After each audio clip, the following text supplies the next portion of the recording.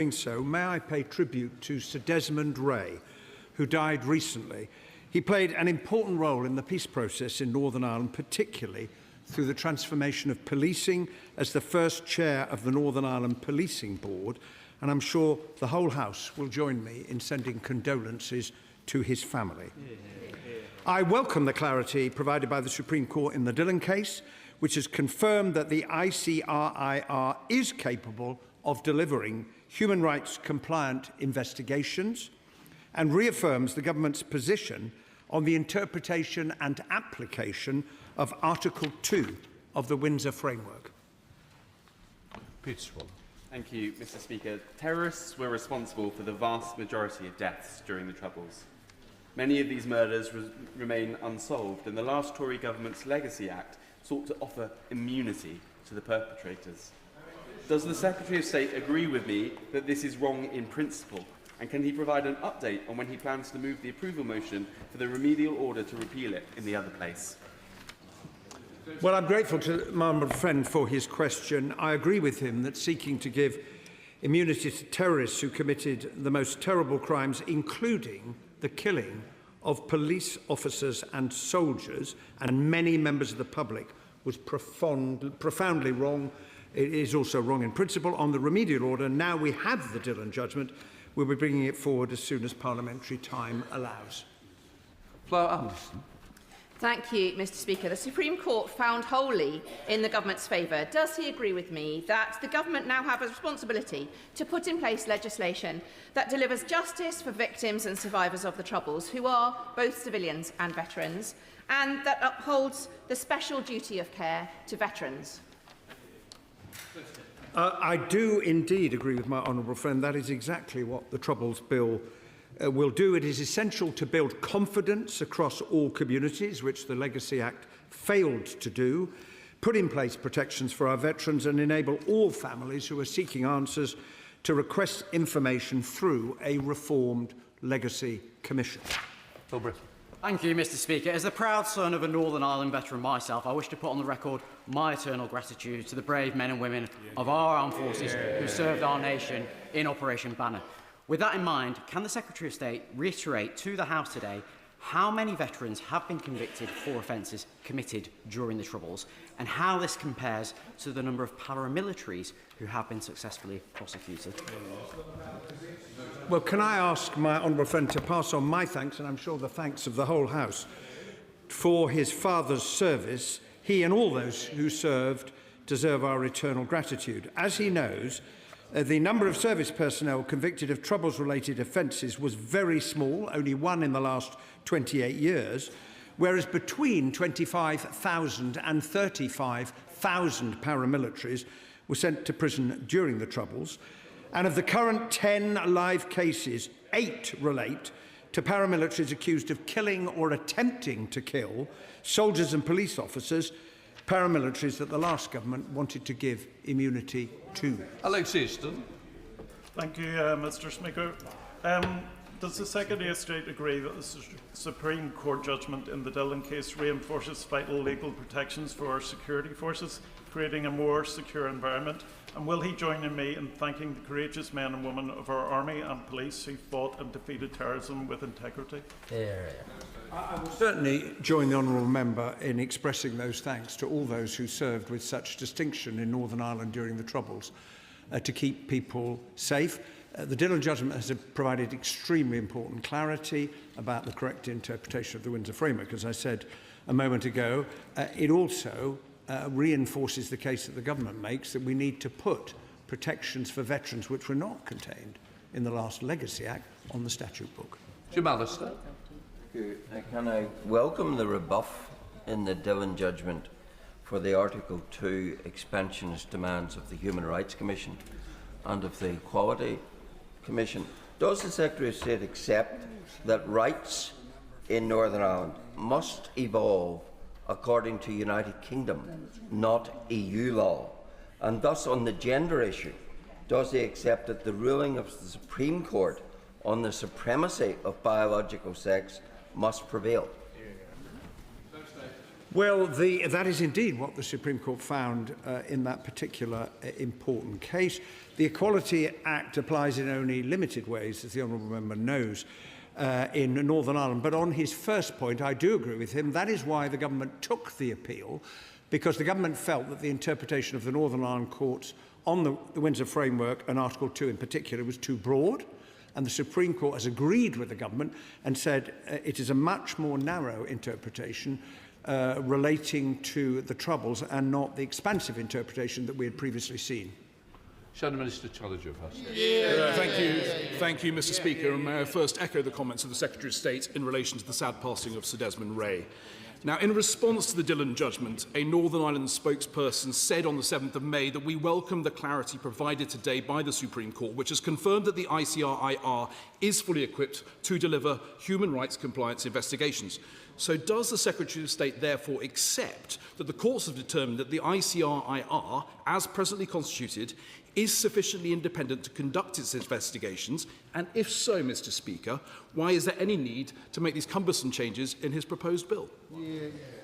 Well, I've said for the dispatch box many times before that the courts previously had found that the ICRIR was independent, and the Supreme Court has dealt with the two particular issues that have been identified by the Court of Appeal in Northern Ireland. But I already indicated to the House the government proposes to make amendments to the disclosure provisions, which I think are right and proper, compared to those that were contained within the Legacy Act.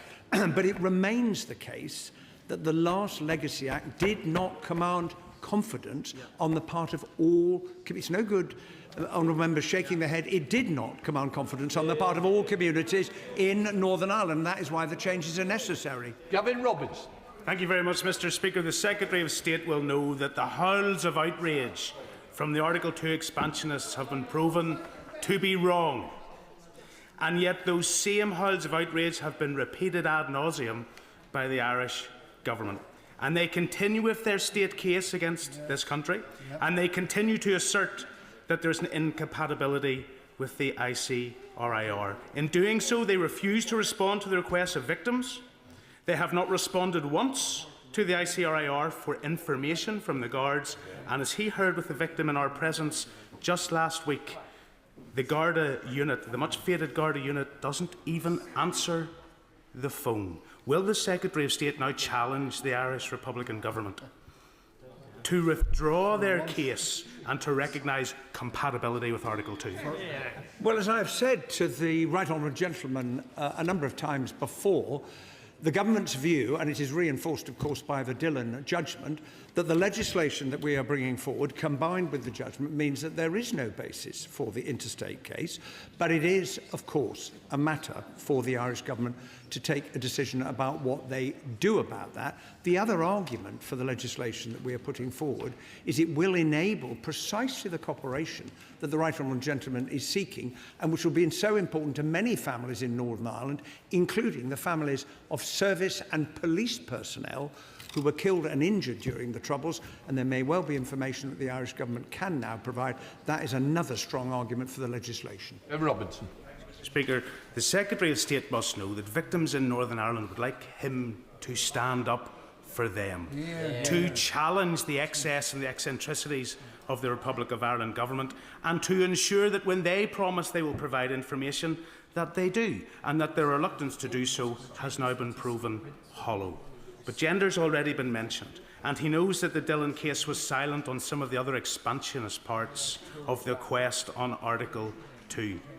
He's indicated his support for the Supreme Court's view, but will he ensure that he defends that view in court?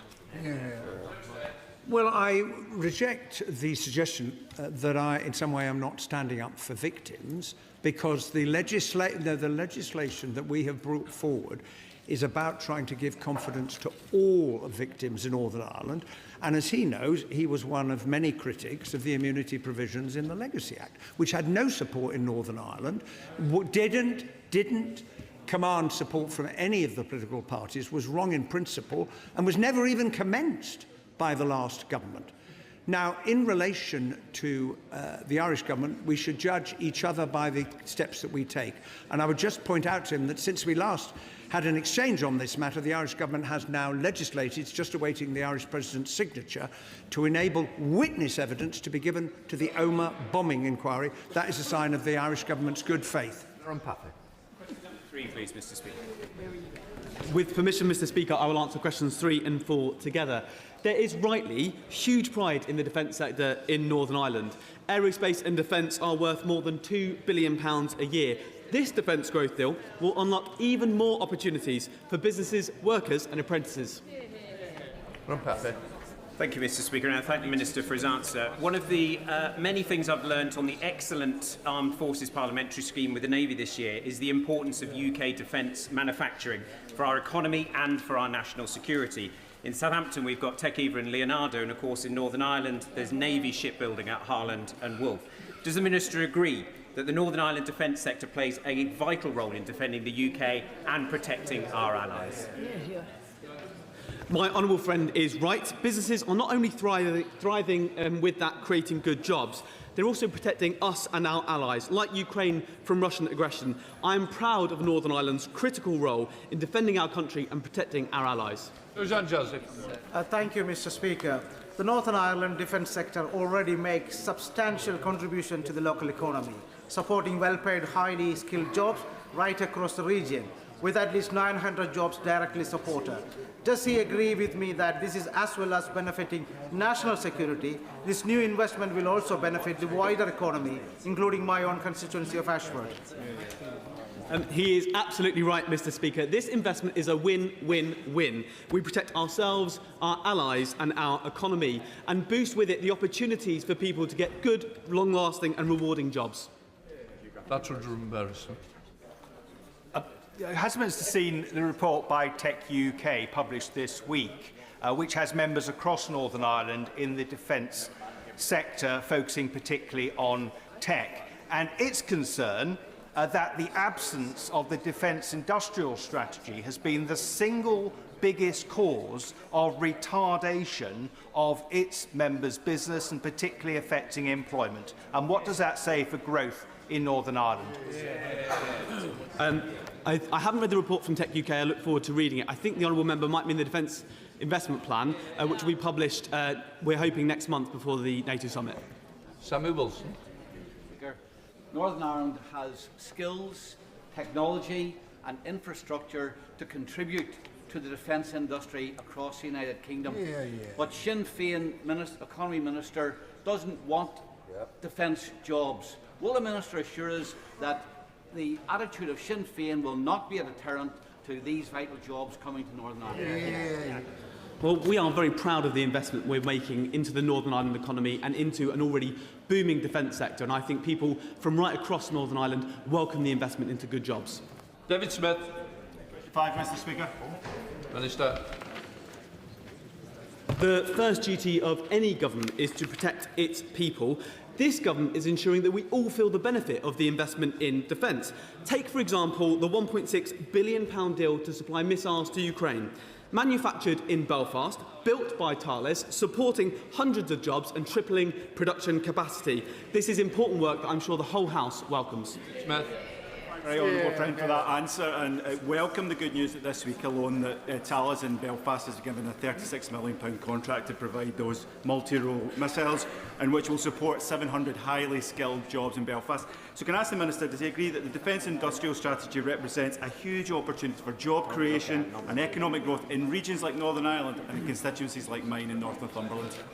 Of course, the dedication and professionalism of our armed forces, I think, is respected across this House, the country and the world, and standing behind them must be a strong defence industry. And with this plan, businesses right across the United Kingdom can play their part in taking our defence industry to the next level. Jim Shamley. Speaker, can I thank the Minister of State very much for that answer. Taking into account the world-class engineering capabilities already proven by industrial icons Shorts, Harland and Wolff, Thales in Northern Ireland, will the Minister ensure that the Defence Growth Deal specifically leverages the existing high-tech supply chains and advanced manufacturing skills base across areas like Strangford and my constituency to supercharge our regional private sector growth and ensure that this rising tide lifts all the manufacturing ships in Northern Ireland who have the capacity to do so much more. Thank you. I will absolutely do all I can to ensure that. I've met many of those businesses and many small businesses from across Northern Ireland to discuss the Defence Growth Deal. He'll be pleased to see there's a focus on skills and supply chains to support more of those businesses. Good job. Question number 6. With permission, Mr. Speaker, I will ask questions 6 and 10 together. The Troubles Bill will return to the House early this session. In the meantime, I have been consulting widely on the legislation. I will bring forward amendments designed to improve the process for victims, further safeguard veterans and differentiate between the role played by security forces and paramilitary terrorists. Lincoln Job. Thank you, Mr. Speaker. In his wide consultation, did he consult General Sir Nick Parker, who suggested that there should be no further criminal investigations, inquests, inquiries or prosecutions unless there is new compelling evidence which wasn't available at the time of the event? Well, I have consulted and met with a very wide range of people. I have seen the amendment that has been put down that the House will come to when we get to the committee stage. But as he will be aware, there is already provision in the bill for protection from repeated investigations unless the Commission regards it as essential. But I recognise the need to build upon what we've already contained in the bill, and that will be visible when the amendments are published. David Reid. Thank you, Mr. Speaker. The previous Troubles Bill drew criticism from 9 former 4-star generals, regimental associations and veterans across the country. Now, the Defence Secretary told this House earlier this week that he had dealt with their concerns and would make significant amendments. But every time we ask for detail, we are stonewalled. So will the Secretary of State lay out today exactly what protections he's proposing and guarantee that no veteran will be hounded through the courts? Well, we are looking at amendments to improve the process for families, to further safeguard our Operation Banner veterans and ensure oversight of how the protections work, make it clear that there is no equivalence, and never was, between the actions of terrorists and the conduct of our armed forces and the police in trying to protect life, and ensure that coroners and the Commission take proper account of the circumstances in which our armed forces were operating. All of those will be consistent with the joint framework and with the government's human rights obligations, and I hope the opposition would welcome all of those things. Chair of the Select Committee, Tony Antoniazzi. Thank you, Mr. Speaker. During our inquiry on legacy, we heard serious concerns from victims and survivors about the government's approach to information disclosure. In Dillon, the Supreme Court showed a significant degree of deference to government on national security grounds. What reassurances can the Secretary of State give to families and survivors that national security will not be invoked to withhold information simply because it is uncomfortable for the state, rather than its disclosure would present a genuine risk to the public? Well, as my honourable friend, the Chair of the Select Committee, knows only too well, ultimately responsibility for national security rests with ministers, and Dillon and indeed the Thompson judgment confirmed that. But as I already indicated, I have proposed in the bill changes to the disclosure provisions that were contained previously, including requiring the Secretary of State to conduct a balancing exercise when considering each case, and also to give reasons. And the Supreme Court also made it quite clear that the Secretary of State does not have a veto, because any decision can be subject to judicial review. Sir Secretary of State Alex Burkdale. The Secretary of State will have seen reports in the Belfast Telegraph that prior to 1985, a very large part of the gelignite used in IRA bombs was routinely stolen from a single factory in the Republic, from County Meath. The supply amounted to many tons of explosives, and it took the lives of many hundreds of people. At the time, British intelligence repeatedly raised concerns with Dublin. Nothing was done, despite the factory allegedly being in receipt of Irish state subsidy. Following these revelations, will the Secretary of State commit to writing to the Taoiseach to ask him to hold an urgent public inquiry into the Enfield explosives factory? Well, I have indeed seen the reports that the honourable gentleman refers to, and one of the reasons for the Troubles Bill, as I've already explained, is to facilitate cooperation with the Irish authorities in relation to all of these matters. We cannot undo the past, but what we can do is to provide information for those whose lives were lost as a result of the use of those explosives, by full cooperation taking place between the Irish authorities and the Legacy Commission. We require the bill in order to make that happen. With all due respect, the Secretary of State did not answer my question. This is an extraordinary missing piece of the puzzle in the story of the Troubles, in the story of how the IRA obtained weapons which killed people in our country. The Secretary of State is perfectly within his rights to raise this with his opposite numbers and to ask them to conduct a full public inquiry. On behalf of the victims, will he do so? I undertake to the honourable gentleman and to the House, since he has raised the matter directly with me, to raise it with the Irish authorities, because they will have seen the exchange that he and I have just had. Paul Cole, Liberal Democrat spokesperson. Thank you, Mr. Speaker. The May review into the ICRIR describes a toxic, divided and disrespectful senior culture, along with structural weaknesses in the governing legislation. It also raises concerns that the government's forthcoming Troubles Bill will make matters worse. However, in his response to the review, the Secretary of State appeared to suggest it's simply up to the ICRIR to sort this out. Even though the ICRIR is sponsored by his department, the review was commissioned by his department, and his department is now legislating to rebadge the failing body as the Legacy Commission. So will the Secretary of State tell the House whether he accepts he is ultimately responsible for Peter May's 19 recommendations being followed, an update on whether the NIO plan is still on schedule, and how the Troubles Bill is to be amended to remedy the structural shortcomings exposed in the review? Well, it is, I say to the honourable gentleman, it is a joint responsibility between the independent commission established under the legislation put in place by the last government. Some of the things that have been uncovered are evidence of why we need to reform the way in which the commission works, which is what the Troubles Bill will seek to do. We have a joint plan that we are working on together. I have made my displeasure very clear to every single one of those who sit on the Legacy Commission board. It is not acceptable what was found, but we also have to acknowledge the report also said there's a lot of committed staff, and nothing must get in the way of them carrying on with their work to find answers for families. Mr. Speaker. With permission, Mr. Speaker, I'll answer questions 8 and 9 together. Public service reform is needed, and that's exactly what we're doing. Just last week, we announced a £42 million package to invest in digitising prescriptions, because with 45 million prescriptions issued every year, a service is inefficient, expensive, and we're changing that. Kevin. I'm grateful to the Minister for his answer. Thanks to this government's investment in public services, Northern Ireland received its record funding settlement and spending review.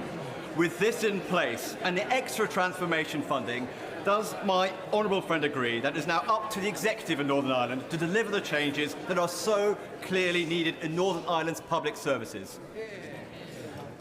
Yes, but as I've always said, it's not just a question of cutting a cheque and walking away. Of course, we have given more money to the executive than ever before in the history of devolution. I'm glad that's welcomed on our benches, but we also bring partnership working to ensure public services can turn the corner. Thank you, Mr. Speaker. Many of my constituents in Luton South and South Bedfordshire have close family ties to Northern Ireland, and understandably take interest in health outcomes in Northern Ireland and the UK. Does the Minister agree with me that when it comes to public health, all parts of the UK can learn something from each other, and can he update the House on conversations between the UK Government and the Executive on respective successes in improving patient outcomes? My honourable friend is absolutely right. No person has a monopoly on good ideas, and no government does either. I want the best for the whole of the United Kingdom. Where Northern Ireland leads the way, we can try and roll that out across the rest of the UK. But where it needs support, like on digitising prescriptions, we'll do that too. It's about working with the executive to improve patient outcomes. Thank you, Mr Speaker. Now, Mr Speaker, the Secretary of State for Northern Ireland won't thank me for saying this, but whenever we're having these discussions about transformation of public services in Northern Ireland, you can either have good public finances or you can have an unreformed Stormont, but you can't have both. Now, with 3 parties in Northern Ireland supporting reform proposals in the last number of weeks, when is this government going to get serious about giving Northern Ireland the means in which to govern itself and get round the table and start discussions on reform of Stormont? Well, those are conversations that are ongoing. We've had those. We had a Westminster Hall debate recently on there, and we'll have further conversations with party leaders. But I would also gently say that it can't be a substitute for improving services now. Improvements can be made. We've talked, myself and the Honourable Member, about cancer waiting times. We can do things now. It doesn't have to wait for conversations about reform as well. Question, Robin Swan. Much, Mr Speaker. Transformation needs to be embedded by a recurrent budget. We're 3 months into this financial year in the Northern Ireland political speed. We still don't have a recurrent budget. So what steps is the Northern Ireland Office taking to bring about a recurrent financial budget in Northern Ireland? Well, not only have we given a record settlement more than ever before in the history of the Executive since devolution, we're supporting the Executive, we're having discussions, we're encouraging them to set a budget so that the people of Northern Ireland can see the improvement in public services they really need. Before we come to Prime Minister's questions, I'd like to pay tribute to former colleague Lord Alan Hazelhurst, who died this week. Although we come from opposite sides of the Pennines and the Isle, Alan served this House initially as the MP for Old Lancashire seat of Middleton and Prestwich from 70 to 74, before he represented Saffron Walden from 77 to 2017. He was also my immediate predecessor as Deputy Speaker and Chairman of Ways and Means from 97 till 2010. He was a distinguished and respected parliamentarian, serving on numerous committees during his time in the House, as well as playing a leading role with the Commonwealth Parliamentary Association. Friends will know Alan was mad about cricket. Along my father Doug, they were prominent and long-serving officers of the All-Party Parliamentary Group on cricket. And I know Alan took his passion to the next level with his many novels about the sport. In 2018, he was appointed a life peer, served in the House of Lords until he retired at the end of 24. I'm sure members across the House will like to join me in sending our condolences to Lord Hazelhurst's wife, Lady Angela, his children and grandchildren, family and friends, who are very much in our thoughts today. We now come to Prime Minister's questions. Dr Ross Savage. Thank you, Mr Speaker. Question number 1. Prime Minister. Thank you, Mr Speaker. Can I also pay tribute to Lord Hazelhurst? I know he will be deeply missed, particularly on the benches opposite. Mr Speaker, the findings of the recent Spring Hill inquest into the tragic deaths in July 1972 of Father Noel Fitzpatrick, Patrick Butler, Margaret Gargan, David McCafferty and John Dougal are sobering. While the circumstances in which the events occurred were undoubtedly challenging, it is the duty of the state to hold itself to the highest standard. The government accepts and deeply regrets these findings and recognises their gravity. On behalf of the government, I want to apologise unreservedly to the families for what happened and for the grief and trauma that they have endured since the tragic deaths of their loved ones. Mr Speaker, I also want to place on record our deepest condolences to the family of Lance Corporal James Freeman, who died in a tragic accident on Sunday. Mr Speaker, I'm also aware of a Royal Navy helicopter crash this morning in Devon. This will be a deeply worrying time for the families, and more information will be set out as soon as possible.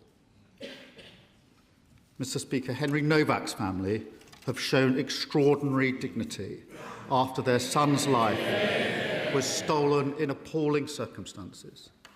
He was clearly a kind and thoughtful and much-loved young man. There are serious questions to answer, including how accusations of racism informed police thinking, and we're supporting the IOPC to get to the bottom of what happened. But no matter the pain we feel, There is no justification for more violence and disorder. The attacks directed towards police officers in Southampton last night were disgraceful and completely unacceptable.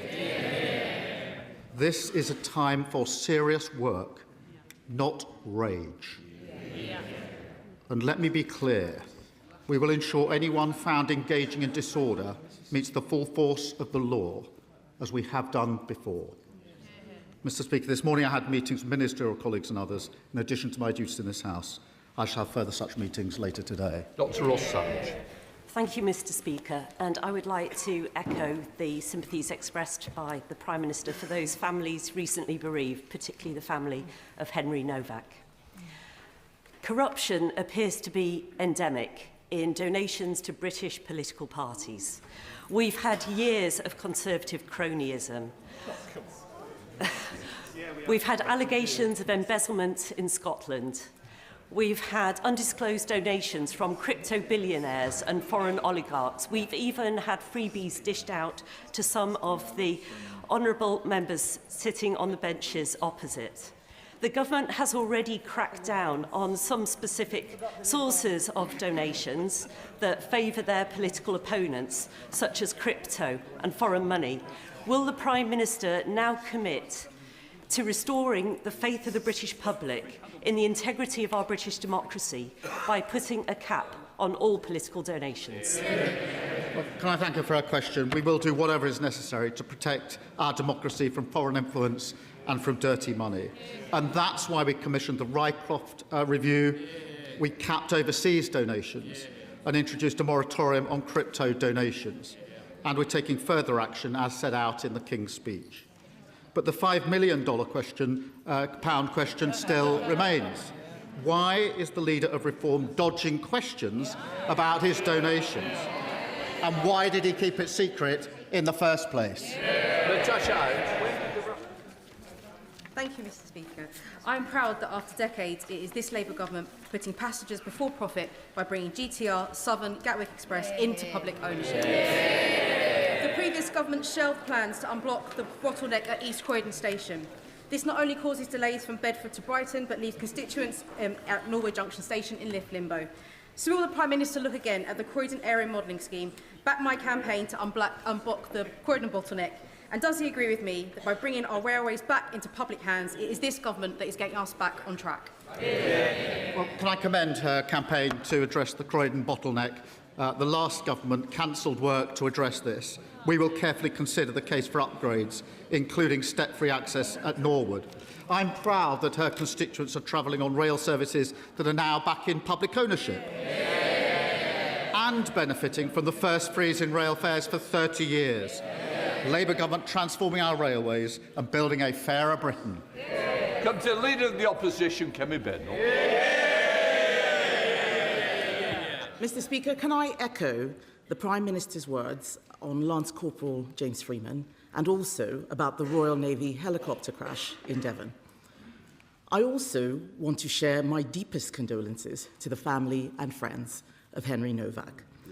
The circumstances around Henry's wrongful arrest and tragic murder must be a wake-up call to the entire country and our institutions that every life matters, and it is the responsibility of everyone in this House to bring people together, not divide them.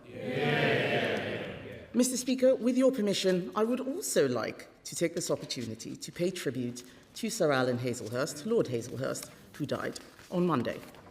Sir Alan served Parliament for over 50 years, 8 of them in the Lords, 40 years as my predecessor as MP for Saffron Walden. And from 1970 to 1974, he was also the Member of Parliament for Middleton and Prestwich. He was respected on all sides of this House, elected multiple times as your predecessor, Deputy Speaker, before he concluded in the other place. Apart from serving his constituents, his greatest passion in Parliament, and perhaps in life, was, as you said, cricket. He was chairman of the all-party parliamentary group for cricket, a role which he encouraged me to take up and which I graciously declined, telling him I knew absolutely nothing about cricket. But I think colleagues should know that the reason Sky Sports can be found on the parliamentary TV network is because of Sir Alan's intense lobbying. There is so much to say, but I think just letting everyone know that he was a good and kind man, and he will be very much missed. My thoughts are with his wife Angela and his children Mark, David and Emma, and his grandchildren. So, Mr. Speaker, can I ask the Prime Minister, by how much has the welfare bill risen since he came to office? Mr. Speaker, can I just first thank her for her approach and her tone in relation to the Henry Novak tragic case. In relation to welfare, Mr. Speaker, as she knows, we inherited a broken system from the party opposite, and we are now improving that system. We are now improving that system, delivering a youth guarantee, rolling out 300,000 work experience placements, and commissioned Alan Milburn's review into youth unemployment. They're the steps that we were taken. As she will know, the number on welfare went up hugely on their watch, as did the cost under the Shadow Chancellor.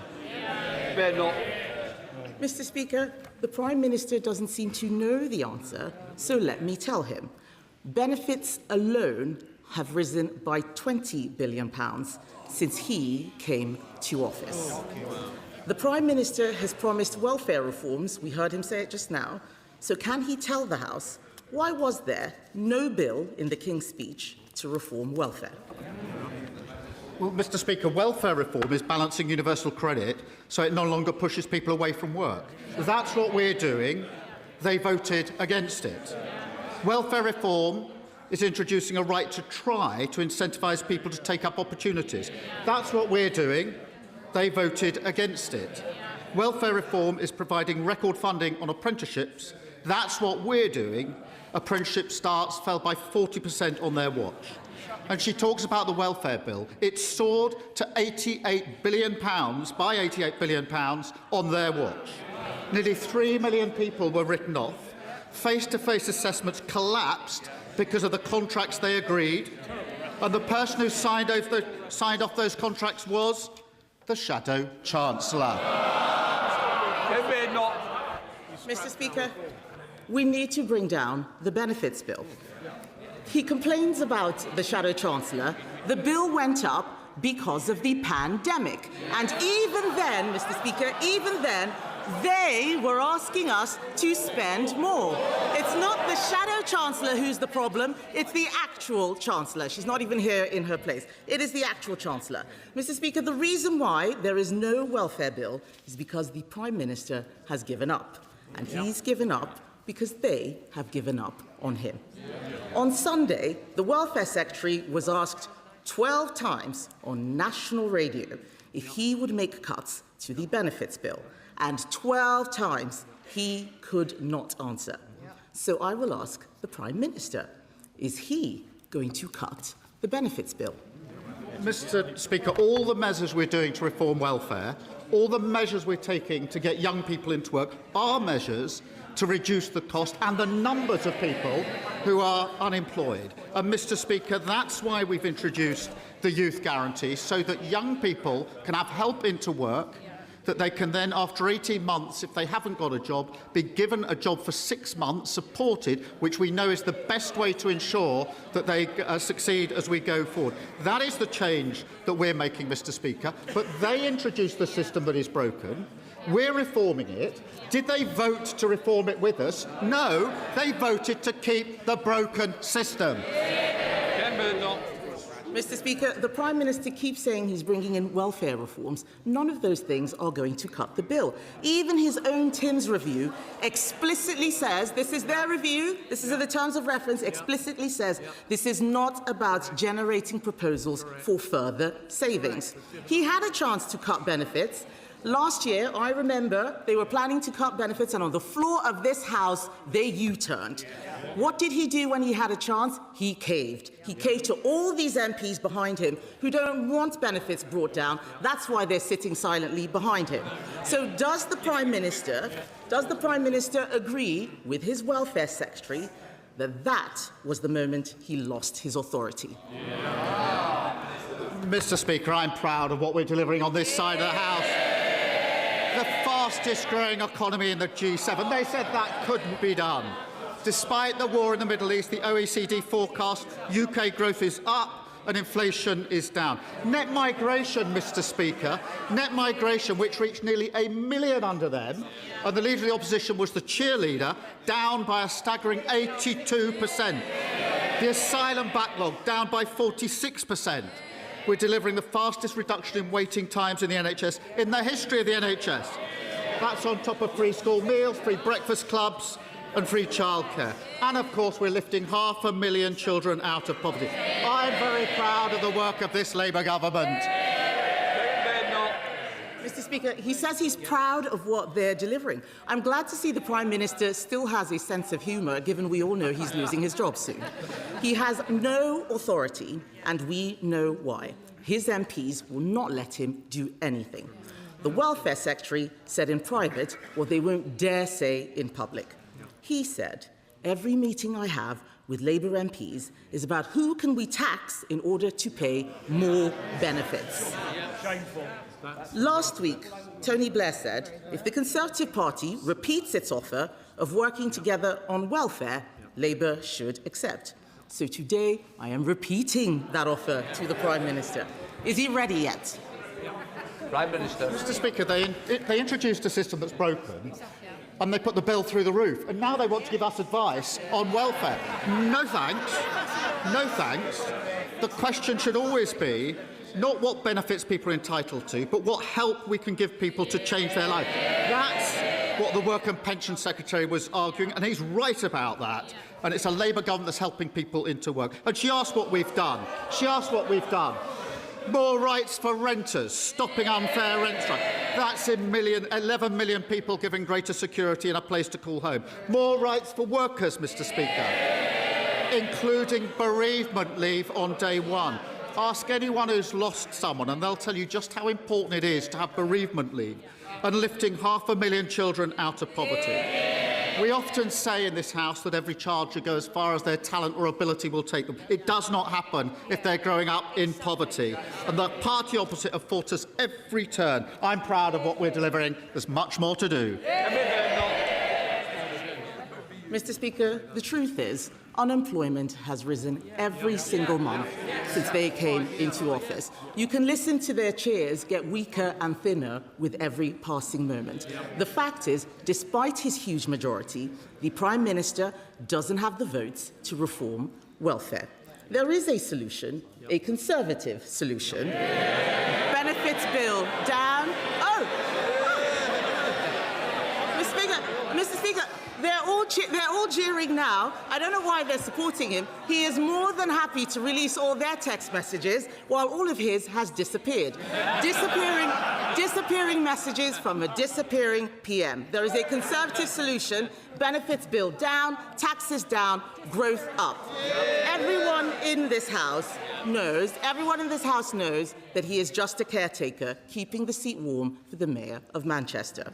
But it doesn't matter who's in charge. Labour MPs will keep asking who can they tax to pay more benefits. It is in their DNA.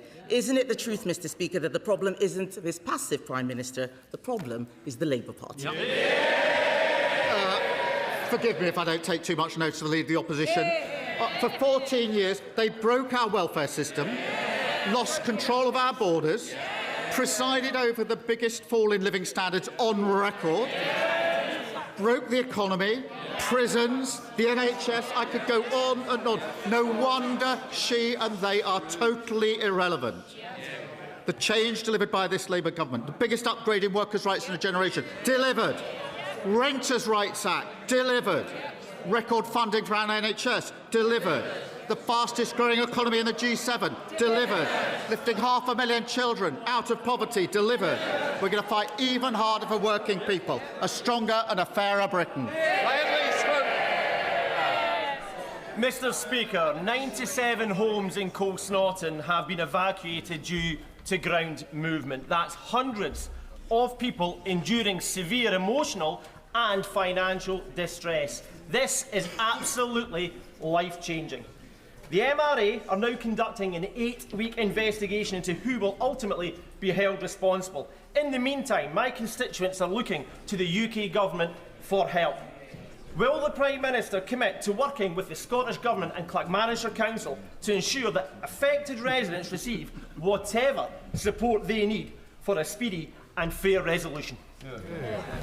Can I thank my honourable friend? And I do know how difficult it is for residents who are not in their homes. And can I reassure him and them that the MRA are carrying out daily investigations to get answers as swiftly as possible. We're also working with the Council to provide support for residents. I can confirm the Energy Minister is in touch with MSPs and will ensure that both my honourable friend and his constituents are kept updated on the next steps. Leader of the Liberal Democrats. Thank you, Mr Speaker. And can I associate myself with your remarks about Lord Alan Hazelhurst and confirm to the Leader of the Opposition that he will be missed on all sides? Can I associate myself with the Prime Minister's remarks about Lance Corporal James Freeman, who was killed in Iraq? Our thoughts are with the family and the unit. And can I also offer our thoughts and prayers to the family and friends of the 17 people who tragically drowned during the recent heatwave, many of them children. Mr Speaker, the murder of Henry Novak was an evil crime made much worse by the lies of the killer and the police response. The investigation must uncover all things that went wrong, and all police forces must act on its conclusions. Outside court, Henry's father made a powerful plea that his son's murder should not be used to create further division, but should be used to treat knife crime as a national emergency. Does the Prime Minister agree that the victims of knife crime and their families deserve a politics where we come together to solve these problems and not use them as a political football? Can I first join him in paying tribute to the 17 people who lost their lives in the heat wave, many of them, as he says, young, and each of them tragic, and send our condolences to their families. In relation to the case of Henry Novak, can I thank him for the approach that he has taken in this as well. It is important in a case like this, which is so tragic, and anybody who's seen the footage will have been deeply moved by it. It is important that we reflect on our own leadership roles here as political leaders. And it is our duty to bring people together at a time like this, not seek to divide people. It is particularly our duty to listen to what the devastated family are asking of us as political leaders. And can I thank all of those that have acted in that way, because I think that's the right way to respond. Sir Ed Davey. Can I thank the Prime Minister for his reply and completely agree with him and say that we stand ready to work with the government on serious policies to tackle knife crime.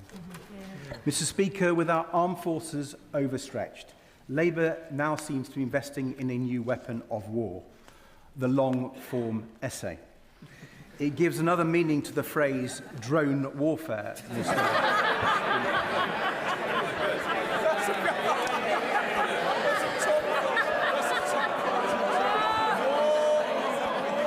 Tony Blair says the UK should suck up to Donald Trump, kowtow to US tech barons, and go slow on Europe.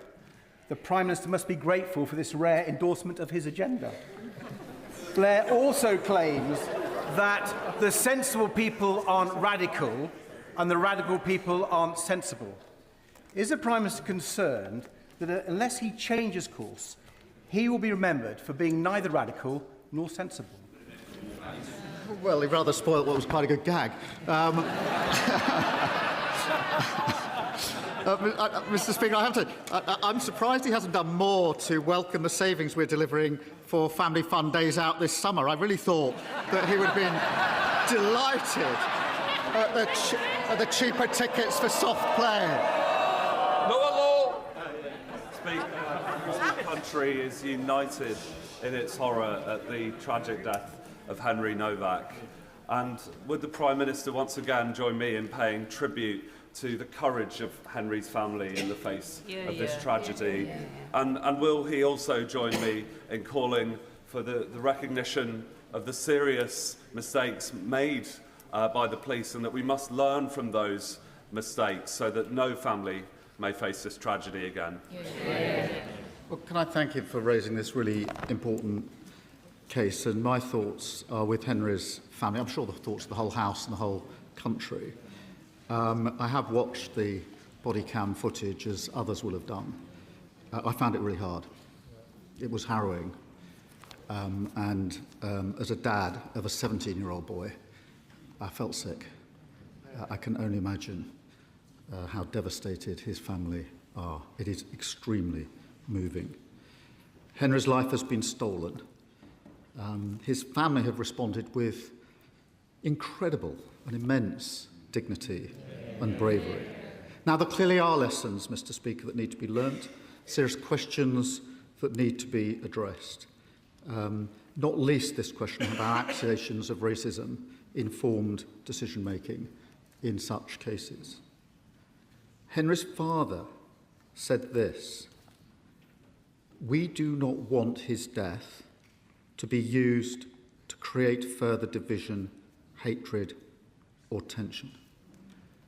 They're the words of a grieving father who's lost his son.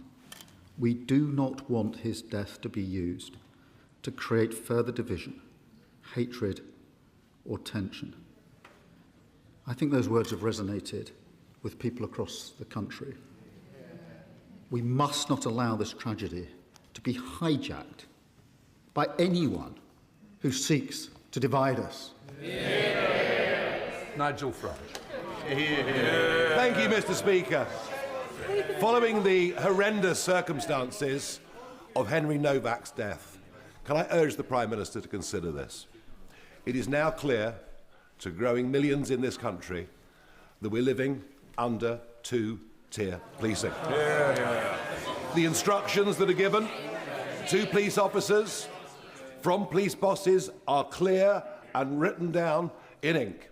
It says you must treat different ethnic groups in different ways. That, apart from the upset and the anger at the circumstances of his death, the anger that you saw spilling out in Southampton last night,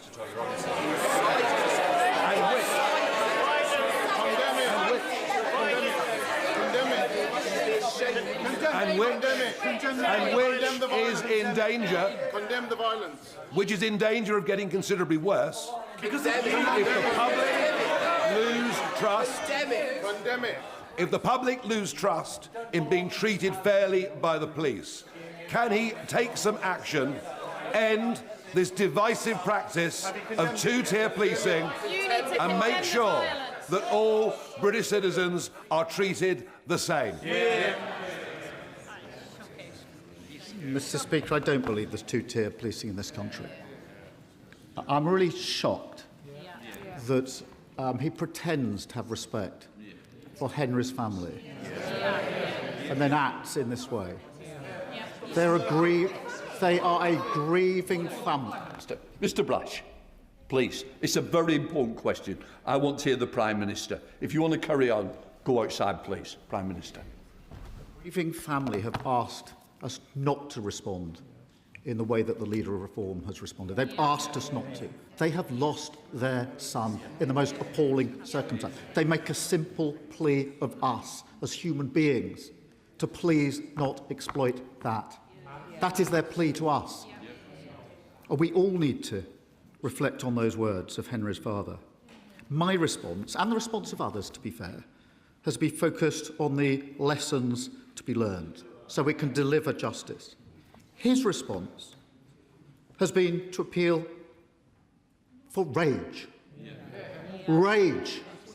That's his response to a father who's lost his son and asked for that not to happen. Exploiting this tragedy to create grievance and division would be wrong in any circumstances, but to do it when the family are expressly saying, please don't, is unforgivable. It shows exactly who he is.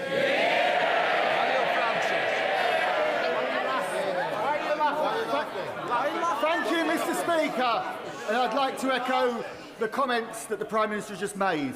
Absolutely. In August 2024, my constituent, Holly Woodcock, was found deceased in France, aged 20 years old. Her parents, Lee and Joanna, who are in the gallery today, still have no idea what happened at Holly's friend's holiday villa. They have raised significant concerns with the Foreign Office regarding the investigation, including the inconsistencies of witness statements and timelines, how samples were prematurely destroyed, and how matters raised by French lawyers were dismissed by the investigating French police officers and officials.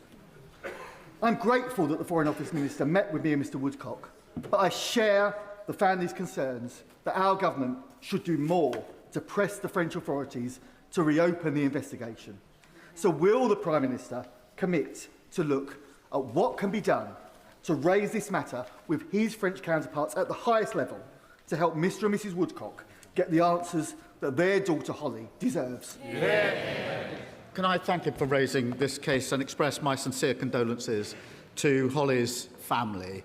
I cannot begin to imagine the intense distress that they've experienced. My honourable friend will know the Ambassador to France has raised Holly's case with the French Prosecutor General, and I know the Minister of Europe has set out further steps that can be taken and is ready to support the family. But I will reflect in light of this question on whether there's anything more that can be done. Liz Saville-Roberts. Diolch yn fawr iawn, Lefarydd. Last month, Welsh voters elected a Plaid Cymru government with a clear message, fairness and hope. This means tackling years of neglect by securing funding owed from HS2, a new financial settlement that reflects our nation's needs, and more powers for Wales, especially powers over our natural resources. So would the Prime Minister be open to turning a conversation into real action to fulfil the democratic wishes of the people of Wales? Because now surely is a time for us to work together rather than facing the chaos that threatens us from every corner. Can I thank her for a question? As she, I hope, knows, I did have a call with the First Minister of Wales just 2 weeks ago and made it clear that this government, will work constructively with the First Minister and with the government in Wales, because that's the right thing to do to deliver for Wales. Tristan Osborne. Thank you very much, Mr Speaker. Can I ask the Prime Minister about our National Health Service and what better treatments can we offer people suffering from memory loss? A very distressing case was recently brought to my attention by a constituent in Waldham, in a village in my constituency, of a man who could not remember his own words, even though he said it on television, that the NHS should not be funded through general taxation. What can we do to ensure my constituents in Chatham and Aylesford secure clarity on future Kent and Medway NHS funding, and what can we do to help the leader of Reform UK? Well, my honourable friend makes a powerful point. The Reform leader wants everyone to forget that he called for our NHS to be replaced with an insurance-based system. You might want to jot it down to jog his memory. And then he said that if people can pay, they should pay for NHS treatment. So we can help him by jolting his memory here. You cannot trust reform with our NHS. The only way to protect it is to vote Labour. Rosie Duffield. Thank you, Mr Speaker. This week, Tom Carriage and UK Hospitality launched their That's the Problem campaign. And yesterday, my neighbour from Herne Bay and I hosted industry bodies, chefs Matt Tebbett and Thomasina Myers, hospitality leaders from Manchester, Liverpool, London and Kent, including Andy Burnham's nighttime economy advisor, Sacha Lord. all agree with campaigners such as Andy Lennox that the UK's rate of 20% of VAT in hospitality is killing businesses daily. Does the Prime Minister agree that that's the problem, and will he match his candidate in Makerfield's pledge to slash VAT in line with the rest of the EU? Can I thank her for her question and recognise the challenges that she identifies? That is why we're permanently lowering business rates for retail, hospitality and leisure businesses. Every pub will get 15% off its new business rates bill, and bills will be frozen in real terms for a further 2 years. In relation to VAT, she'll see that we are supporting, by cutting VAT on children's meals in restaurants, particularly over the summer period, with the savings that were set out 2 weeks ago by the Chancellor. Thank you, Mr. Speaker. Every year, around 160 university students commit suicide. That's more than 3 every week. Yet there is no established duty of care on universities to protect the health, safety and welfare of their students. This is not about creating excessive burdens on universities, but requiring them to take reasonable steps to prevent injury or harm to their students where the risk is reasonably foreseeable. So would the Prime Minister please meet with me to discuss this issue so that we can do all that we can to prevent our young people dying at university through suicide? Well, Mr. Speaker, any death from suicide is a tragedy, as everybody across this House will know. We're bringing together students, bereaved families, universities and the NHS to strengthen the mental health support provided to students, and we've appointed a student support champion to drive improvement across our universities, and the Minister will be happy to discuss that and other matters with him. Andrew Rossen.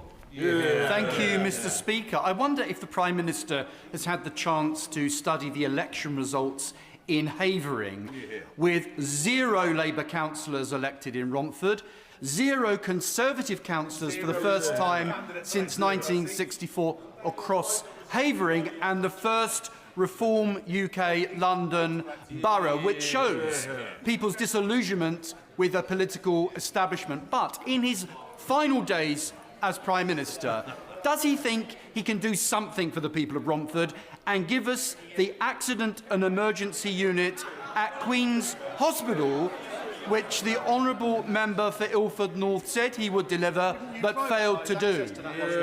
Mr. Speaker, we put record investment into the NHS to clear up the mess that he and others left behind. I have studied the candidate for Makerfield, the Reform candidate, since he brings up election. A self-professed sexist, said women who get abortion do it for vanity purposes, encouraged people not to get the COVID vaccine, and said Russia would within its rights to invade Crimea.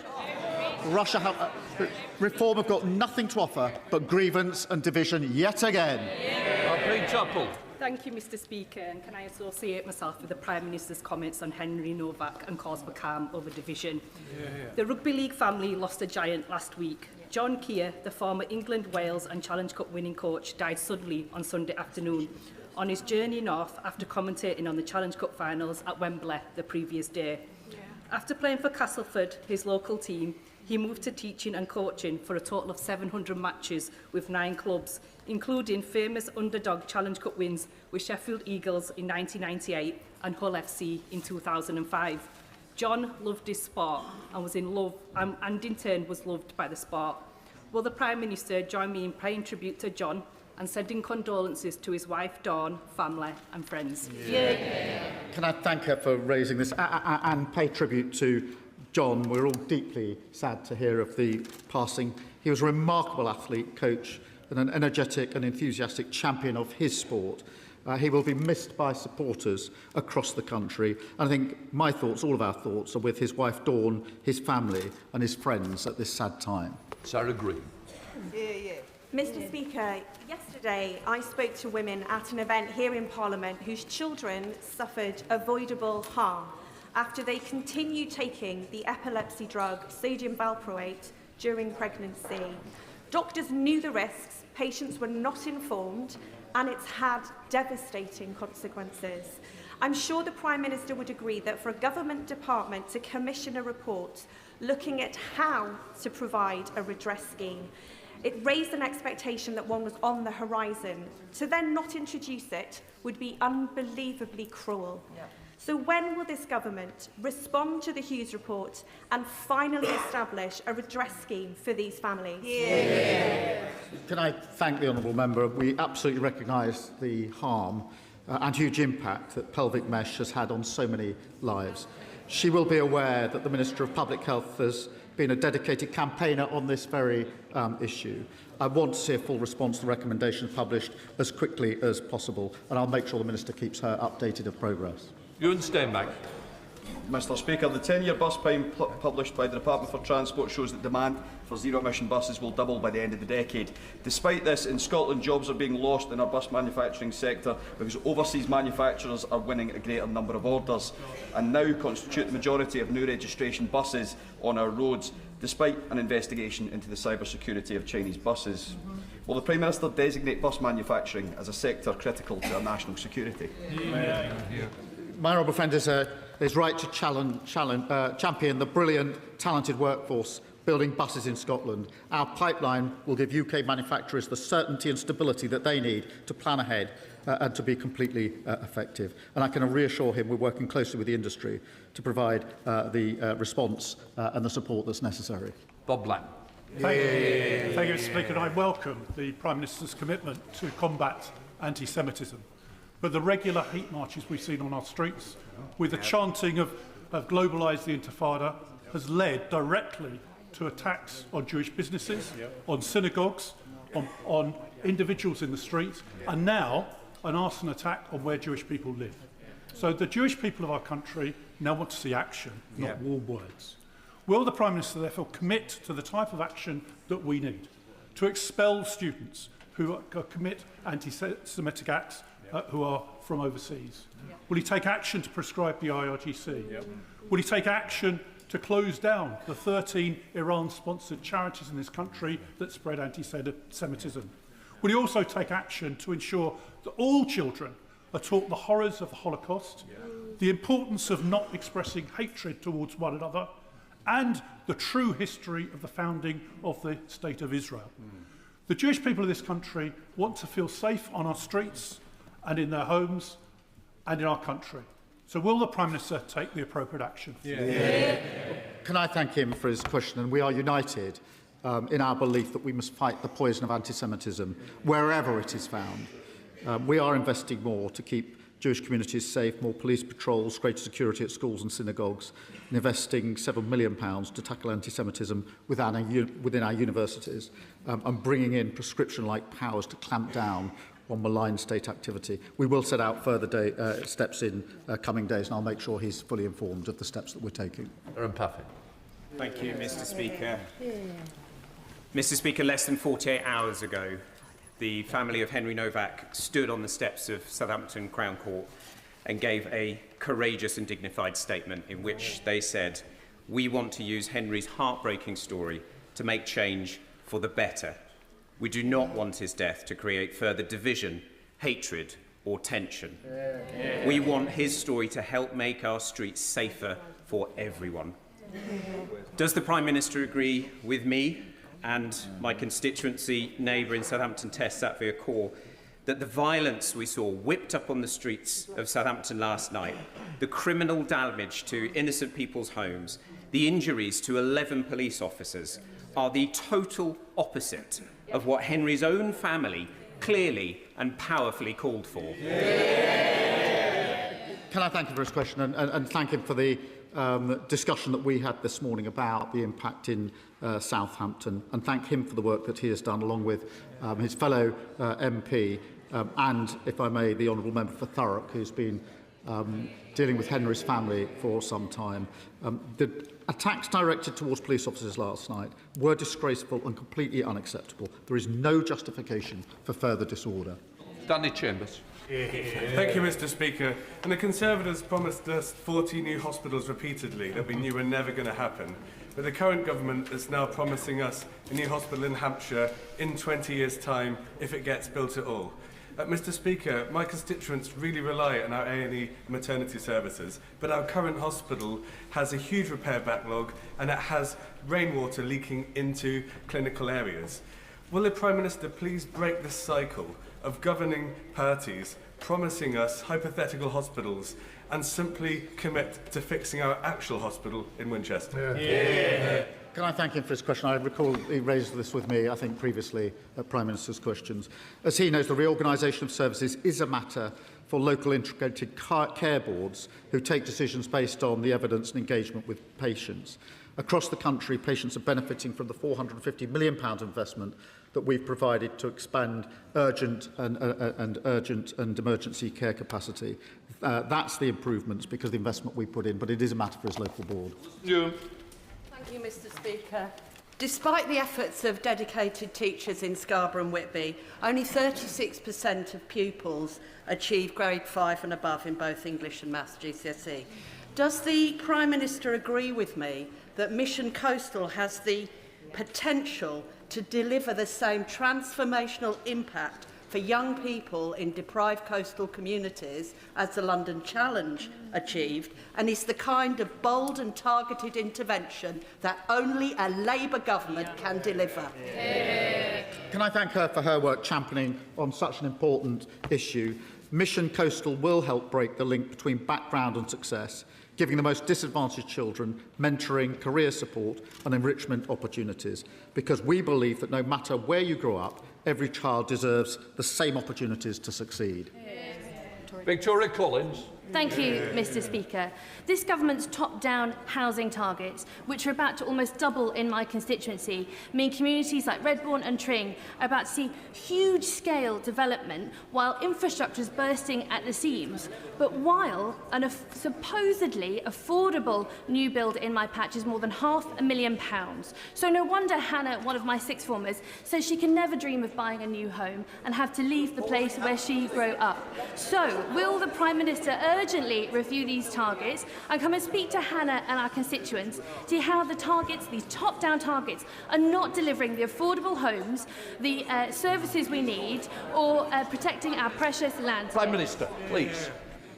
Look, we inherited a housing crisis with people unable to have the security of their own home or even get onto the housing ladder. We are determined to change that. We have invested £39 billion to deliver more social and affordable homes, prioritising brownfield land. We must build more communities with strong infrastructure, but her party consistently votes against the planning reforms that will actually allow those homes to be built. Final question, Calvin Bailey. Thank you, Mr. Speaker. Yesterday, the Health Secretary confirmed that all eligible black men will be invited to the Transform trial. As chair of the Prostate Cancer APPG, I welcome this vital step towards screening for this terrible disease, for which black men have doubled risk for both diagnosis and death. Something which Reform have responded to with nothing but divisive weasel words and rage baiting. Does the Prime Minister agree with me that our NHS was founded by Labour to be there for everyone equally, and when there is a proven higher risk, targeting support is equality? Can I thank him for his work as chair of the Prostate Cancer APPG? This programme is England's first targeted cancer screening programme. We're also funding a major expansion of research and treatment backed by £20 million to help men at the highest risk. We are determined to improve cancer care, and more cancer patients are now being diagnosed on time thanks to Labour's decisions. But of course, there's more to do. Let the front benches change over. Didn't ask a question, so questions come after statements. You didn't ask a question, though. I don't know. So they come afterwards. They come after statements and UQs.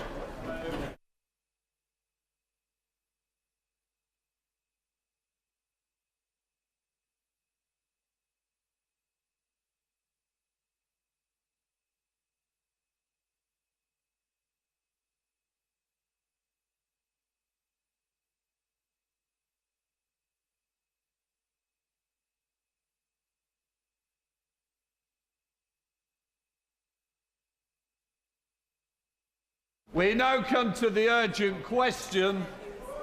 Sir Roger Gale. Thank you, Mr. Speaker. I am most grateful.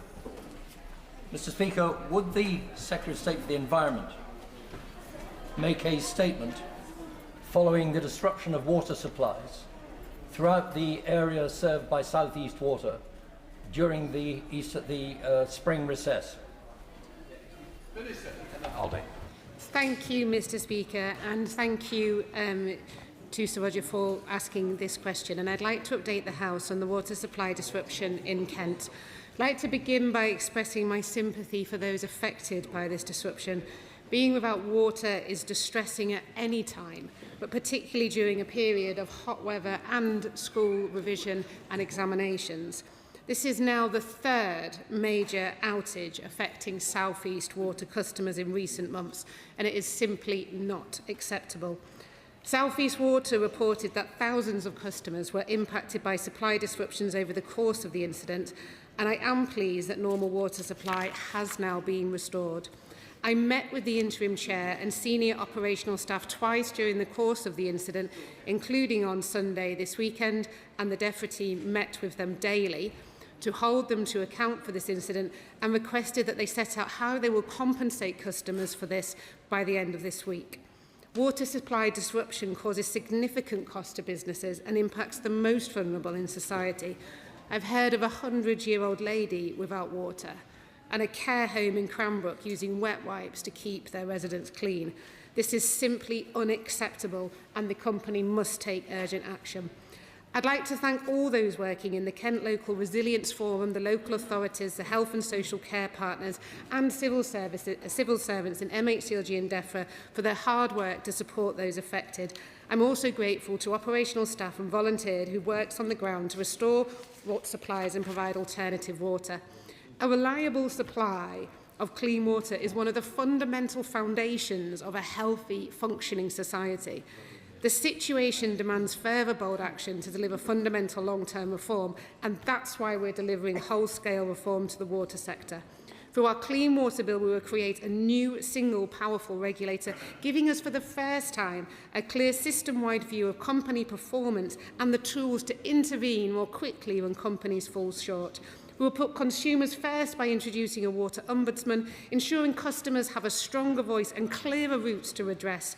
We've already passed the Water Special Measures Act, which introduced the toughest Centrelink powers ever applied to law-breaking water company executives and introduced powers to ban unjustified bonuses. It is vital that South East Water and all water companies deliver on improvements to their infrastructure, but most of all, they must continue to improve their ability to maintain water supplies to their customers, whatever the weather. We now come to Sir Roger Gale. Thank you, Mr. Speaker. Can I thank the Minister for her obvious and genuine concern and for the measures that she sought to take. Can I join her in thanking the very many organisations that sought to help us through this problem? And I include in that employees on the ground of South East Water. Mr. Speaker, you know that thousands of people in Herne Bay, in my constituency, and more thousands of people in Whitstable, in the constituency represented by my honourable friend, the member for Canterbury, were left without water during the 4 hottest days of the year so far. That is totally inexcusable and totally unacceptable. Not only were households disrupted, but at the very time when they should have been having a glorious start to their season, guest houses, hotels, restaurants, pubs were shut. Care homes had frightful problems. A doctor's surgery lost its consultations because they didn't have water. There is no quick fix to this. The Broad Oak Reservoir should have been built 50 years ago. It'll take 10 years if we start tomorrow. But we have to try to make sure that in the coming months, because there will be more hot weather, this doesn't happen for a 5th time across Kent. And Mr. Speaker, finally, could I say that I do believe that the water companies face a very real problem in the regulations as they stand. They are required by law to connect every new house to a supply. They are not consultees in planning applications. We have to correct that. They have to be given a voice because they cannot spirit water out of thin air. Yeah, well done. Emma Hardy, Minister. I thank the right honourable gentleman and share his outrage at the situation. And he's quite right to say that one of the answers is the reservoir, and he's quite right to say that it's going to take a long time in which to build it. But it's not just the reservoirs, it's the desalination plants, but it's also they need to do more urgent action on tackling leakage. Too much of the water that is produced is lost through leakage. We're also sort of looking across government at building standards for new homes. How can we make homes more water efficient? Because this is a big problem. And one of the things I hope which will offer him some reassurance is NISTA have been doing some work around mapping to identify areas of the country where we have more acute water shortage problems to look at what we need to resolve it. One of the things I was saying to the company is, like, what are the actions you can take now? There's no excuse for their poor communication. That's something they can fix overnight. They can improve their communication. They can improve their relationship with the local resilience forum. That doesn't cost any money. They can look at the bulk supply deal they have with Southern Water. That's another action they can take. They can accelerate their work on leakage reduction. That's another action they can take. But fundamentally, he's quite right. The answer is building reservoirs and having greater storage of water across our country. And it is quite frankly, I think, ludicrous that we're in a situation where we complain about the rain all through the winter and complain about the drought all through the summer, and we have no way of storing it, and that's something I'm trying to change urgently. Just to remind her, this is about South East Water, not the water companies. So I'm sure all questions will be linked to that. Sure, Sanchez. Thank you, Mr. Speaker. Like many of my constituents, I have lost all faith in South East Water after the repeated failures to deliver adequate standards for customers in my constituency and across Kent. The latest incident left around 4,000 of my constituents having to cope for days with no water entirely, an intermittent supply or low water pressure. South East Water's failure to invest in infrastructure means I have no confidence they will be able to provide a basic standard of service.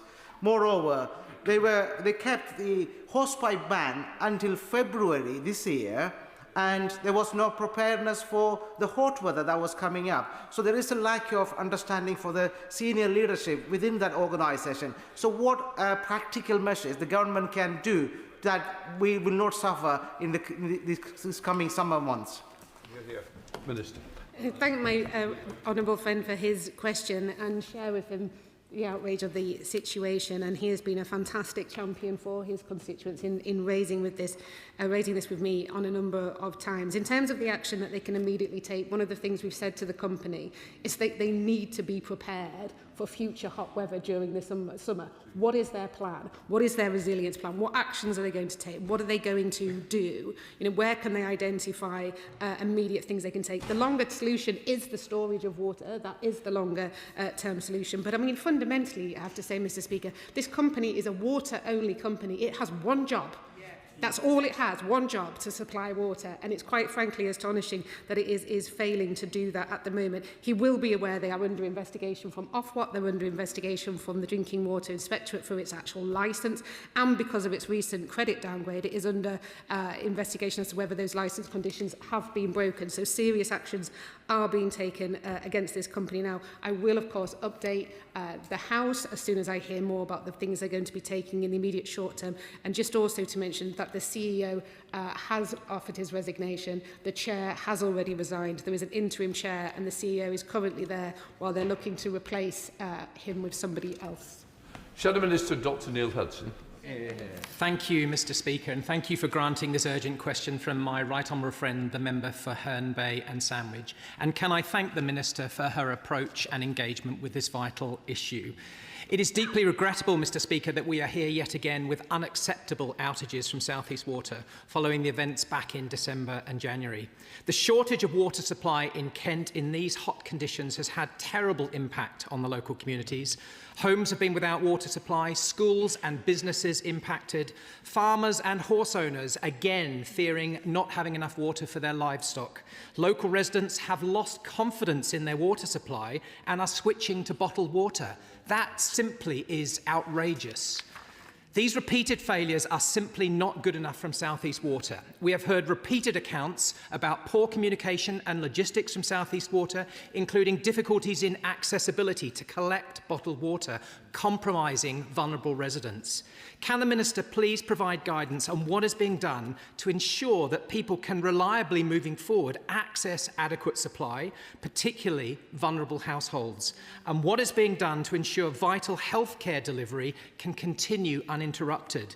And in these hot conditions, what measures can be put in place so that farmers and horse owners will have enough water for their livestock?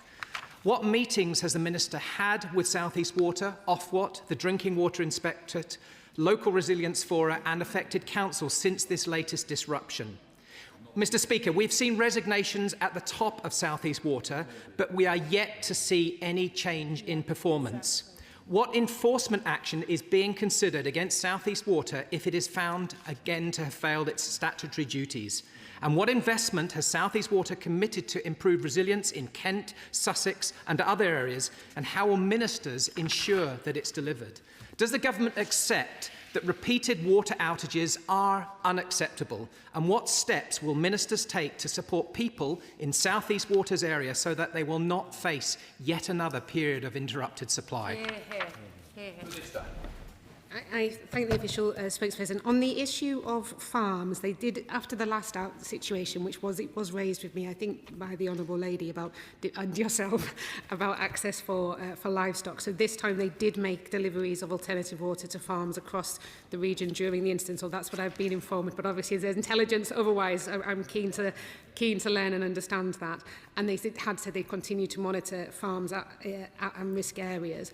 On the issue of vulnerable customers, this continues to be a challenge. So one of the things I've been talking to the Cabinet Office around is there a way that we can share more accurate information and data? Because what the water companies say is keeping their priority register up to date is quite challenging, because sometimes people fall in and out of being vulnerable, classified as vulnerable. For example, a lady who's pregnant is classified as vulnerable and needing water, but obviously when she's had the baby, she's no longer classified as being vulnerable in the same way. So how can we maintain accurate records of who's vulnerable and who would need additional water? So I'm having those conversations with the Cabinet Office around, is there a way to share data, but bearing in mind it's sensitive about sharing information, so there's always a complication there. So one thing I would ask all colleagues to do, if we can try and encourage all of our constituents to identify, self-identify through the Priority Services Register if they're classified as vulnerable, so that they can get the expected water.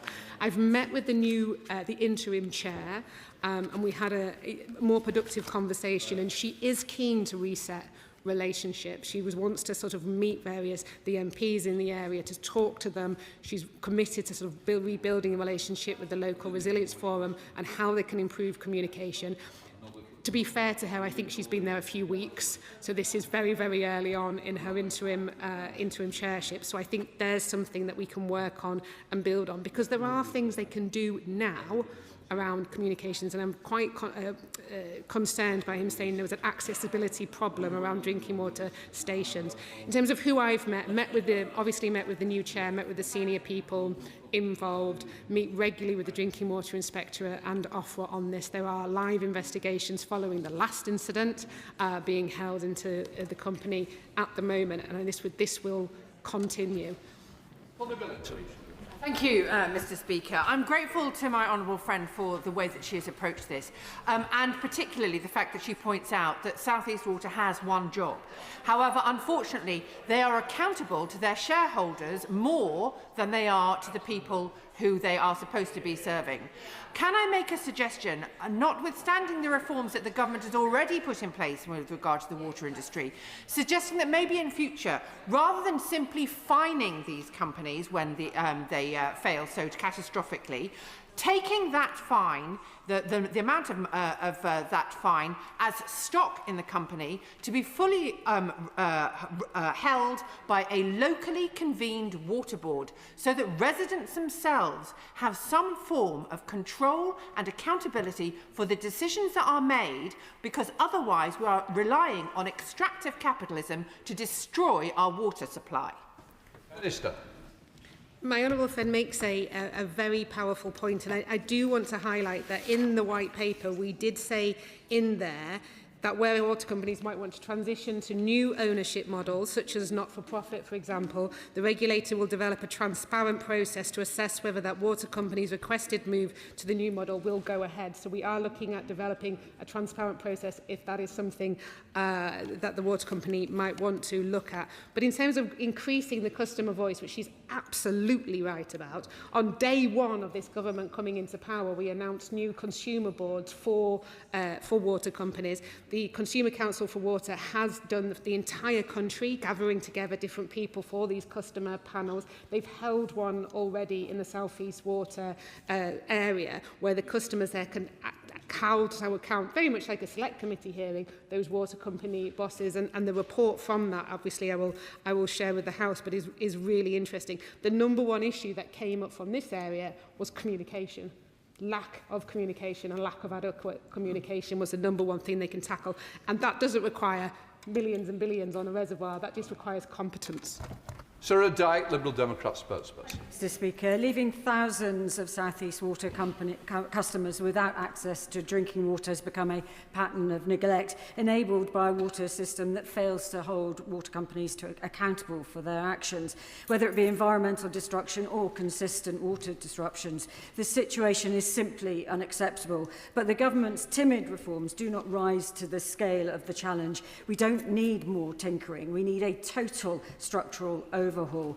So given the repeated failures in water supply and sewage pollution seen in South East Water area and across the country, will the Minister back Liberal Democrat proposals for a mutually owned public benefit model for water companies, focusing investment on the environment, on customers and infrastructure, rather than lining the pockets of water company bosses like South East Water? Minister. Of course, South East Water is a water-only company, not a sewage company, and I think there's many things we can criticise them for, but sewage pollution is not one of them. Since we came into power, as I said, on day one we introduced the customer panels. We've secured £104 billion private investment. We passed the Water Special Measures Act. We gave the EA more powers to monitor water companies and uncover wrongdoing. In fact, the EA have done over 10,000 inspections into water companies. They've uncovered 81 examples that have gone through to criminal investigation. And I do want to gently point out that under the previous government, coalition government, funding for the EA was cut by more than a half. We've also introduced criminal liability for water policies, introduced automatic penalties, reduced the burden of proof, introduced cost recovery, banned the sale and supply of wet wipes, looked at reforming our bathing waters, established the Water Delivery Task Force, and yes, there's more to do with the reforms we have. And on top of that, of course, we've abolished Ofwat.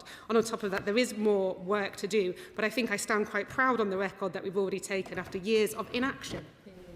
Helen O'Donnell. Thank you, Mr Speaker, and I thank the honourable member for bringing this question. It's been an extremely distressing incident for my constituents served by South East Water on the Sussex-Kent border to see this disruption happening. Many residents and businesses impacted, and I have to say that it's right the Chief Executive and the Chairman of South East Water have resigned, and I would urge the government to look at the terms of the licence and whether those have been breached in this situation. But I also think we're here again in this chamber discussing another major water outage. The Minister knows we've had 2 major outages as well in my own patch. And what we see is time and time again the same mistakes and the same failures being repeated by the water companies. We looked at this on the Environment Committee and we found that they need to have clear plans of action in place, water stations in the right places, water stations that you can get to without a car, thinking about the impact on businesses and maybe delivering water to them to keep them open. All of these things every time get forgotten. And so could I ask the Minister to actually instruct all water companies in the country to have detailed emergency response plans in place for every constituency in the country that they work with the local MPs on, because we are the people on Christmas Eve, as happened to me last year, who've got the vicar's mobile numbers, the head teacher's phone numbers, and can set up those water stations. But they need to do that planning before disaster strikes and people lose water. So I urge her to look at that. Minister. Thank the Honourable Lady. So in fact, the licence, they have actually broken their licence conditions at the moment. Because of their credit, they've been downgraded by Moody's credit rating agency because of their performance issues, which is in fact, I think, the first time a credit rating agency has downgraded a water company over performance rather than over insolvency. So they are currently in breach of their licence. They're also being investigated on their licence from the drinking water inspector. It could be Ofwat. I will double check. under the consumer duty. Sorry, it is by Ofwat under the consumer duty for the fact that they've had supply outages in December and January. So that is happening right now. On the emergency response plans, yes, absolutely, they should have emergency response plans. Clearly, the emergency response plans that this company have are inadequate, which is why that we want to work with the local resilience forum and with the water company, with obviously with DEFRA officials as well, to make sure that they are improved before we have another short spell of hot weather. Thank you, Mr. Speaker. The Honourable Lady asked a very good question, which the Minister sort of touched upon, but I'm going to press her further, because parts of Merryworth Platt and often in my own area were left not only without water, but without the support necessary for those who are most vulnerable, until two fantastic councillors, Matt Borton and Sarah Hudson, both from East Peckham, really went in there and got into the fight with the water company to make sure that the water station was set up. What planning can she help with to make sure that that infrastructure is put in place? Because the water companies have got away with it for far too long. In this case, South East Water, let's not beat around the bush, has been the worst run company that I've ever come across, and it's quite right that the leadership has gone. By the way, Mr. Speaker, there are quite a lot of companies I've come across, so that bar is set quite high. But she has extraordinary discretionary authority to corral and to coerce companies to act. Could she please look at bringing forward a task group within regional areas in order to make sure that their water plans are in place and their emergency plans are in place, because otherwise we're going to have this again. I thank the gentleman for his thoughtful question. And of course, they do have a duty, they have a statutory duty to provide wholesome water. And if, in the event that they can't, they must include provisions of alternative water supplies. These are set out in the Security and Emergency Measures Direction for 2022. So they have that statutory duty to actually plan and prepare. I think that's a really helpful suggestion. I would want them to be working with the LRF to sort of look at this, because, I mean, in this case, it was just a water supply issue, but often when we have incidences, potentially if it's flooding that takes out water supply, it's more than one issue happening at the same time. So I think it's important that they work really closely with the local resilience forum. And what I can commit to do is contacting the company and the local resilience forum to ensure that they have those plans in place, and also recommend that they speak to the local members of parliament about those plans to ensure that they are that they are felt to be satisfactory, and of course, the councils for the local resilience forum to make sure that they are ready for, what will be another potentially hot summer. Okay. Thank you, Mr. Speaker. Constituents of mine in Sittingbourne and Sheppey have been really worried and concerned as they've seen along the coast Herne Bay and Whitstable and residents there being deprived of their essential water supplies. I mean, it shouldn't have come as a shock. We know that there's been 15% extra usage of water during the heat wave the other week. But farmers in March and April were telling me locally that the water supplies were really low in the swales on Sheppey. We've got more investment coming, and it's really chalk and cheese in my area in the Swale, where we've got Southern Water and South Eastern Water. South Eastern are absolutely dreadful, whereas on Sheppey, which is particularly vulnerable to water supply issues, we've got a new water main coming, £4 million worth of investment there, and a massive new drainage system. It's really obvious the difference between these two companies. What I want to know from the Minister is, can she tell me how we're going to not just increase the amount of investment that's coming into the water system, but really deliver it at pace, and also how we can make sure that we don't have this postcode lottery in terms of whether you're going to get water or not, just because of the management of these firms. Minister. I thank my honourable friend. And the issue of farmers and water supply, I'm really keen to make it much easier for farmers to set up on-farm reservoirs. That's something I've heard repeatedly from farmers, that they find it difficult. So I want to kind of make that as simple as possible. I've spoken to too many farmers who tell me their frustration, particularly in the Suffolk area, where they say all winter we send all the water out into the sea, and then all summer we wish we had it back. So I want to do something about that. In terms of drought, each company has been told to produce a drought emergency plan ready for summer. That's for every single water company, to make sure we are prepared for that. In terms of making sure they deliver what they promise, one of the things we did in the Water Special Measures Act is if they don't deliver what they promise, that money that they've taken to deliver it needs to be refunded to customers. That money has been ring-fenced. And we have the Water Delivery Task Force, which tracks all of the major projects to make sure they are on track and on budget. And if they're not, then we intervene as a government to understand why and what can be done to bring them bring them back on track. But you're quite right, we shouldn't have this situation where because you live in a certain area, you're suffering a much poorer service than if you live somewhere else. So this is why we want to take a bit of grip on the delivery of projects that should be delivered, but also kind of make it easier for people living in this area to be able to hold on to the water during the winter to make sure that they have it during the summer. Rosie Duffy. Mr Speaker, and I'd like to thank the Minister who's been engaged for a long time on this issue, and I know she really cares and talks to me and my neighbours. My neighbours and I just spend far too much of our time talking about the latest water shortages, and, you know, heat seems to equate to lack of water in the taps. Whitstable has been devastated yet again, and we are really worried about too many new houses that aren't going to be able to meet demand, and also local businesses in the summer, like the excellent Nomad Pizza company that are independent and had to close for days during our tourism, hotspot. How can I reassure them? And most of my constituents, by the way, lots of them are very behind the nationalisation model. That's something I get a lot of emails about. But how can I assure them with our water tank 10 years, our reservoir 10 years from being built, how can I assure them that the tanks won't still be empty in July and August and we're going to suffer business-wise? Minister. I thank my honourable friend, and that pizza business sounds great and definitely worth a visit in summer.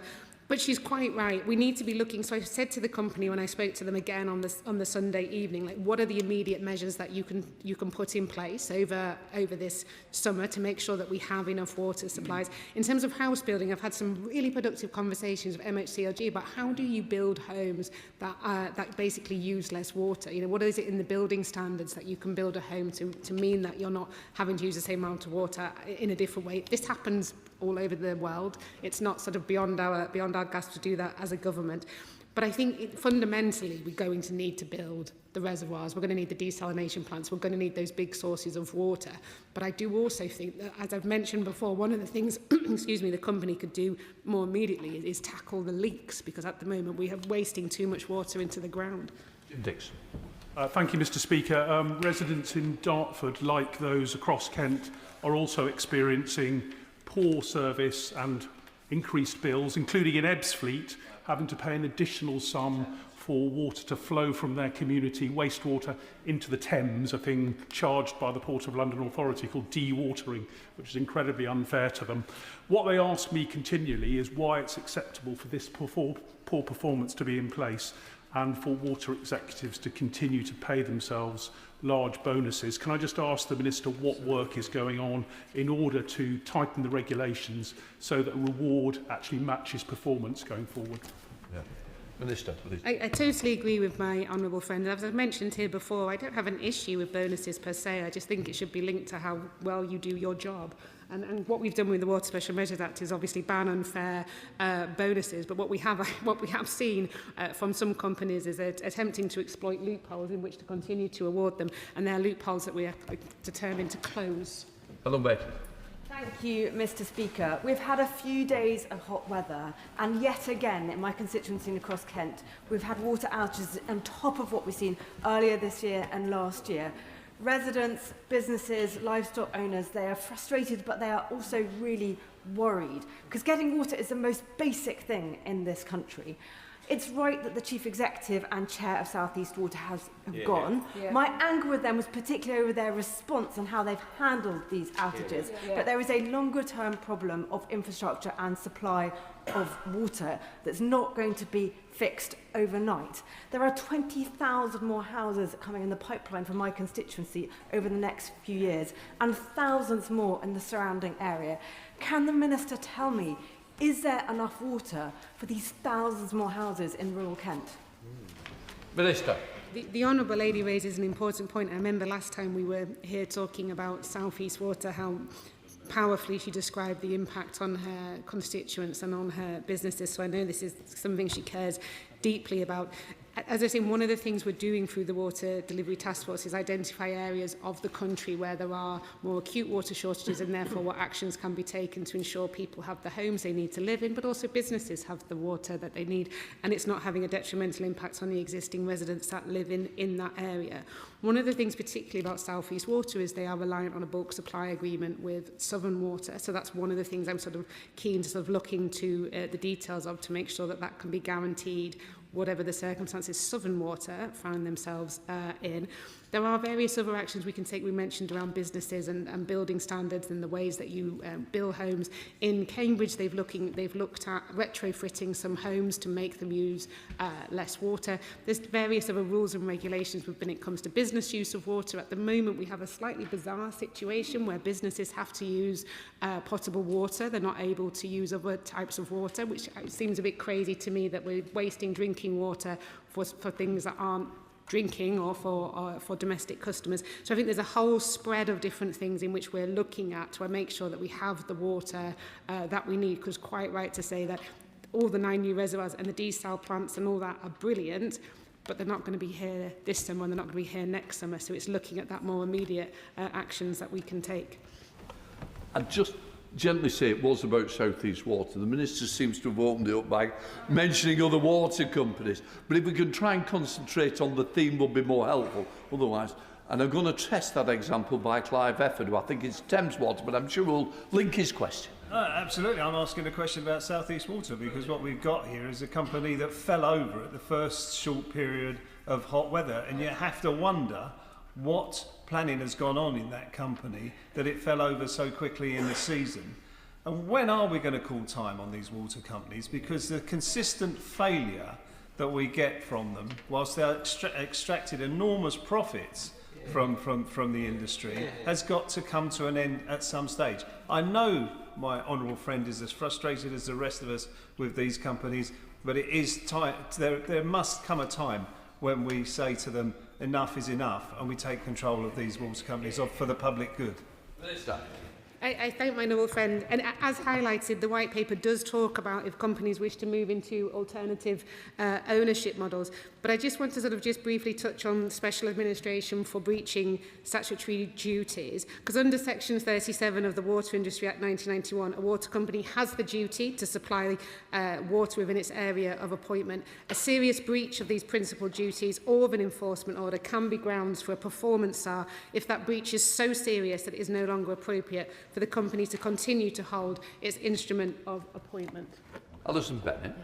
Thank you, Mr. Speaker. I absolutely despair of South East Water. As we've heard from honourable members who represent Kent constituencies, they can't cope with large water outages. Neither can they cope with small water outages. In my Mid-Sussex constituency, the village of Staplefield has just gone through 30 hours without water, without bottled water being supplied, without good information, and even with misinformation. I understand that trying to fix decades of neglect in the water infrastructure will take a long time. So can I ask the Secretary of State, in her next meetings with executives at South East Water, will she ask to look at their communication plans so people know what's happening, get timely information and get the bottled water they need, seeing as outages seem to be par for the course these days? Minister. I thank the Honourable Lady, and she's absolutely right. It was one of the issues that we had in the conversation on Sunday, was that issue around communication and where bottled water stations should be. I was told in this incident that they'd work more closely with the LRF to listen to their advice on where to place them, but obviously if that's not the Honourable Lady's experience, then I'd be keen to hear about that so I can take that back to the company. What I will say, because it is an interim chair, and I know that she's keen to build new relationships with members of Parliament, she has assured me that she's going to be meeting members of Parliament, and I think this is something collectively, this issue around communication, this issue around where bottled water stations is one that I would say urge to raise with her directly so that we've got them in the right place, because I think fundamentally members of Parliament and councillors know and understand their areas probably far better than a water company. Matt Robert. Thank you, Mr. Speaker, and could I thank the member for Herne Bay for his question, and also the Minister's approach to this very difficult and appalling issue in Kent. Could she update the House and say a little bit more about the work to get meaningful compensation for the residents and businesses who are affected, and also in the longer term what she's doing to improve the system of compensation, which for many of my residents who had a water outage had to wait a long period of time for money to be paid back? Minister. I thank my honourable friend. And absolutely, one of the first things we did when we came into government was look at the Guaranteed Service Standards scheme, the GSS scheme, and we've introduced new increased compensation payments and introduced new standards. Because previously there weren't even compensation being paid when people were under a boil notice, and that's something that this government's introduced. We've doubled for failings like supply interruptions, low pressure and sewer flooding.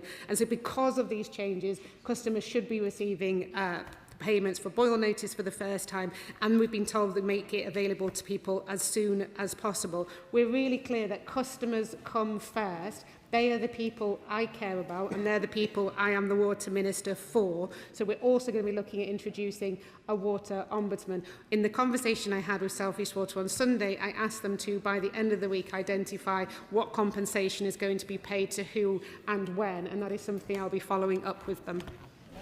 Dr. Ben Spencer. Thank you, Mr. Speaker. As she's looking into the situation with South East Water, can I also feed back what happened in Weybridge last week, where parts of Weybridge had restrictions of supply while we're supplied by Affinity Water? I think this is a problem which is broader than just this area. Could you urgently review resilience of water supply, the availability, but particularly the impact new house building is going to have over the forthcoming years on supply?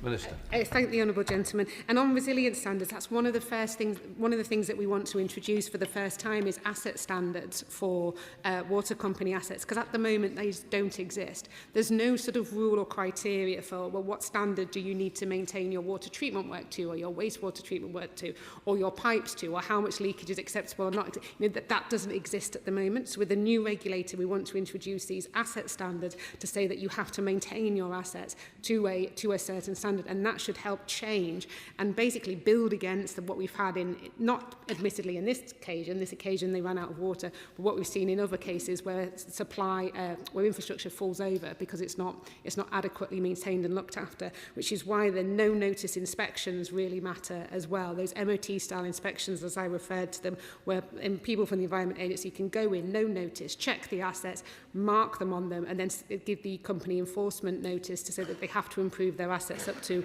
a certain standard. That's not going to be fixed overnight, but by having that goal and aim of where we need to get to will help to sort of prevent what we're seeing when we have issues where the infrastructure just falls over because it's not properly looked after. Clive Lewis. Speaker, South East Water is one of a number of privatised water companies that are responsible for setting off 35 reservoirs since 2017, and they haven't built a single one since privatisation that's complete. I think this government, we understand, is committed to a regulatory approach to dealing with this. I would say that's akin to putting a complaints box on the Titanic. A nice idea, but I don't think it's going to work. Ultimately, whilst you have private water companies whose first priority is to private shareholders, many of them overseas, who give a damn about our constituents, this will keep on happening until water is put back under public control, in public hands, and owned by the public. Minister. I thank my honourable friend. I know how passionately he cares about this, and I do genuinely pay tribute to him for championing this issue, for the work that he's done in Parliament to bring people together. As I have mentioned previously, the White Paper does talk about setting up a transparent process to look at transitioning into whether a company should go to a different model, which it mentions including not-for-profit, if that's what it would wish to do so. Art Francois. Can I just very quickly endorse your lovely tribute at PMQs, as I'm an Essex MP, to Sir Alan Hazelhurst, who will be much missed, even though he did achieve a very respectable innings of 88 years in his time on this earth.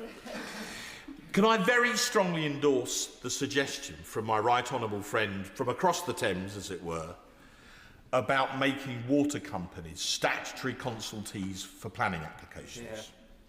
Where there's an application for a large number of houses, the implications can be severe, not just for fresh water, but for foul water, and particularly for sewage.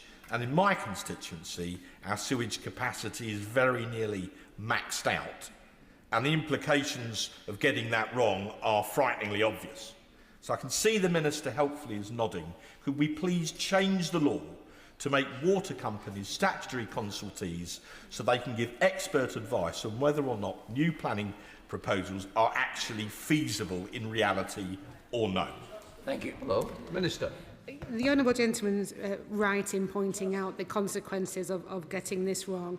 And just to reassure him, we are looking at, as I say, using tools from NISTA, using the Water Delivery Task Force, where we have shortages and what can we do about it. And not just for water, for wastewater capacity as well, because both are crucially important, because we want to see homes being built. We know that. We have, people want somewhere to live, and especially first-time buyers are finding it incredibly difficult at the moment. But we are taking a sensible approach to this and identifying, okay, where do we have shortages in wastewater or water? What can be done about that to increase the amount that we have available, but also what can be done to reduce demand in that area as well, as I mentioned, retrofitting and building standards and various other measures that can be taken too. Terry Jeremy. Madam Deputy Speaker, the DEFRA Select Committee has investigated South East Water extensively, and what I found particularly shocking was the fact that there were so many warnings and concerns raised that were simply ignored, and despite a high risk of water supply failure, the lack of preparedness was plain to see. So can I ask my honourable friend the Minister whether the regulatory reforms that the government is looking at will have real consequences when those concerns are raised but ignored by the water companies? Minister. I thank my honourable friend and in fact all members of the EFRA committee for their report. I thought it was a really excellent report and quite forensic in looking into the failures of South East Water. So it was a really brilliant, useful document. And he's quite right that there needs to be tough consequences if concerns are raised and ignored and they cannot be allowed to continue to happen. That is exactly why we want to give a new regulator with strong powers, with teeth, to be able to take action. It's why we're looking at introducing this performance improvement regime for water companies, so that if we identify failure in that water company, they're giving proper oversight to sort of turn that company around, make it improve, with consequences if they don't. Sarah Bull. Thank you, Madam Deputy Speaker. I thank the Minister for her praise of the report. As a member of the EFRA Select Committee, we are doing extensive work on the water industry and we are following this very carefully. As was said earlier, the key issue as part of the South East Water disruption was the lack of communication, and that equally applied to Anglian Water, with the outage that occurred at exactly the same time in South Northamptonshire. I was not told of the outage, and residents report not knowing what was going on for 12, 24 hours, and the water delivery was inconsistent. So what I ask is just whatever more the government can do to send a very clear message to the water companies that this lack of communication is not acceptable. I thank the Honourable Lady for her work as well on the EFRA committee, and she's absolutely right. It is unacceptable. There are things, and I feel like I'm a fair-minded person. I know that they don't control the weather, water companies. I know that they can't build a reservoir overnight, but they certainly can. Contact their members of parliament, contact their councils, get in touch with their local resiliency forums, and make sure they communicate with their customers as an absolute bare minimum. And that is exactly the conversation and what I'll be telling each and every one of them. Chris Inchley. Madam Deputy Speaker, alongside the failures in the South East, there was a widespread disruption of water supply across swathes of my constituency during the recent heatwave in Buntingford, Cotterwood, Ardleigh and Throcking. And Madam Deputy Speaker, in a country as wet as ours, it should take a true organising genius to create disruptions in water supply, but we are on track for a 6 billion litre water deficit in our country in coming decades. And on top of this, the forecast for water consumption from AI data centres is now estimated to reach up to 500 billion cubic metres every year. So to prevent disruptions of water supply recurring year in, year out, will the Minister, who I deeply respect, accept that we cannot continue to have infinite increases in demand on our already vastly overstretched water resources? I thank my honourable friend, and he's quite right. It is astonishing that we are going to be seeing with climate change wetter and wetter winters, drier and drier summers, but we have no capacity in which to store it in the winter and use it in the summer, and that just feels like an absolute nonsense. On the issue of data centres, one of the things I'm quite keen to look at, and I sort of mentioned this in an answer over there, is at the moment the way that the legislation is set out is that the water that is supplied by a water company has to be drinking water standard. So again, it feels again a logical, sensible move to say, well, could you not, if you're using water for cooling purposes, not for drinking purposes, not in people's homes, to be absolutely clear, but could you not, if you're using it for cooling purposes, use a different standard of water? Why does it need to be drinking water quality? Because that would enable us to use water where we're wanting to use it for things like data centres, for growth in a closed loop system. I think that's important to point out as well. But why couldn't you use something like wastewater to do the same job? Why do you need to use drinking water? And it feels that there was some legislation we have which were done for the right purposes. You know, it sounds great. A water company, of course, must have produced water that is drinking water standard. But does it need to be drinking water standard if we're using it to cool machinery rather than for people to actually use to drink? A final question, Helen Brown. Thank you very much indeed, Madam Deputy Speaker. South East Water have openly and publicly admitted that they cannot supply drinking water for all the future homes planned to be built in Kent. So specifically, what is the Minister's response to that concern? And is she having conversations with her colleagues at the Department of Housing, Communities and Local Government? Minister. I thank the Honourable Lady for her question, and the short answer is yes. So the previous CEO, or the current CEO who hasn't gone yet, came to the Water Delivery Task Force a month or so ago, a few weeks ago, and with some of the local councillors from the area to talk about exactly this issue, the supply of water and the housing demands and how that can be met. And on the Water Delivery Task Force, I sit on that committee with MHCLG are there as well. So we're all having that conversation together, which was around how can we ensure that we build the homes that we need in a way that doesn't impact existing people living in the area and the water that they need, and in a way that ensures that those new homes have the water that's required. So we were looking at sort of over the next sort of 5, 10, 15 years, you know, what are the various supplies of water that were coming in? How does that impact house building at that time? How can homes be built to a more water efficient design? So those conversations are happening across government right now to balance out that question of how can we make sure everyone has a home to live in, but how can we stop there being a water crisis at the same time? That concludes the first urgent question. I'll give the front benches a few moments to swap over.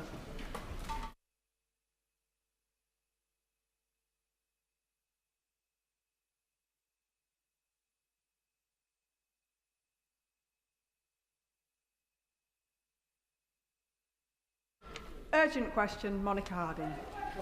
Madam Deputy Speaker, would the Minister please make a statement on the Israeli Defence Forces operations in Lebanon? Madam Deputy Speaker, before I answer the Honourable Lady's important urgent question, I'm sure the whole House will join me in condemning Iran's strike on Kuwait International Airport by drones this morning. This was a completely unacceptable attack, which has tragically resulted in multiple injuries and at least one confirmed fatality. We stand in full solidarity with the government and the people of Kuwait, as well as our partners across the Gulf. I've conveyed my condolences this morning to the Kuwaiti Foreign Minister and his colleagues. We urge Iran to de-escalate immediately and return to meaningful dialogue to secure lasting peace and regional stability. Turning to Lebanon, let me be clear. The reckless and disproportionate escalation of Israeli military action in Lebanon has resulted in a devastating situation for Lebanese civilians, killing thousands. At an emergency session of the United Nations Security Council on Monday, jointly called by the United Kingdom, we firmly condemned the government of Israel's actions and called for a genuine and lasting ceasefire. We also condemn Lebanese Hezbollah's ongoing attacks against Israel, including those on Israeli northern communities. They have faced a repeated barrage of missiles and drones. Lebanese Hezbollah is a proscribed organisation. At Iran's instigation, it has dragged Lebanon into a war that its government and its people do not want. It does not speak or act for the people of Lebanon. It must end these attacks and disarm. I condemn the recent comments by Hezbollah's leadership seeking to destabilise the government of Lebanon within their own country.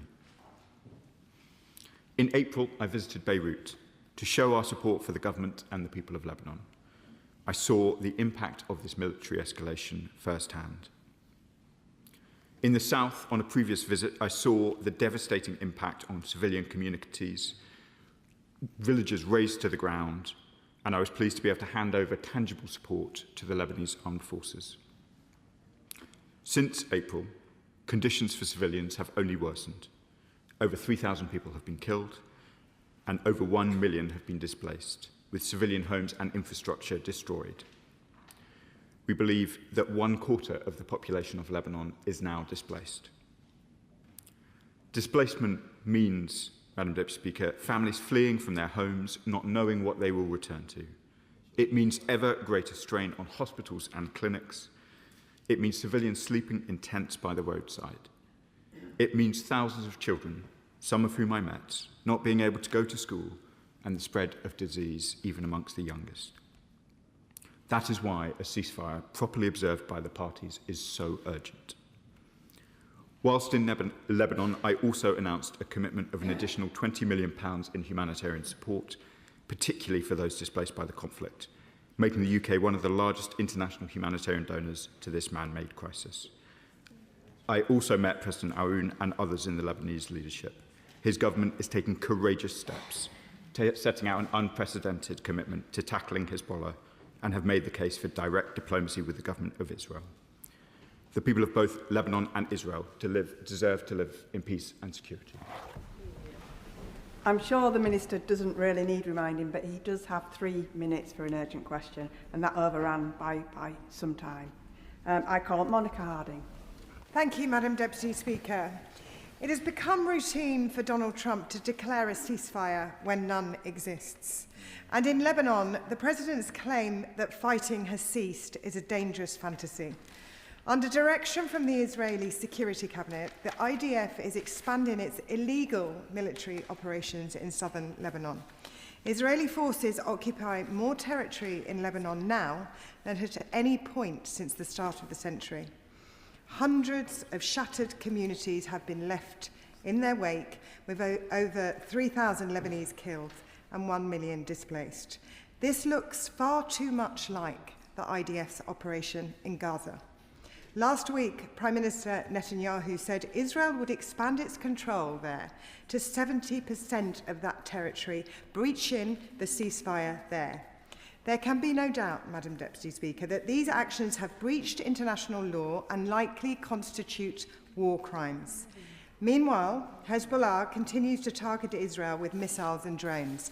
Their violence has led to the displacement of Israeli citizens from across northern Israel and is completely unacceptable. There can be no place for that terror organisation in the region. No part of this resembles a ceasefire, Madam Deputy Speaker. We need to see concerted action from the international community, including the UK government, to bring this cycle of violence to an end. So I ask, does the government support the need for an immediate ceasefire in Lebanon? Is the government pressing the Israeli Security Cabinet to stop its illegal offensive and occupation in Lebanon?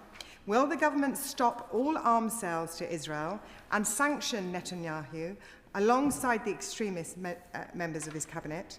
And has the government made any progress with partners to advance the multilateral plans for the disarming of Hezbollah? There is no military solution to the Lebanon crisis. The only path forward is a Lebanese political settlement that ensures Hezbollah's disbandment and full state sovereignty over all of its territory. Minister. Madam Deputy Speaker, I'm grateful to the Honourable Lady for the questions. We do, as I'm sure was clear in my answer, we do call for an immediate ceasefire. That must be meaningful. I commented in my response on the extent of civilian suffering, which the Honourable Lady is right to draw attention to. She is right also to highlight the vital importance of a rapid disarmament of Hezbollah, who are doing the people of Lebanon nothing but harm in their continued efforts to undermine the Lebanese government and to bring the Lebanese into a conflict that they do not wish to be a part of. I discussed those questions of disarmament in all of my discussions in April with the President, the Prime Minister, the Speaker of the Parliament, with members of the Lebanese Armed Forces, and we will continue to play our full role, including in the Security Council, as we did earlier in the week. Chair of the Select Committee, Dame Emily Thornberry. Thank you very much, Madam Deputy Speaker.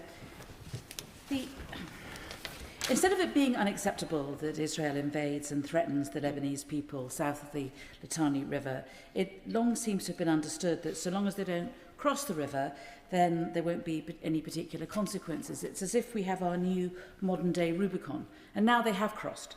And now we have Israel and Hezbollah fighting out their ancient hatred in the middle of a country and deliberately trying to destabilise Lebanon. It is completely unacceptable.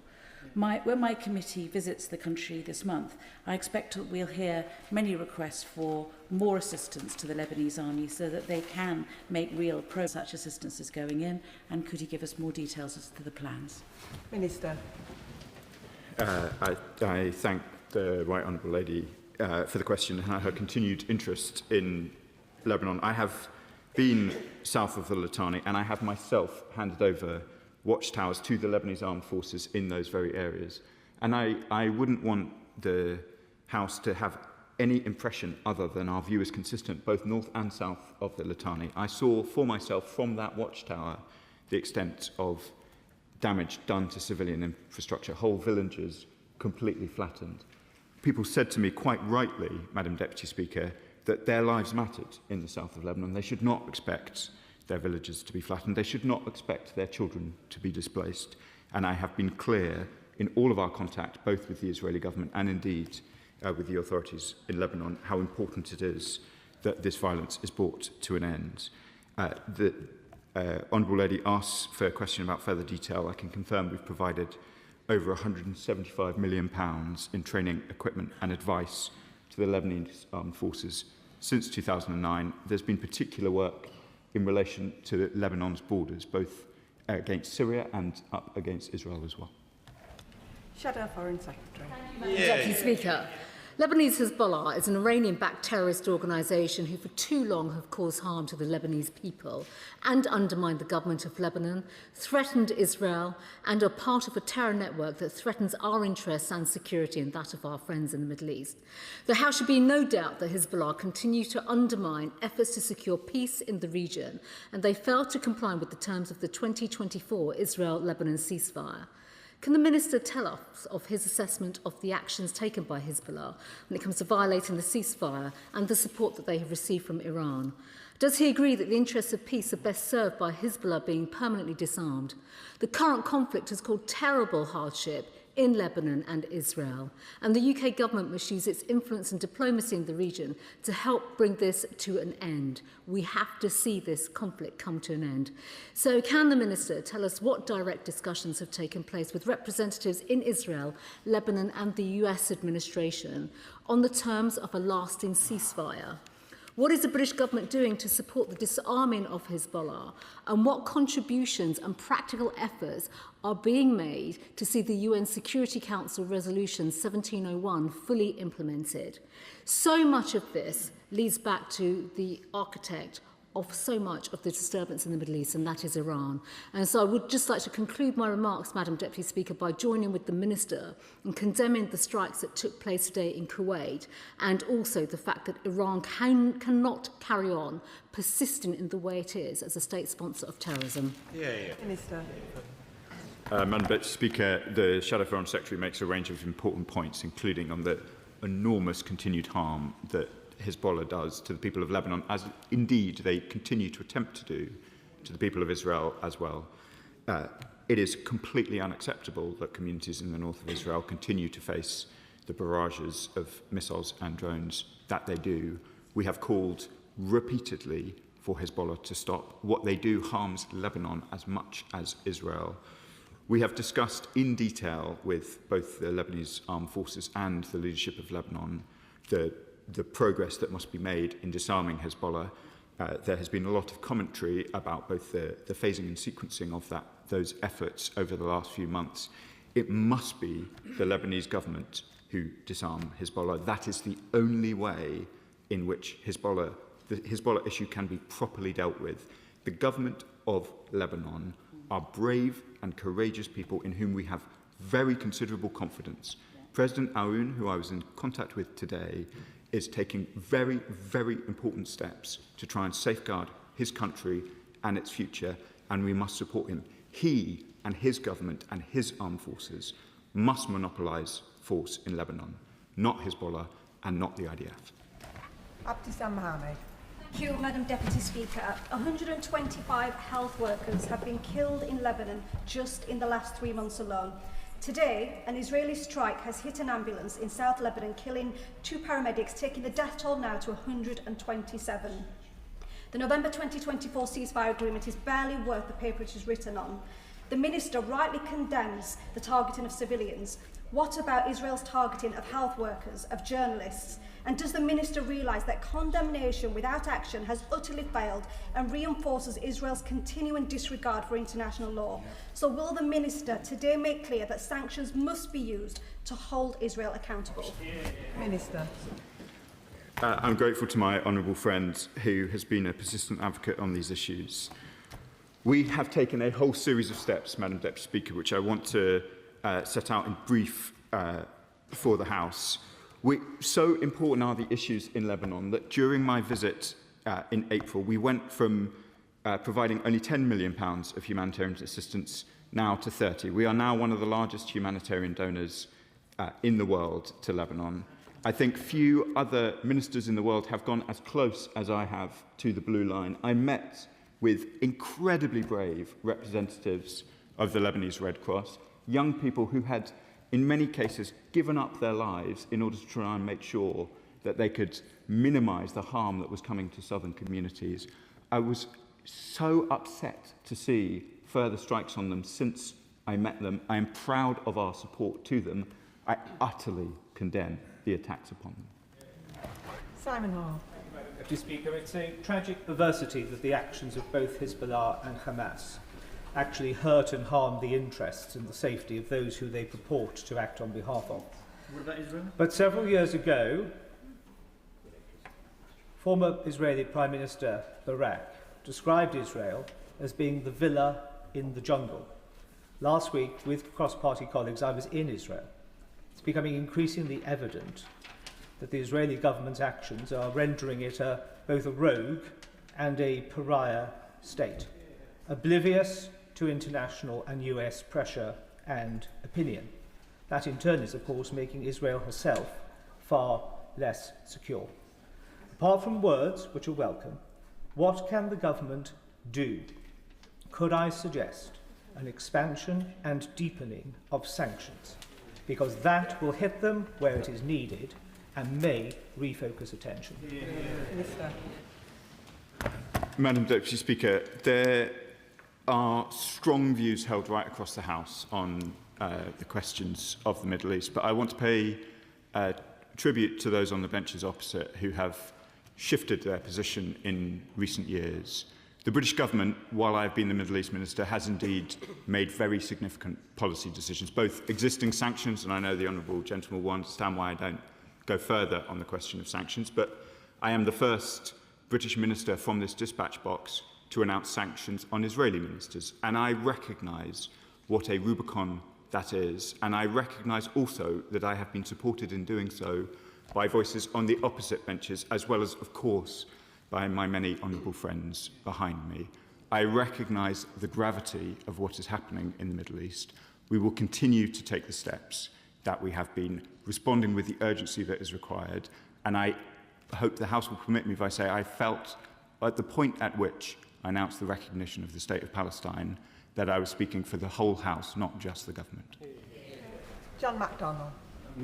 Could I just take 30 seconds, Madam Deputy Speaker, to associate myself with the remarks by the Speaker with regard to Sir Alan Hazelhurst. Sir Alan was in the chair when I seized the mace and he expelled me from the chamber, but he did it with such good grace we became firm friends for ever since.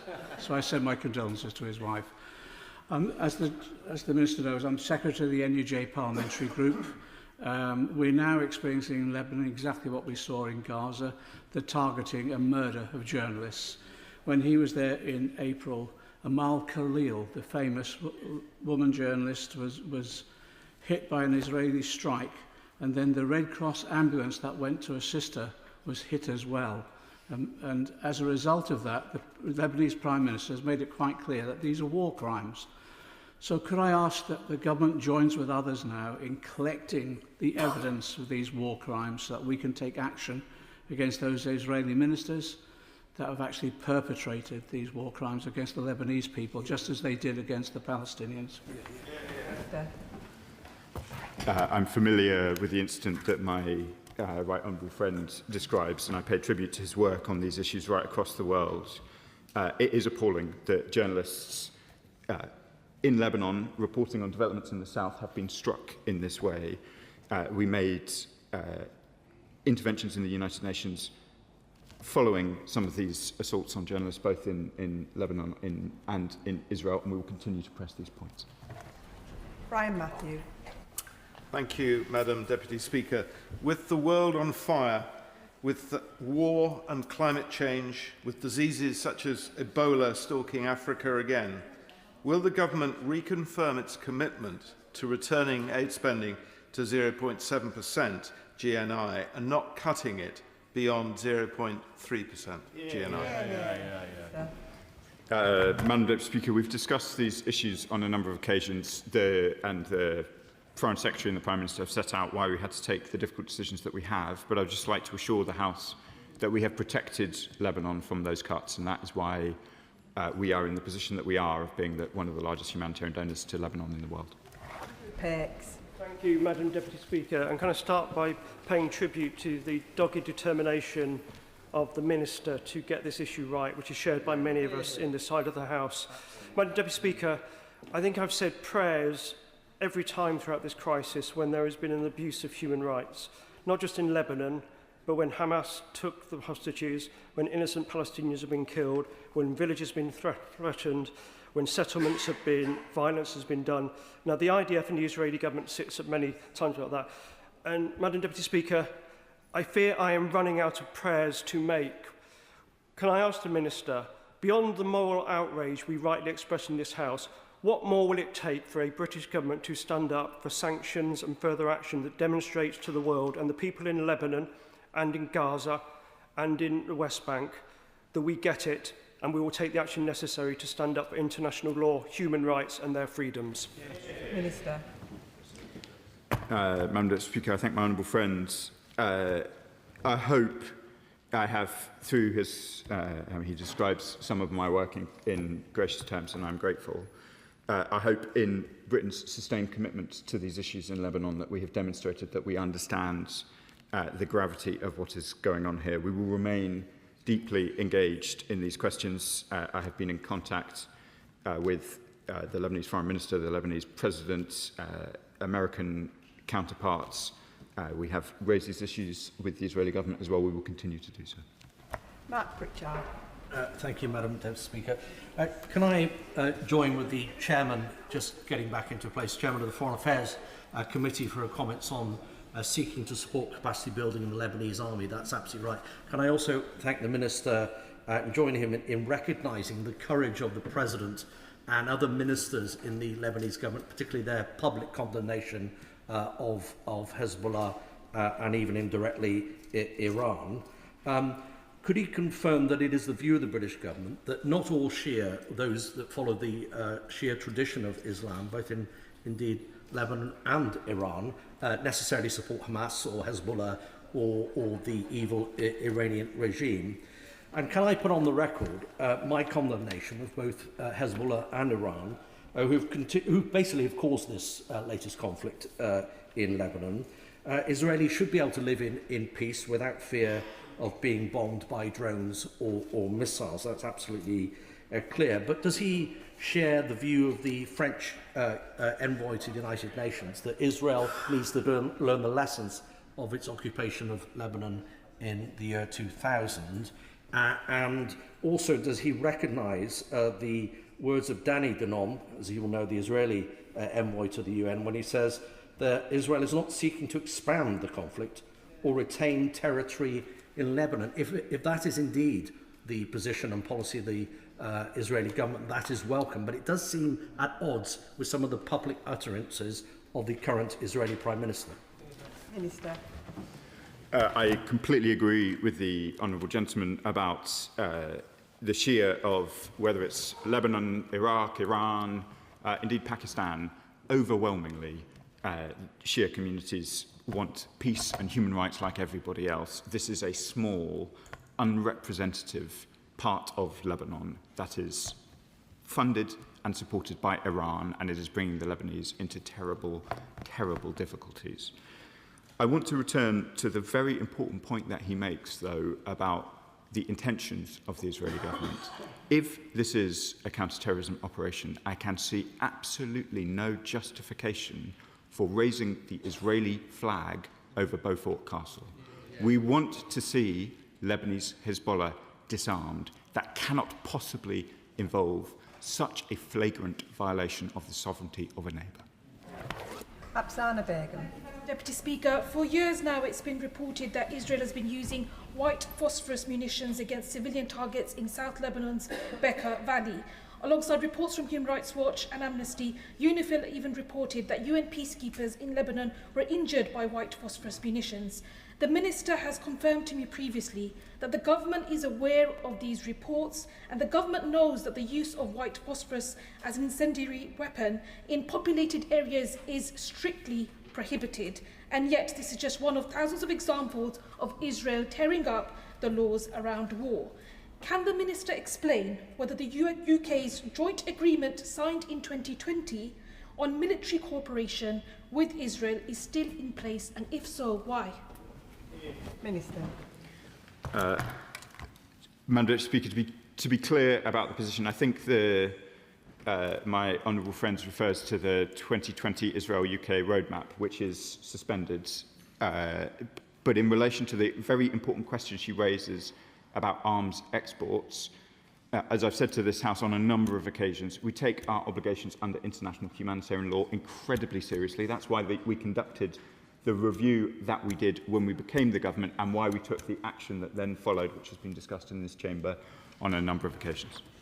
Dr Andrew Morrison. Madam Deputy Speaker, I'm sure the Minister understands that there can be no sustainable ceasefire for as long as there exists in Lebanon an Iranian terrorist proxy that has as its war aim the complete, final and irrevocable destruction of the State of Israel and the Jews that live there.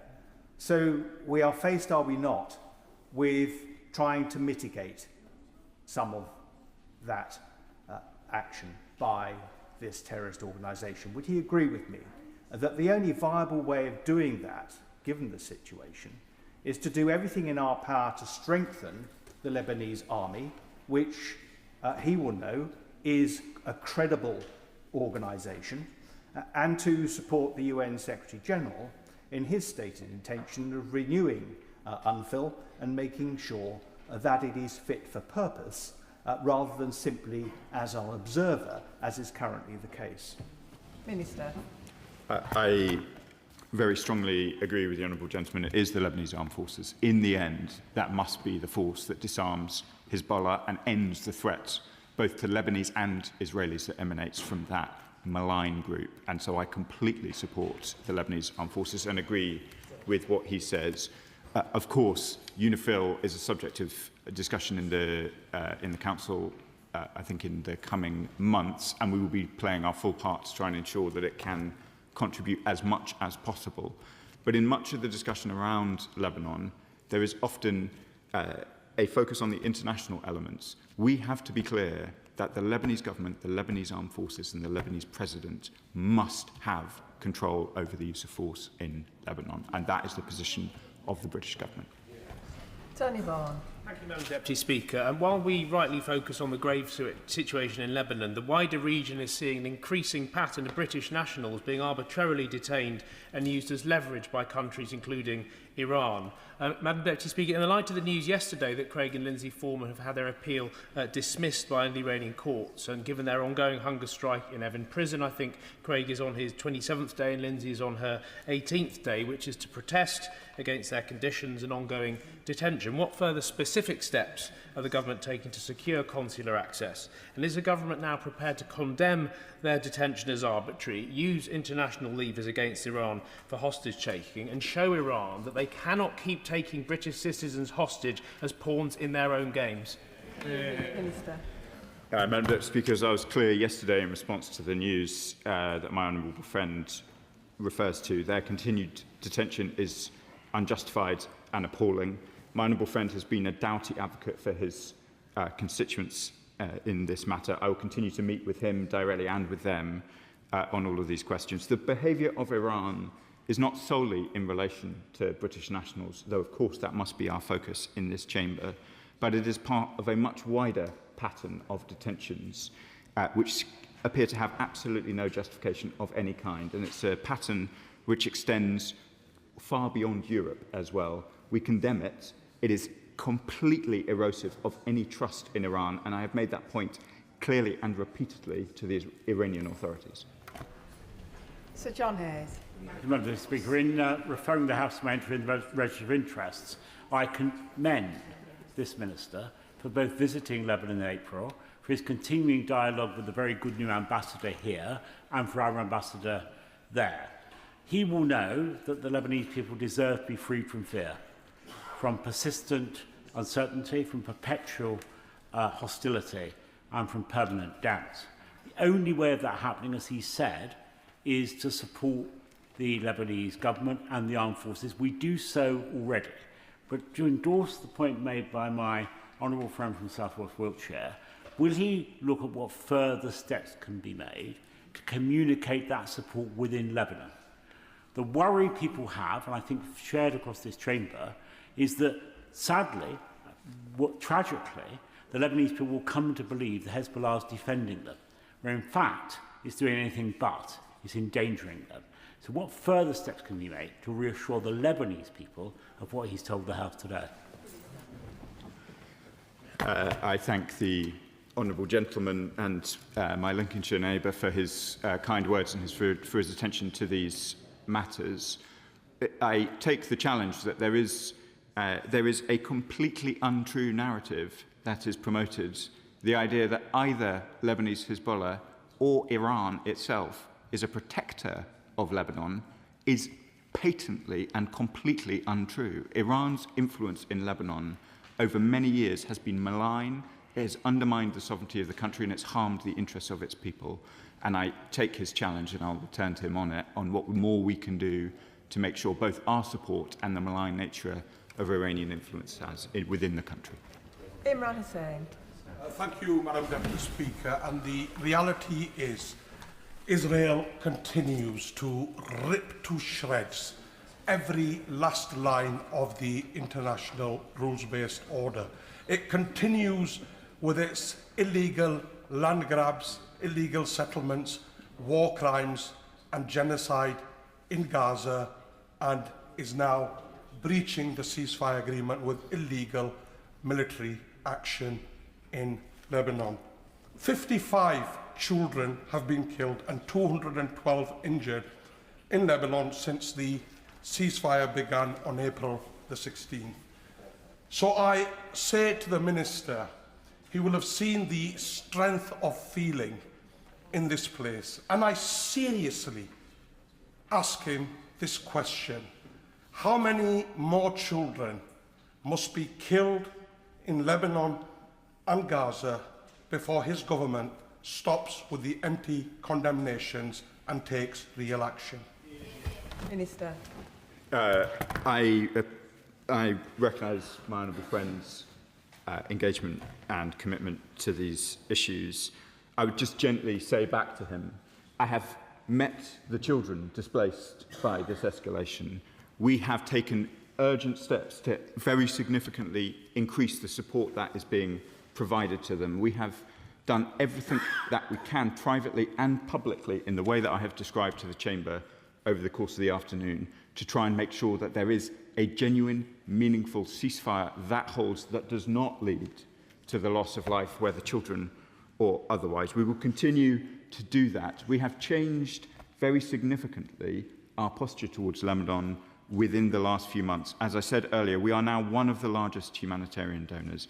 I have myself handed over equipment to the Lebanese in order to try and ensure that they can control the south. That is not to say that that progress has been uniform. In fact, it is very clear, as my honourable friend will have heard, that I am acknowledging how much worse the situation has got. But we will continue to play our full role here at the United Nations and with our counterparts in the region to try and bring about a genuine and meaningful ceasefire. Vicky Slade. Thank you, Madam Deputy Speaker. Israeli Minister Ben-Gvir said in the last few days on social media, electricity must be cut off, the Zahrani must be seized and intensive warfare resumed. And last week, flattening Netanyahu, flatten it again and target the suburbs. This indiscriminate targeting of Lebanese people shows what the Israelis are really trying to do. So will the Minister agree that the time has finally come for a full ban on all arms to Israel? I'm almost reluctant, Madam Deputy Speaker, to talk any more about that Minister from the dispatch box. I am glad, I am afraid, that I sanctioned him in the way that I described earlier. We were amongst the first countries to do so. I'm glad to see that others are now taking similar steps. That minister, whose name I don't really want to say again in this chamber, brings Israel nothing but harm. He undermines their position in the world. He brings even Israel's friends into a position of disgust at his actions. Andy MacDonald. Thank you, Madam Deputy Speaker. And I share the Minister's condemnation of the murderous attacks upon Kuwait Airport this morning. I'm sure you'll share with me condemnation of the murder of 2 more health workers in Lebanon this morning at the hands of the IDF. And he referred to the Israelis ordering the war crime of forcible displacement of around 1 million Lebanese south of the Zahrani and Litani rivers, with 3,500 killed and tens of thousands injured by their actions. And this reflects the early stages of the Gaza war, when they told Gazans to move south of the Wadi River. Since then, estimates of 70,000 killed and 170,000 injured. Indeed, Israeli Defence Minister Israel Katz explicitly said the destruction of villages in southern Lebanon would proceed, in accordance with the model of Bet Hanun and Rafah in Gaza. So with growing Israeli attacks in the West Bank, in addition to that, when will the government act on this consistent pattern of war crimes purposefully pursued by the Israeli government and take action to pressure the Israeli state to stop its military action, end arms sales, stop F-35 supplies, impose sanctions, utilise the sanctions and anti-money laundering and proceeds of crime acts? There are tools at his disposal. When will he use them fully? Minister. Madam Deputy Speaker, we've talked about the F-35 programme at some length before, and I'm usually happy to go back into that debate, but I would prefer, given my honourable friend has given me the opportunity, just to comment a little bit further about the impact of displacement in Lebanon, which is rather different in some respects from the impact of displacement in Gaza. As the Chamber and many honourable and right honourable members know, Lebanon has a complicated multi-confessional balance within the country. Displacing a quarter of the population, often long distances, has a very significant impact on the stability of the country.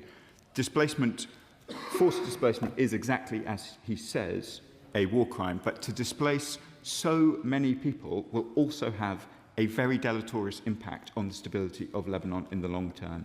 So it is all the more important that this practice is reversed and that we return to a genuine and sustainable ceasefire. One small note of optimism, if I may, Madam Deputy Speaker. We welcome the talks that the United States have been convening between Israel and Lebanon, including talks today, and we want to see them progress. Sammy Wilson. Madam Deputy Speaker, and can I draw attention to the declaration that I've made in the Register of Interests? Hezbollah have made South Lebanon into an armed camp and a massive arms dump in which they store rockets, drones, etc., and have used them to attack Israeli towns, cities, kill civilians, cause billions of pounds worth of damage, and displaced a large part of the population. It's not disproportionate, would the Minister agree, for any government to seek to take action to defend its own citizens. And that can only be done by going into the area, where the enemy is firing its weapons and causing that destruction. And will you not agree with me that the real answer is Israel doesn't want to occupy Lebanon, it doesn't want to take over territory. The real answer is to eliminate and disarm Hezbollah, and then there will be real peace in that area. Minister. Madam Deputy Speaker, perhaps the honourable member has been to southern Lebanon, as I have recently. I can assure him it is not an arms dump. It is a place with people living, with children living, with people displaced. I saw for myself villages flattened literally to the ground. There is no military operation that ends up flattening entire villages to less than the height of this dispatch box, which does not end up prompting the question, what on earth were you trying to do with that operation?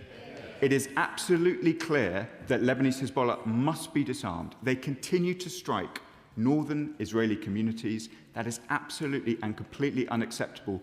The responsibility to prevent that must be the Lebanese government. It must be the Lebanese armed forces, and we must see a genuine and sustainable ceasefire.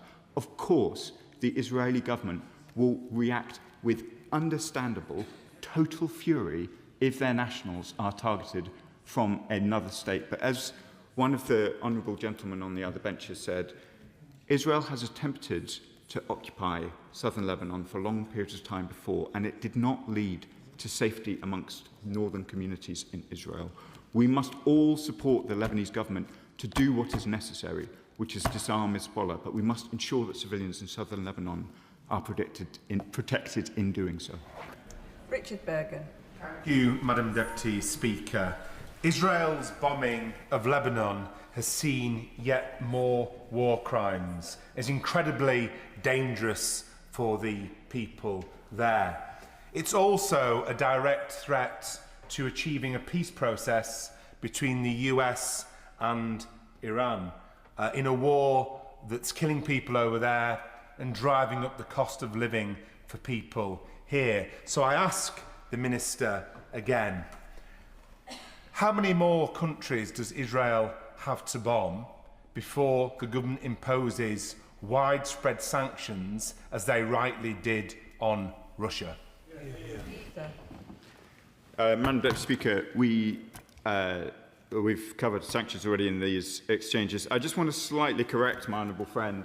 It is not what will protect Lebanon is not Iran or its talks with the United States of America. It is the Lebanese government and the Lebanese armed forces. The process happening in Washington today between the government of Lebanon and the government of Israel, and the efforts of the United States, which I have welcomed, in seeking to ensure that there is no further violence of this kind. I think the President of the United States said earlier this week, the guns must fall silent, and I agree with him. Jeremy Corbyn. Thank you, Madam Deputy Speaker.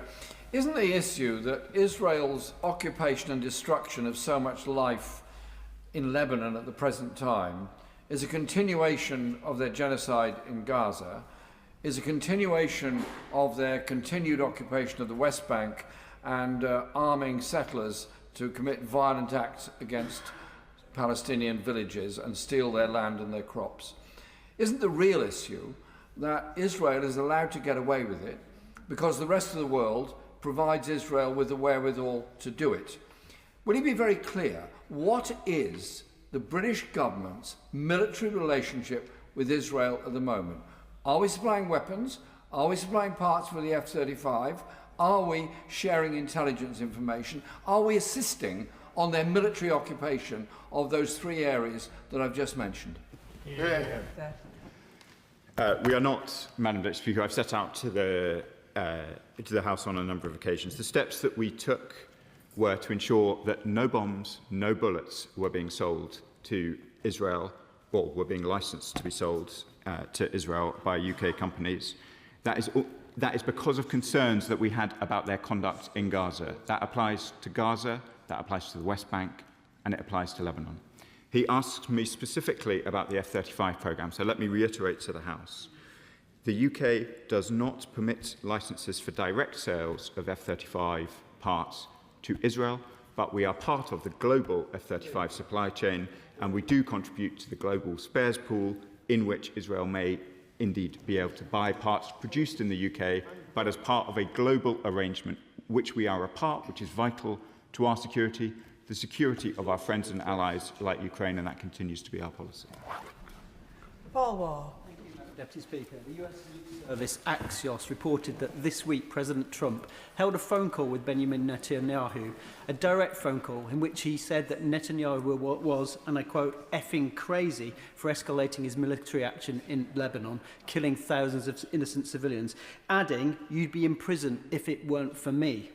But Netanyahu is also continuing to inflict death and misery on the people of West Bank and Gaza, as we've heard many members report today. So isn't it time that the UK government showed that it shared the anger, the global anger and disgust at Israel's attempt to act with impunity by imposing our own sanctions on illegal Israeli settlements in the occupied territories of Palestine? Minister. I have seen the reports that my honourable friend mentions about the language used by the President of the United States in his call with the Prime Minister. I think he's confirmed it this morning. The language is unparliamentary, Madam Deputy Speaker, so I won't repeat it, but I very much sympathise with the frustration that the President feels for the Prime Minister of Israel and the conduct of the Israeli government in Lebanon. And I reiterate my calls in support of his that we must have the guns falling silent and a genuine and sustainable ceasefire. Jim Shannon. Thank you, Madam Deputy Speaker. Can I thank the Minister, as always, for his answers. An incredibly difficult portfolio the Minister has, and can I say this, Israel isn't perfect. I'm not perfect. The Minister's not perfect. Nobody in this House is perfect. I think that's following Hezbollah's sustained barrage of missiles and rockets targeting Israel towns and cities, the murder of Israeli civilians and soldiers, will the Minister set out the government's position on whether it fully recognises and supports the IDF's actions in Lebanon as a necessary and proportionate response to eliminate this terrorist threat and to protect Israeli civilians? Surely, Minister, that is the duty of any government, to protect its people and stop terrorists killing their people. I regret to disagree with the courteous honourable gentleman on this question. I do not think that what Israel is doing is proportionate for all the reasons that we've set out in the course of the discussion this afternoon. He is absolutely right that it is the responsibility of a government to protect their people. That applies to Lebanon as much as it does Israel, and that is why the talks in Washington today are so important. James Nash. Thank you, Madam Deputy Speaker. Minister, I asked the Prime Minister on the 2nd of March what steps the UK was taking to prepare for the targeted stabilisation and humanitarian efforts in Lebanon and Yemen if the Iranian regime changed. Well, while we are all in support of the dismantling of Hezbollah, the Iranian regime, of course, hasn't changed, but the Israeli government has nonetheless stoked regional instability through these wholly disproportionate attacks. Will the Minister therefore condemn the actions being taken by the Israeli forces, but also reassure my constituents in Rushcliffe that nothing is off the table, including sanctions, further arms and trade embargoes, when it comes to the UK's responses to such actions? I thank my honourable friend for his question. We keep all of these questions under review and we recognise the magnitude of events in the Middle East. I'll decline to enter into the hypothetical question, but obviously events in the Middle East, whether it's in Iran or Lebanon, are a real concern, I know, to constituents right across the country, to my constituency of Lincoln, and I know in Rushcliffe too. Ayub Khan. You, Madam Deputy Speaker, we all know in this House that words have consequences, words spoken in this House or outside indeed. And when we remind ourselves of the Prime Minister's comments about vital supplies being cut was fair game, when we look at the lack of criticisms, the lack of the call out of war crimes that we all witness, the specific mention of war crimes, that terminology is not being used by ministers of this government. And then recently, the suspension or banning of Cenk Uygur from entering the United Kingdom, someone even Piers Morgan holds in high regard. It's words and actions like that that embolden Netanyahu and his right-wing government. Does he recognise that it must be words that need to change as well as sanctions? Words do matter, Madam Deputy Speaker, and it has been a long-standing principle of this government and indeed previous governments that it's not for ministers to say what crimes are, it's for courts to find. And that's why we haven't used the particular formulation that he would like. But I think absolutely nobody in the chamber could be under any doubts about the extent of criticism that both I and other ministers of the government have delivered in relation to Israeli conduct, whether it's in Lebanon or in Gaza. That hasn't just been criticism in words, it has been concrete actions, including sanctions against Israeli ministers, as I set out earlier in my question. We have a very delicate situation in the Middle East, which we seek to navigate in the best interests of the region and of the United Kingdom. There are many people's praise that I seek in this chamber, but Piers Morgan, I'm afraid, is not one of them. We have got to make difficult decisions in a serious way, and that is what we try to do each day in and day out. Richard Baker. Speaker, the attacks by Hezbollah must cease, but the wholly disproportionate response in Lebanon by the Israeli military is bringing untold suffering to those least able to bear the consequences, for women and children, for older and disabled people. What can UK ministers do alongside international partners and agencies to ensure humanitarian support and aid reaches those who've been left in desperate straits as a result of the actions of Israeli forces who are responsible for serious violations of human rights and international law? I thank my honourable friend for the question and his commitment to the region and developments in the Middle East. We are proud that we are now one of the largest humanitarian donors in Lebanon. Access for that aid has not been impeded within Lebanon, but as some of my honourable friends behind me have already set out, there has been terrible incidents involving the death of aid workers, very, very committed young Lebanese who are doing their absolute best to help people in their own country, and they must stop. Iqbal Mohammed. Madam Deputy Speaker, the illegal actions of Hezbollah and Iran must be condemned, but so must the illegal actions of Israel. Israel has carried out 11,518 attacks in Lebanon between the 2nd of March to the 11th of May, with over 3,000 further estimated attacks since. Israel has bombed and destroyed or heavily demolished over 100 villages.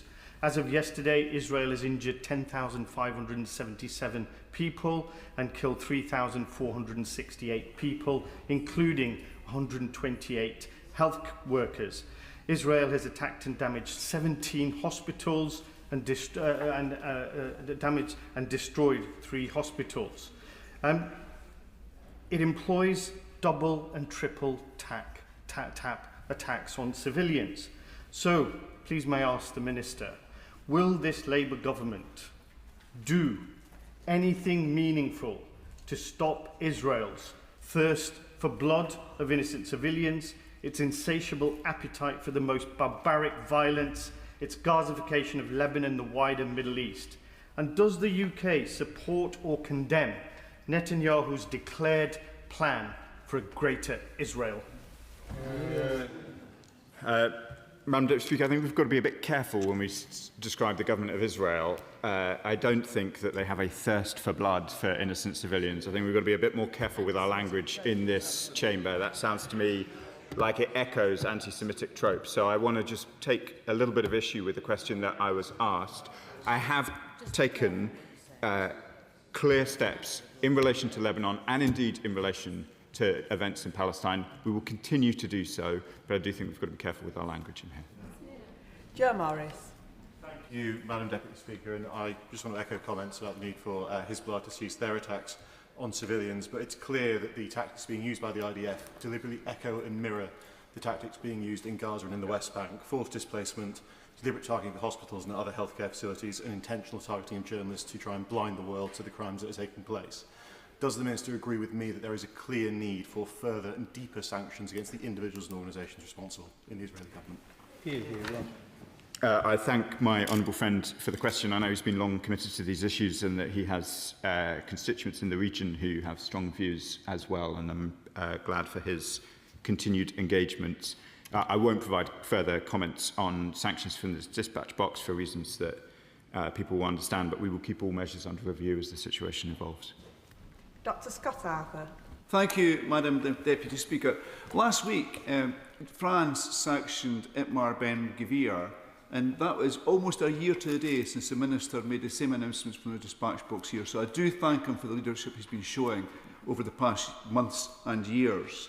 And he's right not to pick a side in this war other than the Lebanese government, because both Iran's Hezbollah and Netanyahu is just showing a disregard for civilian life right across the region.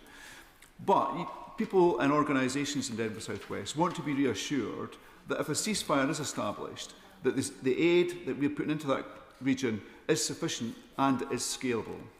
And secondly, Madam Deputy Speaker, the Minister started off by talking about Iran. So I do have to mention the fact that in Iran, we're seeing the industrialisation of the death penalty against their own people, often young people who have simply been out protesting. And I know he has raised concern about this last year, I think November it was. Is there more we can do? I know it's a really difficult situation.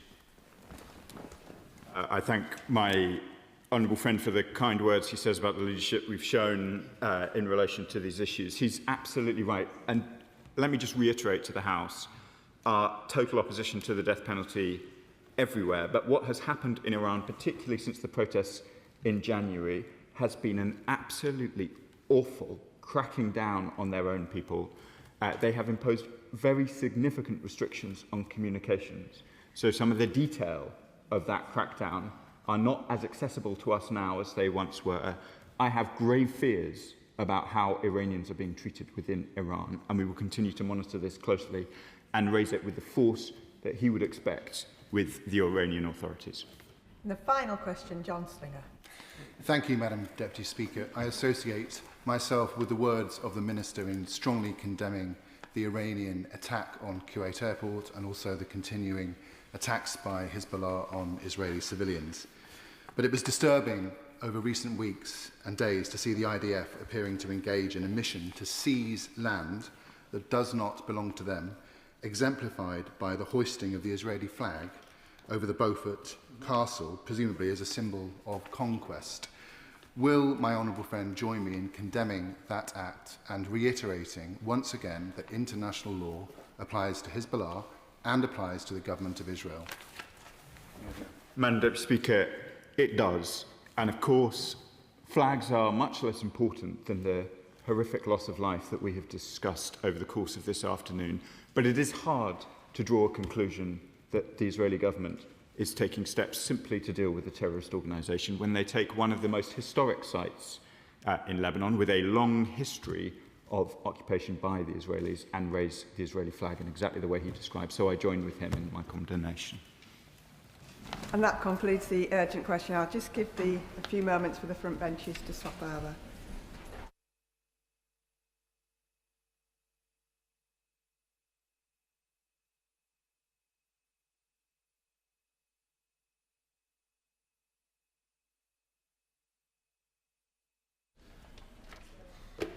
We now come to the general debate on the Government's response to the House's humble address on the 4th of February 2026.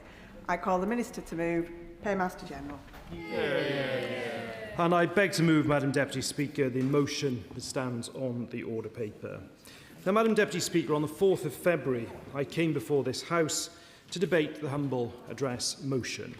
I said that at the time that it was in the national interest to be transparent and to act as quickly as we could. And with the second publication earlier this week on Monday, the Government has done so. Today, there is a further opportunity for members to put questions and indeed to debate the content alongside my right honourable friend, the Chief Secretary to the Prime Minister, who will of course listen to the debate and close it in due course.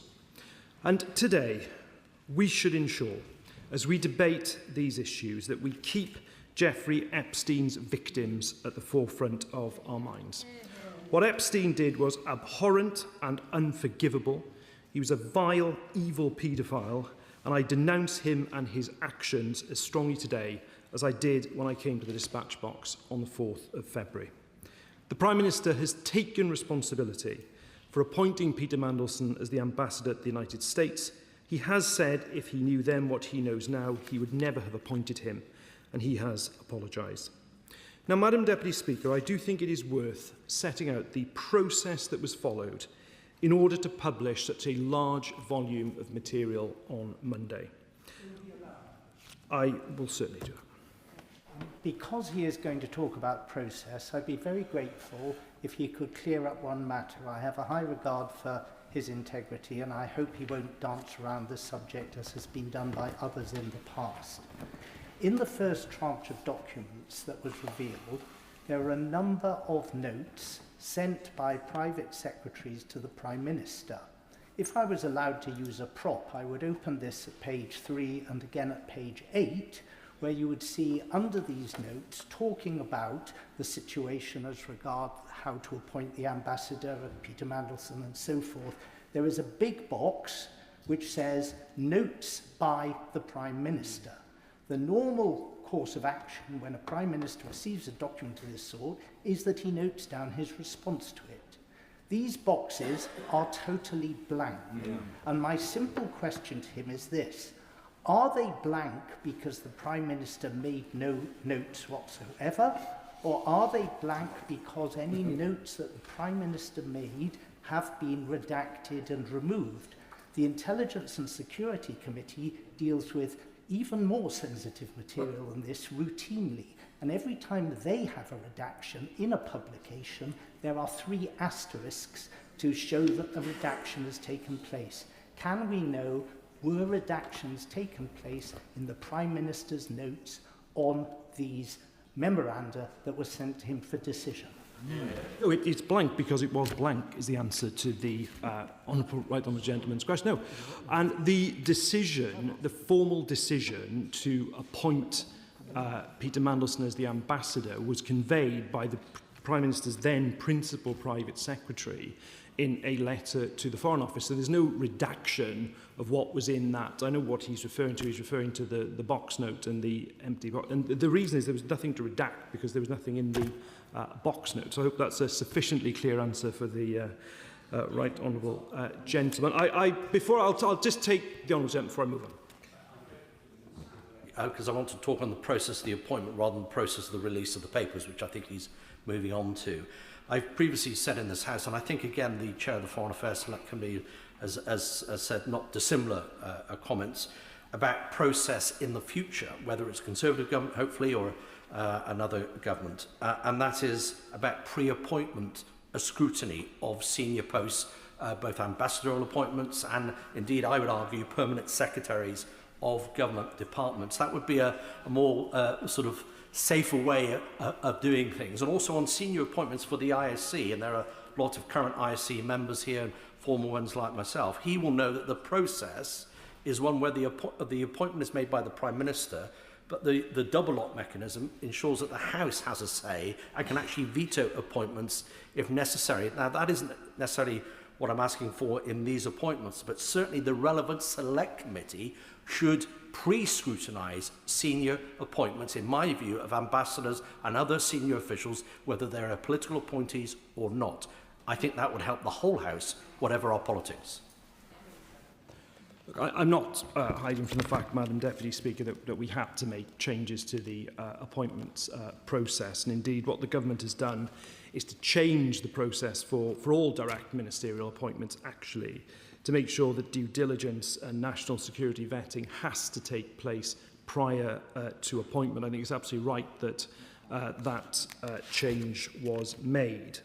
Now, if I can just move, Madam Deputy Speaker, to the process, because the process that was followed was a significant one, obviously, to publish such a large volume of material.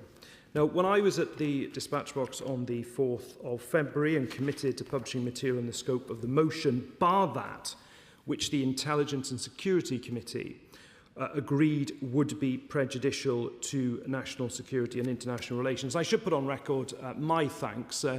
Members who were in the House that day might recall that even as I was speaking in the chamber, I was making the case for the involvement, in fact, of the Intelligence and Security Committee. And I do know it was not a small undertaking. I think there's been a huge amount of time that's been spent by the Intelligence and Security Committee, and I'm very grateful for their very careful, and it looks to me, painstaking work to go through this volume of documentations. And members that day in February, and indeed since, have obviously raised a range of issues, and it's absolutely right that the government is so held to account on those. Now, as members will have seen from the material that was published on Monday, the government has enacted, I would suggest, the House's request for transparency to an extraordinary extent. I will certainly give way to the Father of the House. On Monday, I specifically asked a question to the Chief Secretary, to the Prime Minister. It was on the fact that it's extraordinary, this was the information available to us at the time, that there appeared to be no WhatsApp messages from the Prime Minister or text messages. We now know that there were no text messages to Mandelson after a few days after the general election, and the WhatsApp messages have totally disappeared. The Chief Secretary gave me an answer which I have to say I think was slightly disingenuous, because he said Prime Ministers don't operate in this way. They're rather like Mr Gladstone. They sit at the cabinet table and men in frock coats bring them papers. And no, this is complete rubbish. We know that the Prime Minister must have been using WhatsApp all the time. Now, to use disappearing WhatsApp messages is contrary to what the COVID inquiry suggested. It is quite contrary to transparency also. And I just say to the Paymaster General that these scandals are made much worse by any hint of a cover-up. Everybody knows that a mistake was made. People are very forgiving to the Prime Minister who made a mistake. What they're not forgiving to is some sort of cover-up that all these numerous text messages and WhatsApp messages have suddenly vanished. Spot on. Well, on the reference to Gladstone, I think there are some members opposite who'd be quite happy to have Gladstonian principles in government. But can I just But look, to the point the right honourable gentleman makes around cover-up, that I really do reject. And I reject it for this reason.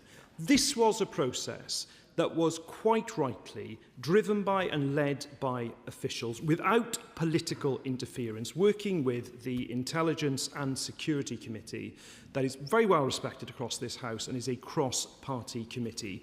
There is not a single redaction in those documents that came about because of a ministerial decision, simply because we have not played that part in the process, nor should we have done. So I completely reject the idea of a cover-up. And on the subject of someone who might be keen on Gladstone, I give way.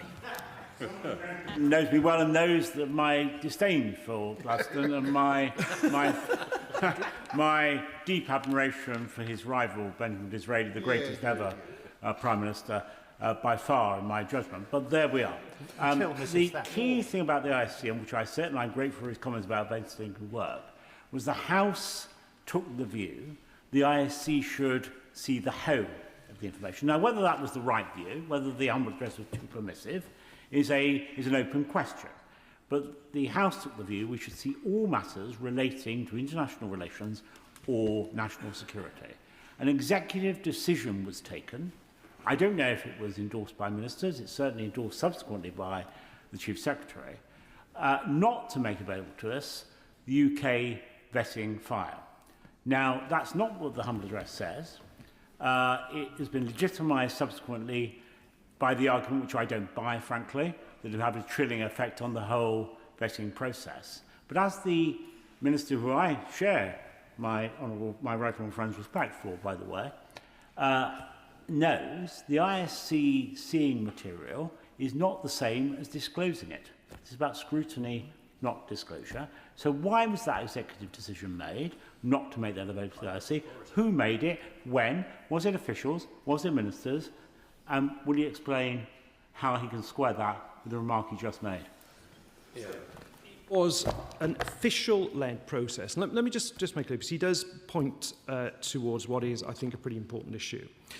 That is that you had the humble address and you had the wording, and members can read the wording of the humble address. It has the list, the quite extensive list that was drafted by the Shadow Chancellor of the Duchy, except papers prejudicial to UK national security or international relations to be referred to the ISC. But what the government has done, indeed was entitled to do, is to take into account what precedents had been set by previous responses to humble addresses, indeed under the government that he supported. And indeed, the Prime Minister has written to the Chair of the Intelligence and Security Committee on precisely this point, because there were a number of humble addresses. It was I wouldn't say it was constitutional innovation, because it was something that had quite an ancient origin to it. I personally played some part in their re-emergence during the 2017-19 Parliament when I was in opposition.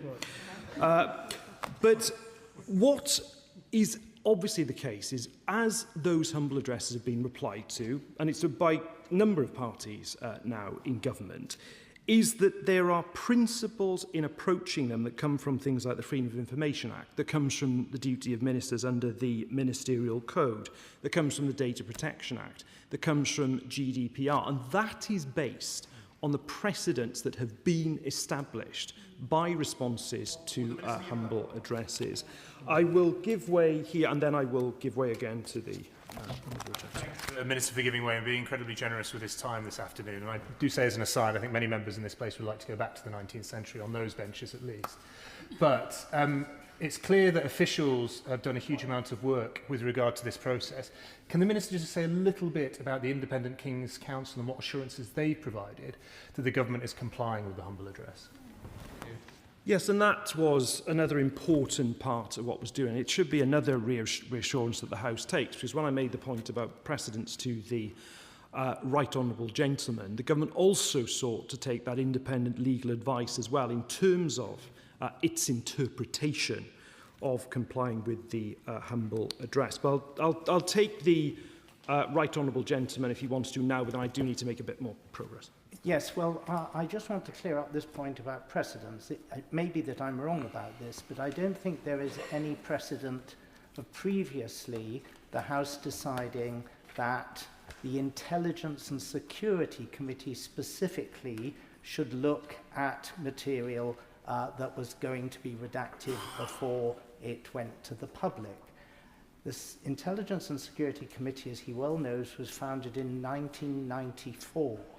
Since that time, there has never been even one leak from the committee.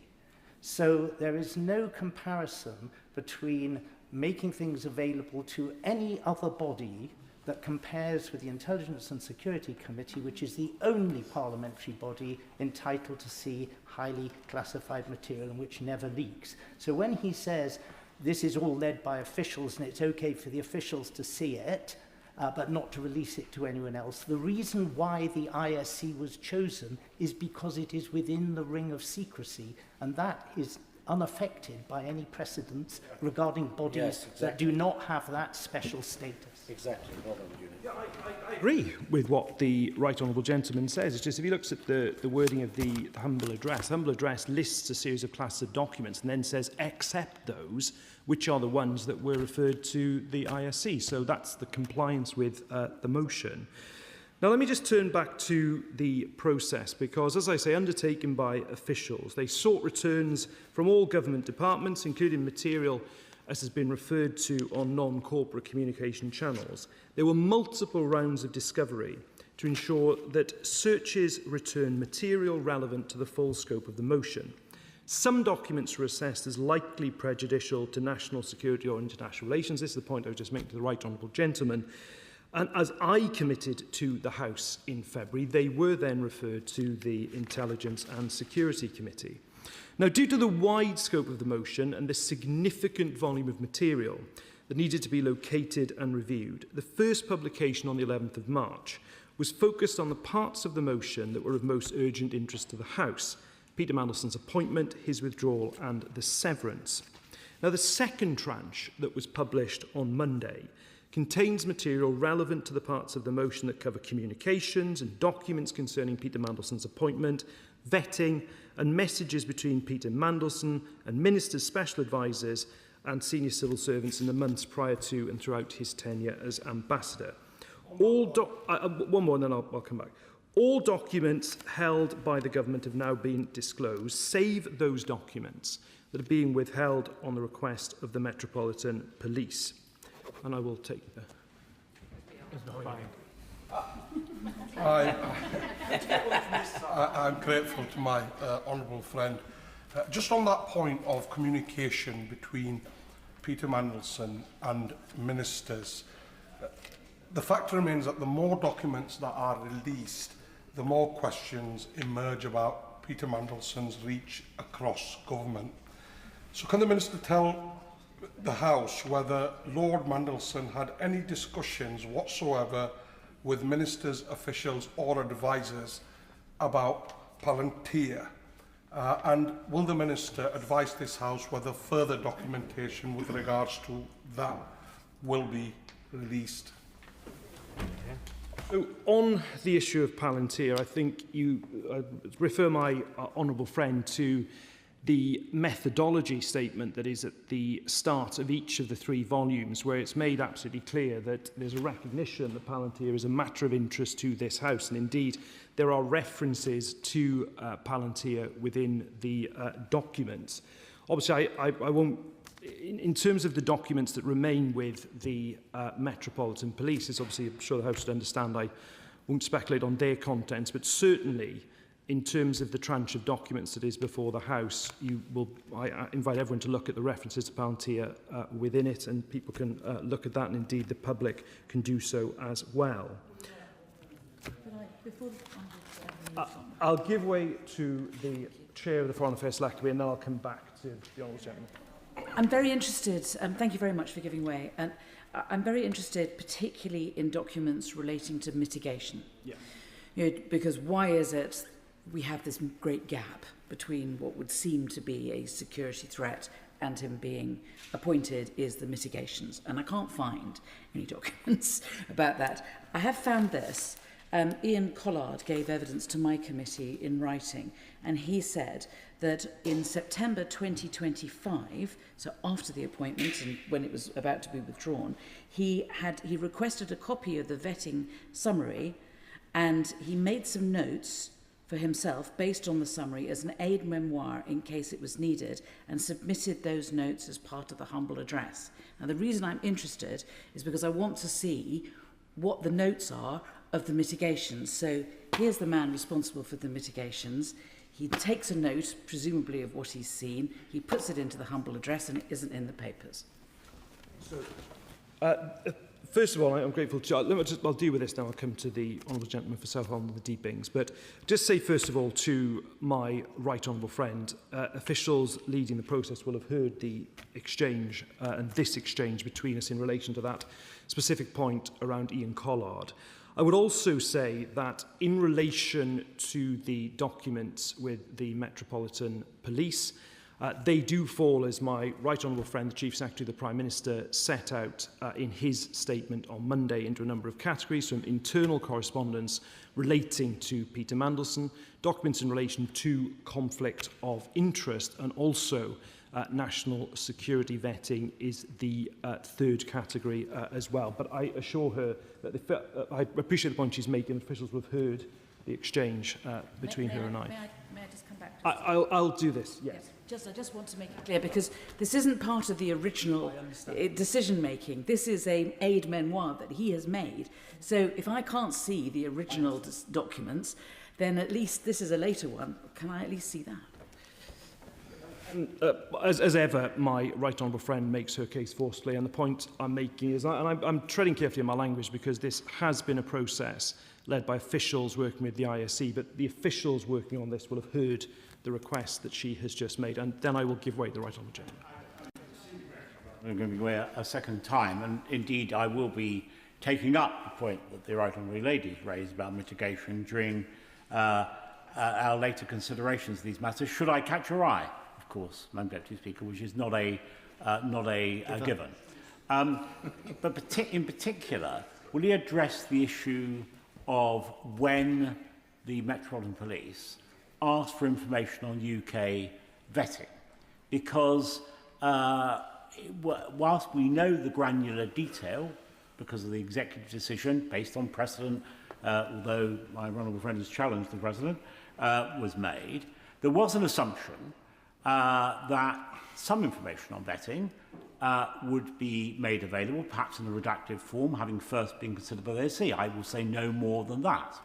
We now hear that no information is going to be made on vetting until the Metropolitan Police have finished their work, when it will come back through the ISC according to the process agreed as part of the humble address. So when did the Metropolitan Police begin to take an interest in the vetting part of all this, and why? To the right on the gentleman's direct question, I haven't been part of the process giving precise dates as to when the Metropolitan Police said what, but I would just say this. The documents that are with the Metropolitan Police have been viewed by the chair of PACAC. So we've sought to, within the confines of not wishing to undermine the ongoing investigation, try to be as transparent with Parliament as we can be at this stage. In addition, the summary document of the vetting has indeed been shared with the Intelligence and Security Committee. So to the extent that we have been able to share documents, we do. And indeed, the request I've had in the course of this debate from the Right Honourable Lady, the Chair of the Foreign Affairs Select Committee, will no doubt have been heard as well. Now, let me turn to the issue of redactions, which I have started to develop in some earlier answers to interventions. Now, I won't repeat what the Chief Secretary of the Prime Minister said on Monday, nor the methodological note, which is there for honourable and right honourable members to look at. But I do want to clarify some issues, so there is no doubt with regard to the process that was followed. As I've said, no material was redacted on grounds of prejudice to national security or international relations without the ISC's approval. And indeed, the redactions that were agreed with the ISC are all triple asterisks throughout the publication. So when you see that, that is material that was agreed to be redacted with the ISC.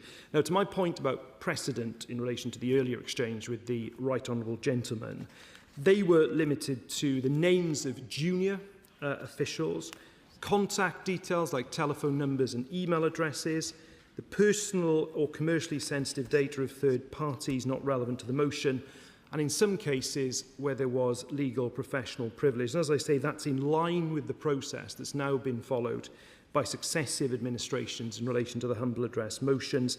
And again, they are clearly labelled in the publication. And just to reconfirm, no government minister or indeed special advisor has determined any of the redactions. That was done by the official-led process.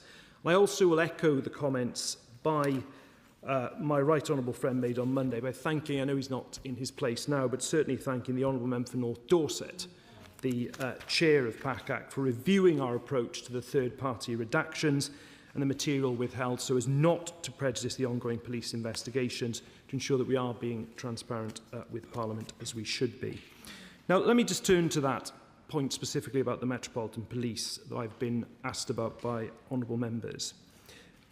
All across the House will appreciate the need not to prejudice the investigation and understand that I'm unable to answer questions about certain documents that have been withheld. They include questions to Peter Mandelson by the Prime Minister's then Chief of Staff and Peter Mandelson's responses. The remaining documents, as I said a moment or two ago, fall broadly into the following categories: national security vetting material, conflict of interest process material, and relevant internal correspondence with Peter Mandelson. Such information will, of course, in due course be published either at the conclusion of the investigation or if there is a point at which publication would no longer be prejudicial to the police investigation. Now, Madam Deputy Speaker, on the 4th of February, the House made its will clear, and before I go further, I will, of course. It may be that I'm just lacking in imagination, but I don't understand why it would be that the police don't allow us to see the letter from the Foreign Office to Peter Mandelson saying you're given this job subject to not having anything to do with X, Y and Z, or whatever it is, whatever the mitigations were, because at the moment we just don't have anything at all, and so it's very difficult to understand why it was that he was appointed.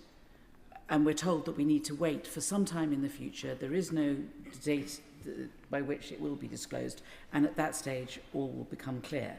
It's as if the central point of this investigation and all these thousands of pages of investigation really don't amount to anything until we wait till the police eventually decide to give us these crucial documents. I'm grateful for the further intervention from my right honourable friend, but of course it is quite rightly for the police, not for ministers, to determine the way in which they want their investigation to proceed, and indeed to identify documents that they feel are reasonable lines of inquiry. But just to give the House the reassurance, even with regard to that class of documents, they have been viewed by the chair of PACAC under obviously particular controlled circumstances. But that was because we at least wanted a level of transparency to Parliament that we could give at this stage, despite the ongoing investigation. Now, Madam Deputy Speaker, the Government has discharged its duty to the House in complying with the humble address motion, aside, as I say, from that small amount of information that will be subsequently published in a final tranche. Now, as members will have seen from the publication on Monday, I think it does comply with the spirit and the letter of the motion, and I think it is one of the largest ever layings of document ever published in this House. Now, members have had some time to consider the document, certainly since Monday. I'm grateful to my right honourable friend, the Leader of the House of Commons, for making further time to debate the issue today. I know that throughout the course of the debate, members will be conscious of not prejudicing the ongoing criminal investigation, and I'm grateful to the House for understanding the position the Government has taken and my position on answering questions on that. But I will, of course, now look forward to the debate before the House, and indeed my right honourable friend, the Chief Secretary to the Prime Minister, will close the debate and respond to points made during the course of it, and I commend the motion to the House. And I literally, Joe! I think I'll just... I thank the Minister for giving way. I was trying not to interrupt his flow. Until I did. Does the Minister agree with me that throughout these files there are mentions of Palantir and Peter Mandelson, including a memo where he is trying to introduce Peter Thiel to Number 10 staff, I think in June last year? Would he agree with me that, unlike what Mr. Louis Mosley has written to me today, suggesting that Peter Mandelson was not intervening with Palantir business with the government, that he still was doing so? I reject any suggestion that on Palantir contract that's been renewed. I think there's one that was renewed by the Ministry of Defence, that there's any wrongdoing the way that he suggests. I'll reject that absolutely. But with regard to the meeting between the Prime Minister and Peter Thiel, that did not happen, just to be clear. Yep. I think we've set off a surge of more interventions. I will give way to the Right Honourable Lady, and I will finally give way to the Right Honourable Gentleman for Islington North, and then that's it. I was listening to the reassurances that he gave about the material that's been provided and the fact that this is all of the material bar that's been held back. Can I just ask for a further assurance from the Minister that if things do come to light that were not found in I appreciate the significant trawls that have been done, if other things do come to light as correspondence that would fit the humble address, that he will follow up and ensure that those things are published as well as the stuff that has been held back because of the police investigations? Good point. We don't expect that to happen, but of course, if it did, we would consider it. I'll finally give way to the Right Honourable Gentleman. Giving way, he's been very generous with his time. Is he able to confirm or not whether Peter Mandelson had divested himself of all of his financial interests in companies, including peripheries or actuality of Palantir, whilst he was the ambassador in Washington? Speaker, that of course strays into the conflict of interest class of documents, which is still one of the classes that's with the Metropolitan Police. But could I just conclude again by saying that it's very important that the House has this debate today. I've certainly, throughout this, from the debate in February to today, taken my duties, and indeed the government's duties, to the House very seriously, as has my right honourable friend, the Chief Secretary of the Prime Minister. I think it's his 11th appearance in the House on this matter today. He will, of course, close the debate and answer any further questions. I commend the motion to the House. The question is that this House has considered the Government's response to the House's humble address on the 4th of February 2026. I call the Shadow Secretary of State. Thank you very much, Madam Deputy Speaker, and I thank the Paymaster General for his remarks, and I look forward to hearing what the Chief Secretary of the Prime Minister has to say at the end of the debate.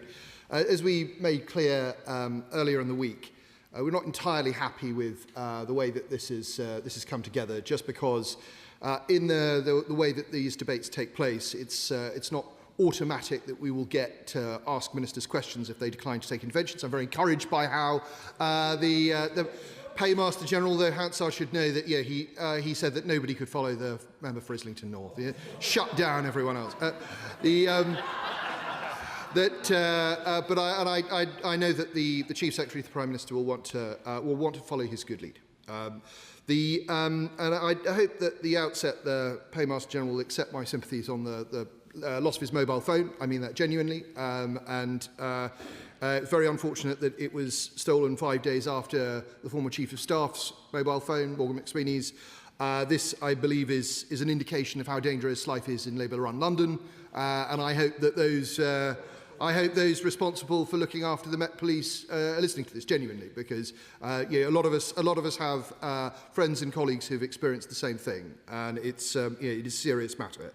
The Paymaster General referred to his resurrection of the humble address as a political tool, and I hope that he's still proud of that achievement, that he doesn't rue it or regret it, and that he's enjoying being on the other end of it. And I remember this sort of coming up in one of those Brexit years, I forget exactly which one, because I was sort of reminded by it because he spoke about precedent and humble address.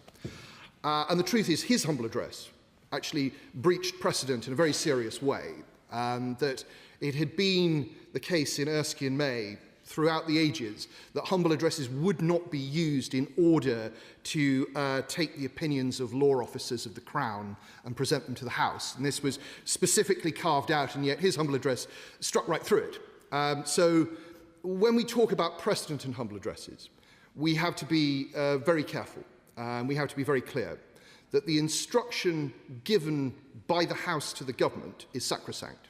It is more important than anything. And it is not for the government to redefine what the House has asked it to do. It is simply the government's job to comply in order to treat the House with respect, but also to avoid falling into contempt.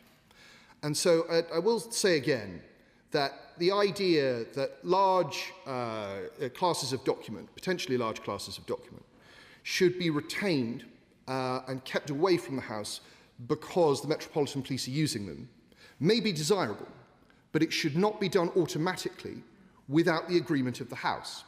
If the government wishes to change the terms of the motion that was presented, it can come back to the House, and it can do that. And actually a dangerous precedent is set when the government decides that it will reinterpret what the House has said, because maybe this hasn't been convenient for the government, but it might be for a future government. So we must be very careful with precedent and very careful with setting new precedent. I will happily give way to my right honourable friend. I'm extremely grateful. And the point he's making, I may say, Madam Deputy Speaker, is about the relationship between this House and the Executive, and more than that, the relationship between ministers and officials. It's time that this House asserted its authority in that respect, and the humble address was exactly that, the assertion of the House's authority, and ministers use their authority, given their appointment by the Crown, to insist on what officials do and don't do. And whilst it's right that this process has been driven at a logistical level by officials, in the end it's up to ministers and then this House to make a judgment about what's published, where and how. very grateful to my right honourable friend for his interventions. He's absolutely right. I mean, you know, there is no higher authority than Parliament. And consequently, you know, the government should just bear that in mind when it's delivering, not just on this humble address, but any future humble address. Now, the remarks, I don't wish to go over all of the ground that we've already been over, Madam Deputy Speaker, but there are, I think, clearly some discrepancies between what has appeared in public, what has been said in public, and what has appeared in the humble address. And there may be good reasons for some of those things, but some of them are much harder to explain. I think I'd probably like to start with the information that appeared in The Guardian last week regarding the contents of the ISC's summary document. And obviously, that hasn't appeared in this return, as the Chair of the Foreign Affairs Select Committee has pointed out, and as my right honourable friend who sits on the committee has pointed out. But you know, we now have a situation in which the readership of The Guardian has been privy to the information that that document contained concerns about Mandelson's relationships with at least 3 individuals, in fact 4 individuals. One was a Chinese minister, the other was Oleg Deripaska, the other was a former Israeli minister, and the 4th was an unnamed man with whom Mandelson is said to have had, and I quote, a relationship. So this information has come out of what, by the government's own definition, is a highly secure document, which we were previously told very few people had seen. Now, I would suggest that if this is so secure, first, that information should not have come out in any form, and second, given that it has, there really ought to be a leak inquiry. It really ought to be a leak inquiry, because this is nationally sensitive information. So I hope we can get confirmation later on from Chief Secretary to the Prime Minister that that's what's happening. I hear from across, but it would be good to have that formally on the record later on. Turning now to the central element that is featured in all of our debates, which is the Prime Minister's role and judgment in the process and appointment of Peter Mandelson. Obviously, the opposition had established after the first release of documents that the Prime Minister was shown a due diligence document in which he was told that Mandelson had maintained an unhealthy relationship with Epstein after Epstein had been sent to prison. We have often in this House rightly paid tribute to the victims and survivors of Jeffrey Epstein and how they should always be in our thoughts. But the Prime Minister's thoughts were not with the victims and survivors of Jeffrey Epstein after he had read that due diligence document. And I think we should put that on record very clearly. I'll happily give way to my right honourable friend. I think it's worth just putting on the record the actual words from that due diligence note, which can be found on page 11 of the first volume. And I quote, talks about a 2019 report commissioned by J.P. Morgan. The report cited Epstein's personal records, which showed contact beginning in 2002 and continuing throughout the 2000s. After Epstein was first convicted of procuring an underage girl in 2008, their relationship continued across 2009 to 2011, beginning when Lord Mandelson was business minister and continuing until after the end of the Labour government. Mandelson reportedly stayed in Epstein's house while he was in jail in 2009. Now that is from a document which it is not in doubt the Prime Minister saw, and yet he went ahead with making this appointment. I thank my right honourable friend, and that is a very timely spelling out of exactly what the Prime Minister read, and yet he went ahead and made the appointment anyway. So I find it, whilst I have no, I take the remarks that the Paymaster General and other ministers have made totally at face value and totally sincerely. It's clear that the Prime Minister was not thinking in that way. On that particular point raised by my honourable friend, what is not clear, however, is the relationship to the due diligence process, in particular relation to Epstein, and the vetting process. It is pretty hard to believe the UK vetting process wouldn't have taken account of what my honourable friend said, but we will never know that because the government has decided not to make that available even to the ISC for scrutiny. But I mean, it's inconceivable, surely, that it wouldn't have been part of the vetting process. And how could it be mitigated anyway? I find it very difficult to believe, as my right honourable friend finds it very difficult to believe.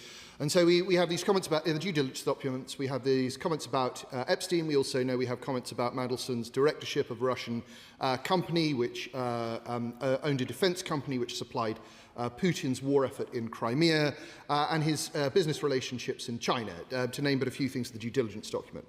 And it can be no accident that on the same day that due diligence document was given to the Prime Minister, the then Cabinet Secretary said to the Prime Minister, if you're going to appoint this man, get the security vetting done first. You know, make sure that you have done the security vetting and had his disclosure of interests before you confirm his appointment. But the Prime Minister went ahead and did it anyway. And this was an enormous and historic error of judgment, a really terrible error of judgment. And what we then witnessed in September 2025, when the Mandelson appointment had completely fallen apart and Mandelson had been fired, was that the civil service scrabbled to try and retrofit a justification for what had happened. And Chris Wormald, the then Cabinet Secretary, didn't do a bad job, but it was clearly inaccurate. Because in black and white, we have what Simon Case had set down. We now have the due diligence document and the fact that the security vetting happened after the appointment. And we also now know, thanks to the second return, that in January 2025, Mandelson was sitting in Washington looking at highly classified documents. The phrase highly classified is used in an email from January 2025, highly classified documents despite not having any security vetting and despite not having strap clearance. And this is a massive error of judgment and of government. And it goes right to the heart of why the Conservative Party has been fighting for transparency on this issue, is to expose the failings of the senior people in the Labour Party at that time. And if we now look at the second return, we look at document 36, released on Monday, we'll see that people like Sir Ollie Robbins were saying, whilst Chris Wormald was writing his note in September 2025, I'm afraid I can't really comment on this. I haven't seen the relevant documentation. And it makes one wonder who else had not seen the relevant documentation. It makes, because the relevant documentation is not in this release, had Chris Wormald seen the relevant documentation? Or was Chris Wormald just doing what a Cabinet Secretary in a crisis might do, which was trying to protect the Prime Minister? What we do know now, again in document 36, is that number 10 itself signed off Chris Wormald's note.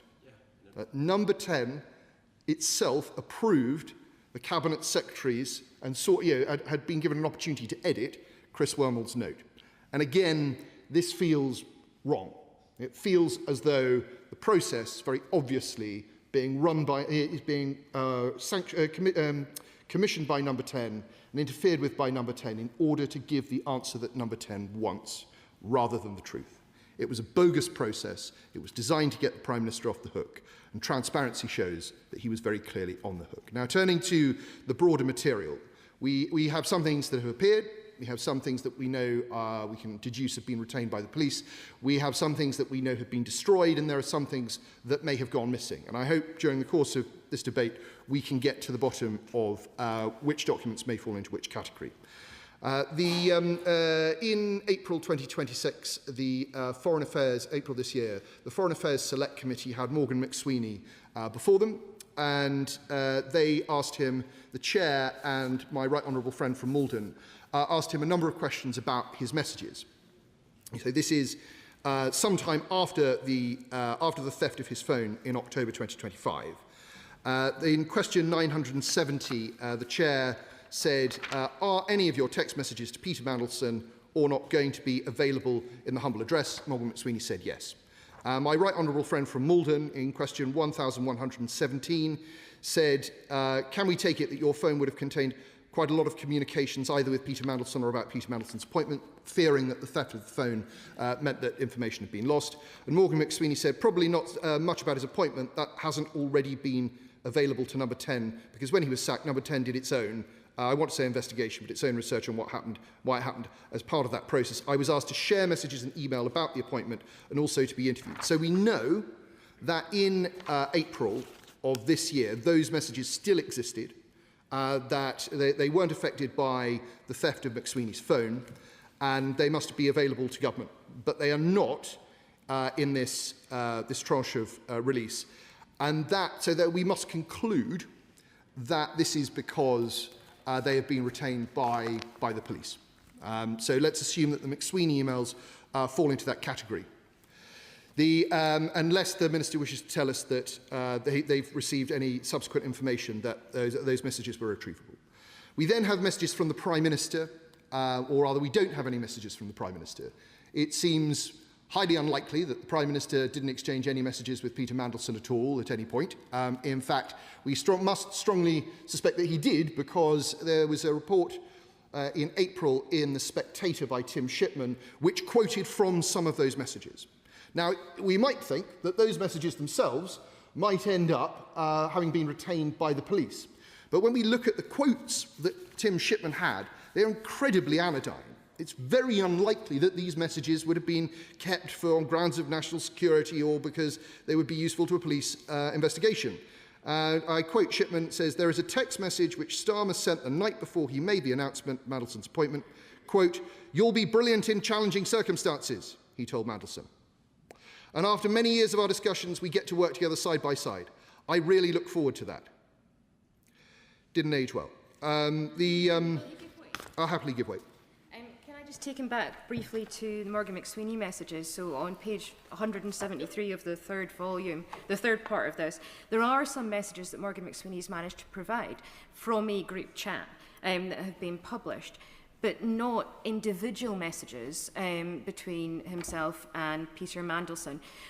If his phone was stolen, which I have no reason to doubt that it was, how did he manage to provide these messages but not those other messages, unless, as the Shadow Minister says, they do exist, but why have they been held back? I can't imagine they could have been national security. Well, the Honourable Lady makes a very good point. It may be because it was on a group message and somebody else had retained their phone. So yes, so he provided it. So we have to assume that Morgan McSweeney's messages, in some part, have been retained by the police. We won't know why, I suspect, for some time. But with the Prime Minister's messages, it's very hard to understand in this case why the police or the government would block the publication of simple messages of praise, of interaction, even though they fall within the scope of the humble address. And so I think we really will need further reassurances from the government about their approach to disclosure. Happily give way to the Honourable Lady. Thank the Honourable Gentleman. I suppose he gives me an opportunity to say that in the documents, those that may have had disappearing messages or deleted their messages are listed almost as nil returns, as those of us, and I was a person who was asked for my messages, who had an actual nil return. I suppose that a bit of transparency about those where those messages are lost, and those of us who had very clearly never spoken to Peter Mandelson was made clearer. I suppose he also gives me the opportunity to say that if there was a gender split of ministers who had never had contact with Peter Mandelson, I imagine it skews one way. Hear you. Well, I congratulate the Honourable Lady for taking the opportunity to put that on the record. But yes, this is the information that the House, I think, deserves to have. In what cases are we dealing with messages which never existed because no messages were sent in the Honourable Lady's case? In what case is it because there was auto-delete, which we know the Prime Minister had because it was disclosed to the lobby briefing for journalists yesterday? And in what case is it that phones have gone missing, backups weren't done, everything? What case is it that's been held by the police? You know, it really ought to be possible to do it. And I know that both the police and the government are, to a certain extent, understandably being sensitive about the police investigation. However, it really ought to be possible to say to the House, X number of messages from the Prime Minister are being held by the police. Y number of emails. You know, Z number of text messages. There's no way that any of that could possibly interfere with any police investigation. knowing roughly what the police had. We started to move in the right direction on that on Monday when the Chief Secretary to the Prime Minister told us the categories of document we have. But there must be other ways of reassuring the House or giving some guidance to the House as what's being held. Because, look, obviously we have a huge amount of material here that's been justifiably redacted for reasons of, national security and international relations. But that doesn't mean that we don't have the headings. We often have email headings that say there was an email sent on this date from this person to that person. You can't see the content, you can't see the subject, but we know the email existed. Why can't we have the same thing for the messages? That the Prime Minister sent messages to Peter Mandelson on this date, that date and the other date. You can't see them, they're part of the police investigation, or you can't see them because they're subject to national security concerns. So we have this discrepancy between different types of approaches to the disclosure of information. I will happily give way to my honourable friend. I'm grateful. I'm grateful to my honourable friend. Is he, in the context of these disappearing messages, troubled by the fact that in March 2023, the Cabinet Office issued very clear guidance about the use of non-corporate communications channels by ministers, by special advisers and others, which said disappearing messages should be used sparingly, and that the use of disappearing messages does not in any way supersede the record-keeping obligations of ministers to communicate to their private office a record of anything on their personal devices that is pertinent to the conduct of government business? Yeah. Well, that is entirely true, and I believe that the ISC has said as much in one of its responses to government disclosure, saying that they are very troubled by the fact that this guidance, which all ministers are supposed to obey, was routinely being broken. And he and I think, were both ministers at the time that was brought in. It was brought in for very good reason. It was brought in to reflect the fact that there are new communications channels, and of course ministers will want to use them. Some of them are very useful for ministers, but that shouldn't get in the way of the fact that the system needs to retain a record of how decisions were made and what the decisions were. And that's clearly not being done in many cases here, not least, as the Father of the House pointed out, no, sorry, it wasn't the Father of the House, my right honourable friend from the New Forest pointed out that we have a lot of empty boxes and no record of the Prime Minister really assenting to the appointment of Peter Mandelson, even though we know that he did. I give way. My right honourable friend is right. That was highlighted in the ISC's statement on these matters, and it's an issue to which the committee may return. Not for me to prejudge that, but it is a matter of considerable concern. It was raised during the period of the last government, actually. It's not unique to this government. We had issues with previous Secretaries of State and Ministers. I will say no more than that in this regard. And he's right that it is entirely unsuitable that ministers are using insecure means of communicating very sensitive information. But can I press him to challenge a little further, in particular respect of Peter Mandelson, because we understand that his own messages haven't been disclosed, and I wonder if he might press the government on at what point they became aware, was it prior to his appointment, during his appointment, or subsequently, that he was withholding information of the electronic kind that my right honourable friend draws the House's attention to, particularly given the humble address specifically deals with the issue of electronic communications.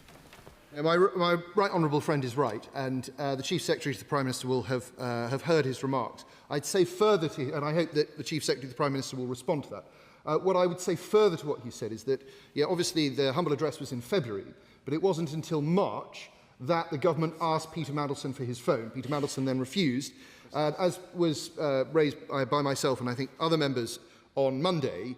And the government should really seek to go after Peter Mandelson's exit payment if Peter Mandelson is going to deny cooperation with the humble address. It's totally unacceptable that the House should be denied this critical information. So we have some information that is retained, some information that appears to have been destroyed, and some information that appears to have gone missing.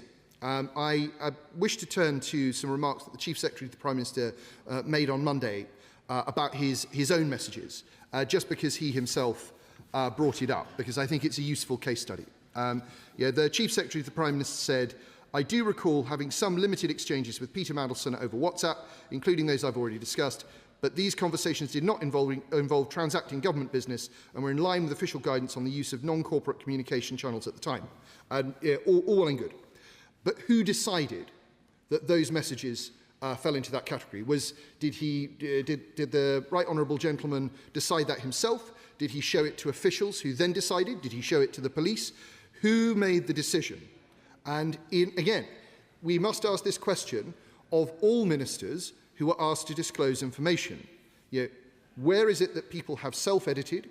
Where is it that people have had auto-deletion on their phones? And where is it that they have refused to hand things over? We deserve to know. Something that is missing throughout, I believe, the 3 volumes that we received on Monday are photos, videos, voice notes, and more significantly, attachments. I'd be very interested to hear the Minister's explanation for the government's approach to these types of document.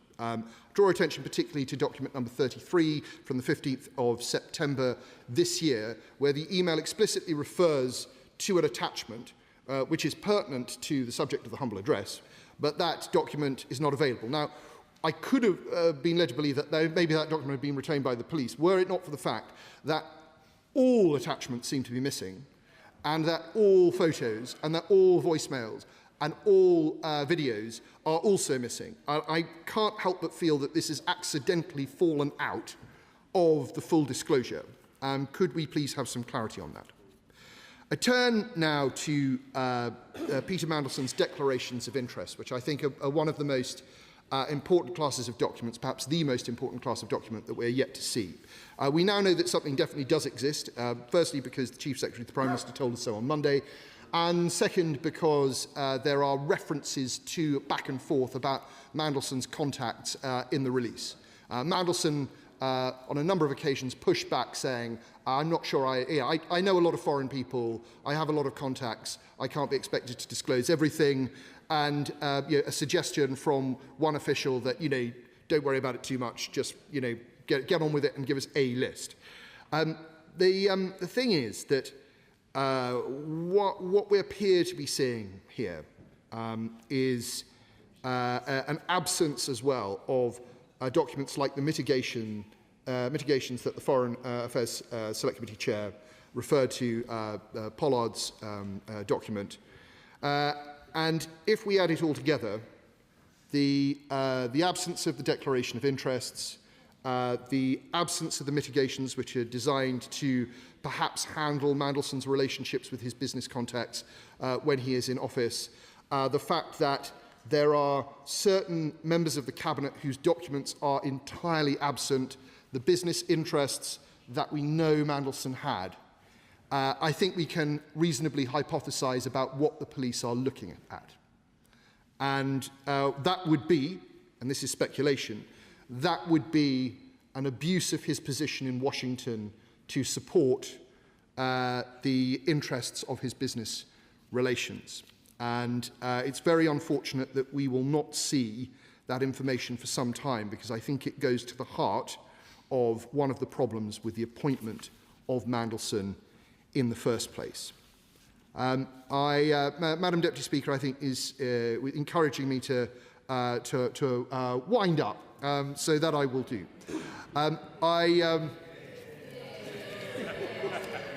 I can understand why the government doesn't want me to ask them any more questions. I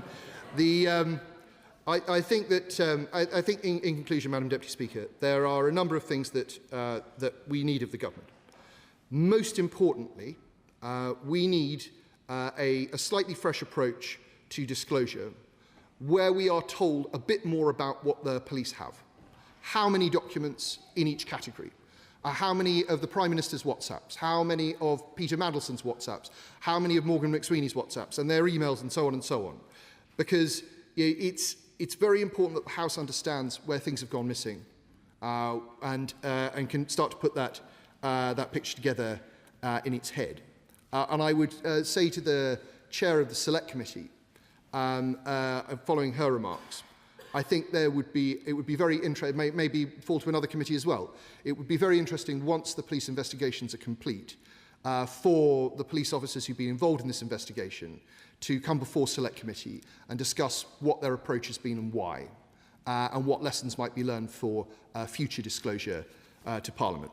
I'm going to end, Madam Deputy Speaker, by turning, rather unfortunately, to the last speech that Peter Mandelson ever made in the Lords, where he said, and I quote, "I feel very deeply that there will be nothing like the systematic undermining of the civil service that we have seen in recent years, and when government policy was conducted by private WhatsApp rather than on properly considered civil service advice."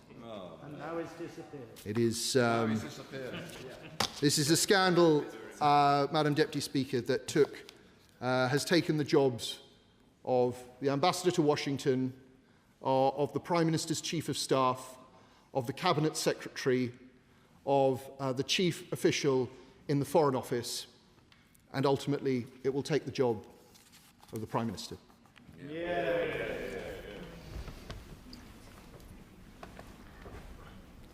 Order, order. I will now announce the result of today's deferred division on the draft Agriculture Delinked Payments Reductions England Regulations 2026.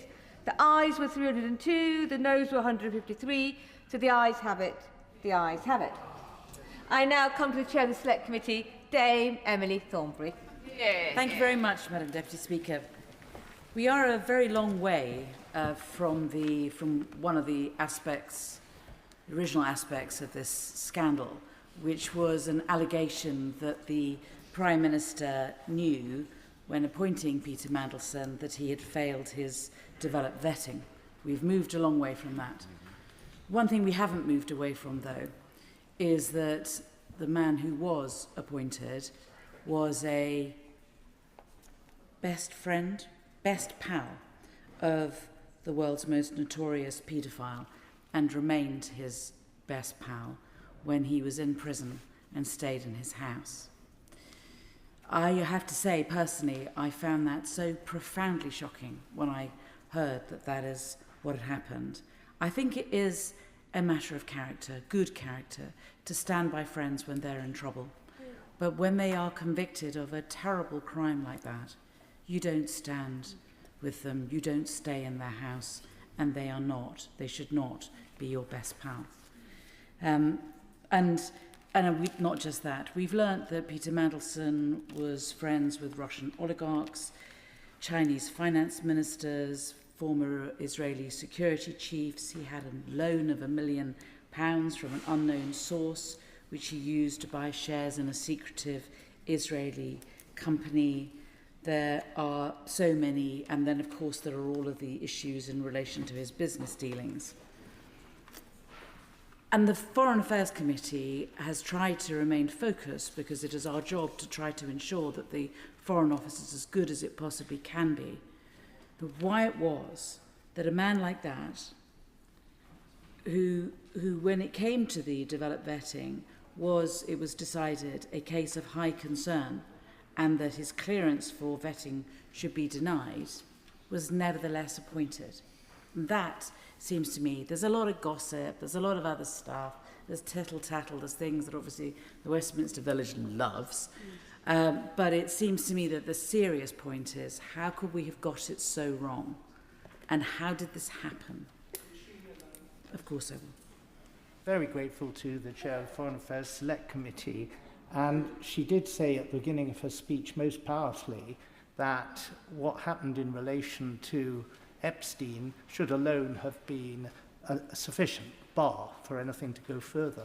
But even if that hadn't happened, it was already in the due diligence document, purely on foreign policy grounds. The Prime Minister was told that Mandelson gave a speech in the University of Hong Kong where he claimed that the rule of law and independence of the judiciary remain intact there.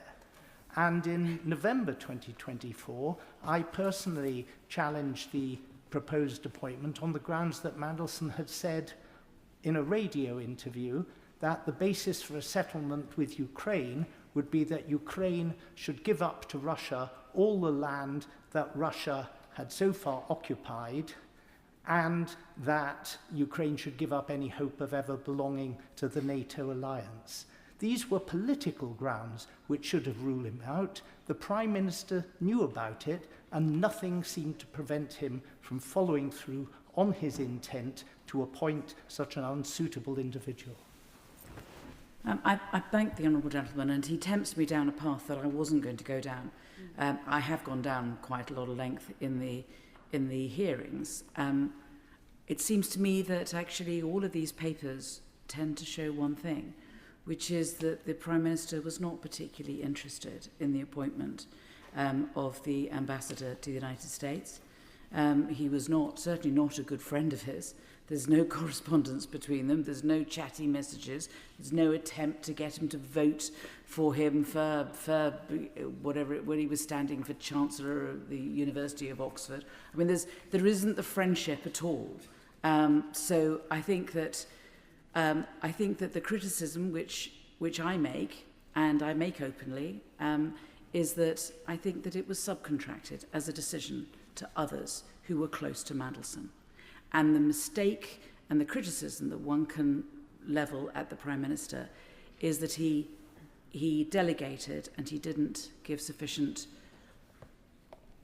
watch sufficiently what was going on, and essentially giving power to others who then abused it, I think is the central.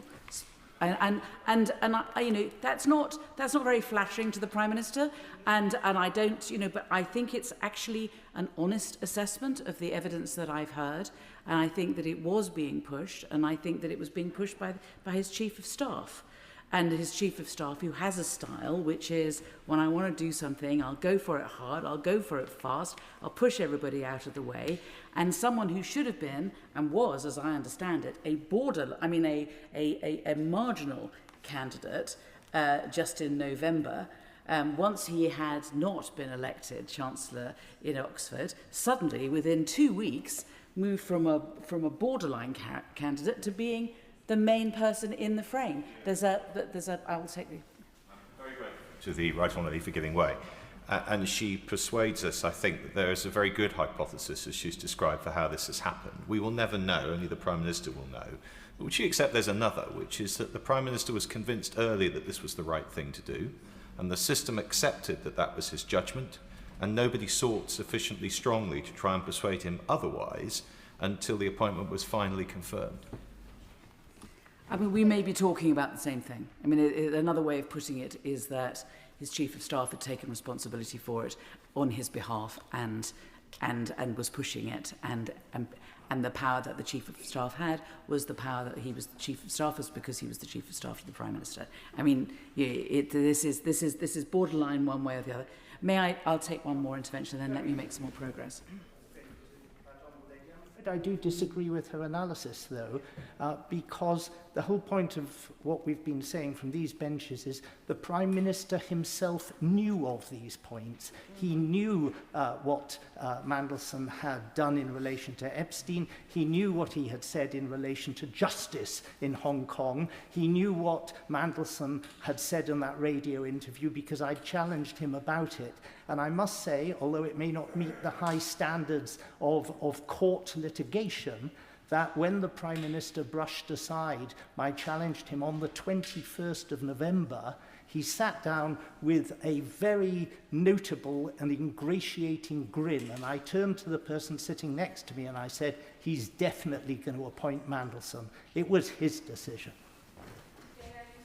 Let me move on, but let me, before I do that, just say this, which I think is, again, I think any fair-minded person will know, that presumably the job of being a Prime Minister is that there is so much on one's desk.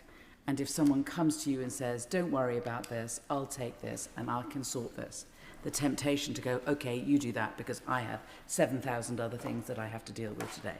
I don't know, I've never been Prime Minister, but I would assume that this is the reality of the situation. So the question is, how does somebody who is so manifestly inappropriate become appointed? And is it right that it may be that those behaving in this way did so because they felt they were under huge amounts of political pressure. But how was it that someone where they were a case of high concern, where clearance was recommended that it be denied, becomes interpreted as a borderline case leaning against? How do we bridge that gap? The only way that gap is bridged is by mitigations. And so I spend my time looking for mitigations, and I can't find any. I mean, I would have thought that we might find, and I mean, Ian Collard, who gave evidence to us, who was one of the security men who was speaking to Ollie Robbins, who was at the time the Permanent Under-Secretary, he talked in his evidence, his written evidence to us, 10 times about the importance of mitigations. And Ollie Robbins talked 6 times about the importance of mitigations. I mean, it's at the forefront of their evidence. And I've already referred to an aid memoir that Ian Collard made in September, looking again at this, where he says, you know, that he looked again at the summary. He appreciates that he accepts that the UK SV's statement was, this case presents as high concern with a recommendation of clearance denied or withdrawn. And then he noted, as well as the tick boxes, red tick boxes that were ticked, UK SV stated in the final case assessment, overall, I believe that this case is a borderline case. If a clearance was awarded to the individual by the department, it is recommended that a very robust risk management model is put in place. Now, I don't know if that is just in Collard's memory of what he may or may not have read. Well, no, I know that he didn't read it. He says he didn't read it at that stage. So I don't understand where this comes from and how it can be. You can have one thing within this UK SV vetting paper saying don't give him the job, and then believing that it's a very borderline case with robust risk management. I suspect this latter bit is an interpretation, a way in which it was hoped that it could be slid over the difficulties that he was essentially being refused vetting into he could be given the job so long as there were robust mitigations. But where are they? I mean, when Sir Ollie gave evidence before our committee, I said to him, I don't really follow why you would know the contents, why you would not know the contents of the UK SV document and their concerns, or even that they said it was of high concern about Peter Mandelson. I don't understand how you could not know that if you were considering what the mitigations are. You cannot have the mitigations without knowing what the problem is. And he says, the risks were explained to me, but I have not seen the underlying documentation. That is what I am saying. That obviously strikes members of the committee as odd. Well, it certainly did. But in all my years as a civil servant, many of them relatively senior one, I've never seen a UK SV document other than the ones that I've... I mean, it's ridiculous. If he's putting down mitigations in order to be able to deal with legitimate concerns and a security threat, he needs to know what the security threat is, and he needs to understand that UK SV is saying that it is very serious and that he shouldn't be given the job. And yet he says, I don't know. I just thought it was borderline leaning the other way. I mean, this is Alice in Wonderland. I'll give way. I thank the right honourable lady for giving way. She's making a very important series of points. Does she not also think that the fact that the vetting wasn't done, as we now know, before Mandelson arrived in Washington, means that there was somebody in post in Washington seeing highly classified information, but he was not fit to see it because there were no mitigations in place, even though the process subsequently threw up the fact that he would need them, although, as she is saying, he probably shouldn't have had the job given the mitigations were warranted. Well, I really don't know. I mean, I don't know. They got it on the... I think the Foreign Office got the UK SV on the 29th, and they say they did something about it, but we can't see what it is they did, and we can't really see when. I mean, there is an email which is referred to, which one can find if one wants to, at page 72, which is the nearest thing I've been able to find. which is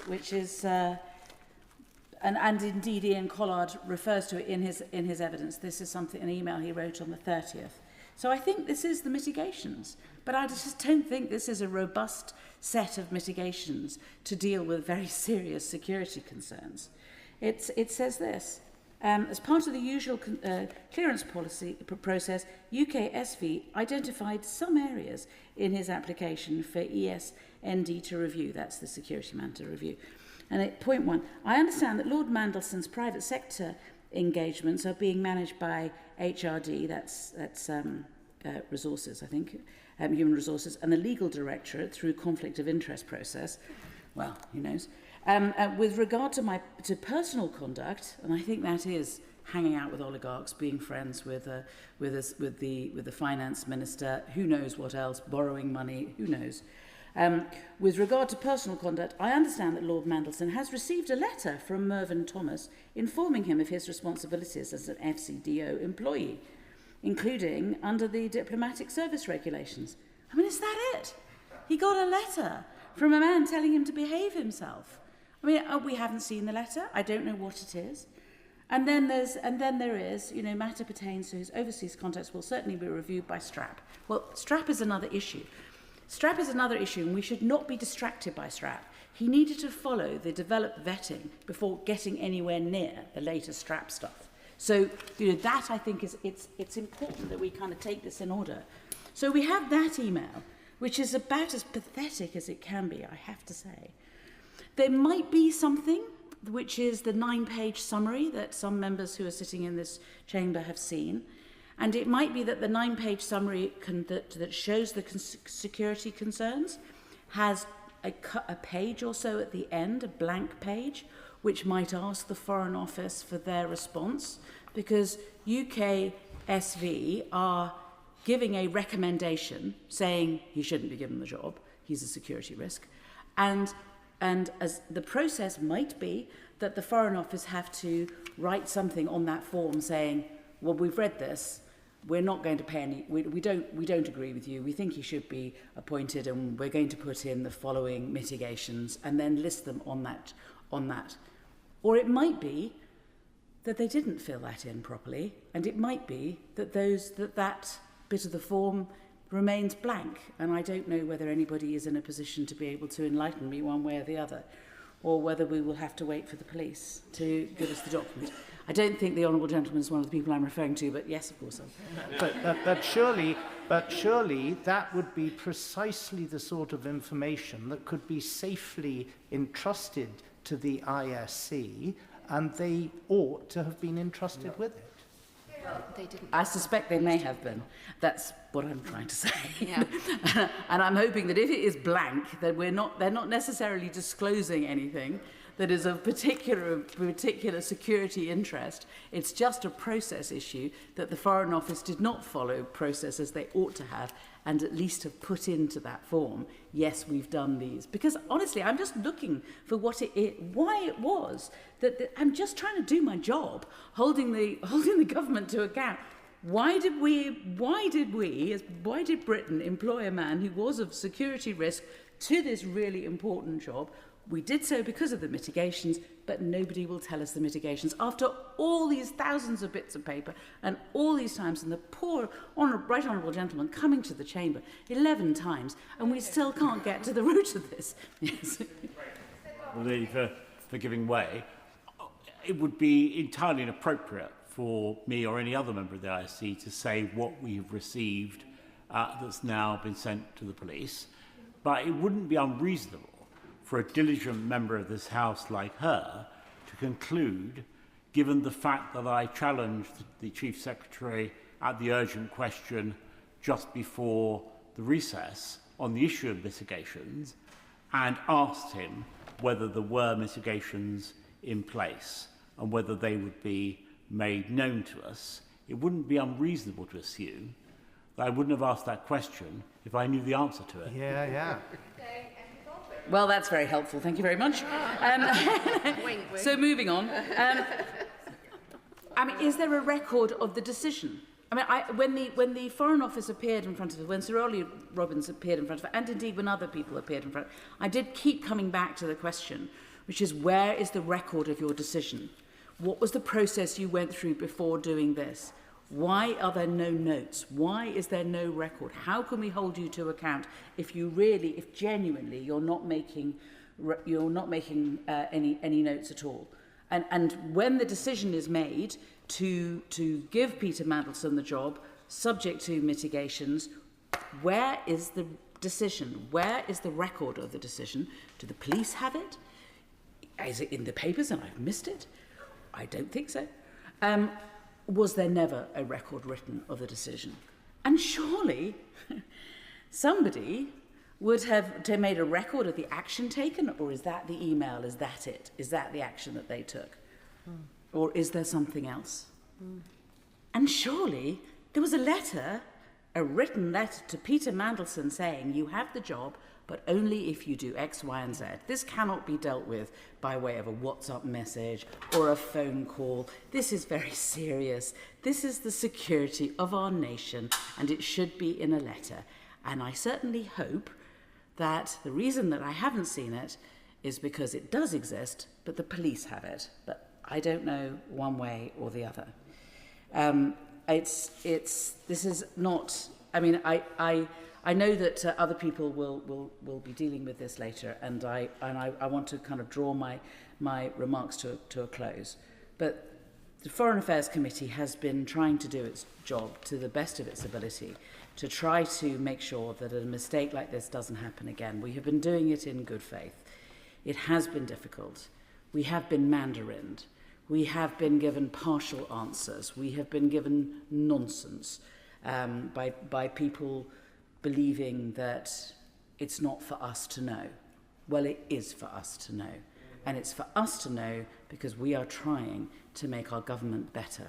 And that is our job as backbenchers to do that. Thank you very much. I call the Liberal Democrat spokesperson, Ian Salmon. Thank you very much, Madam Deputy Speaker.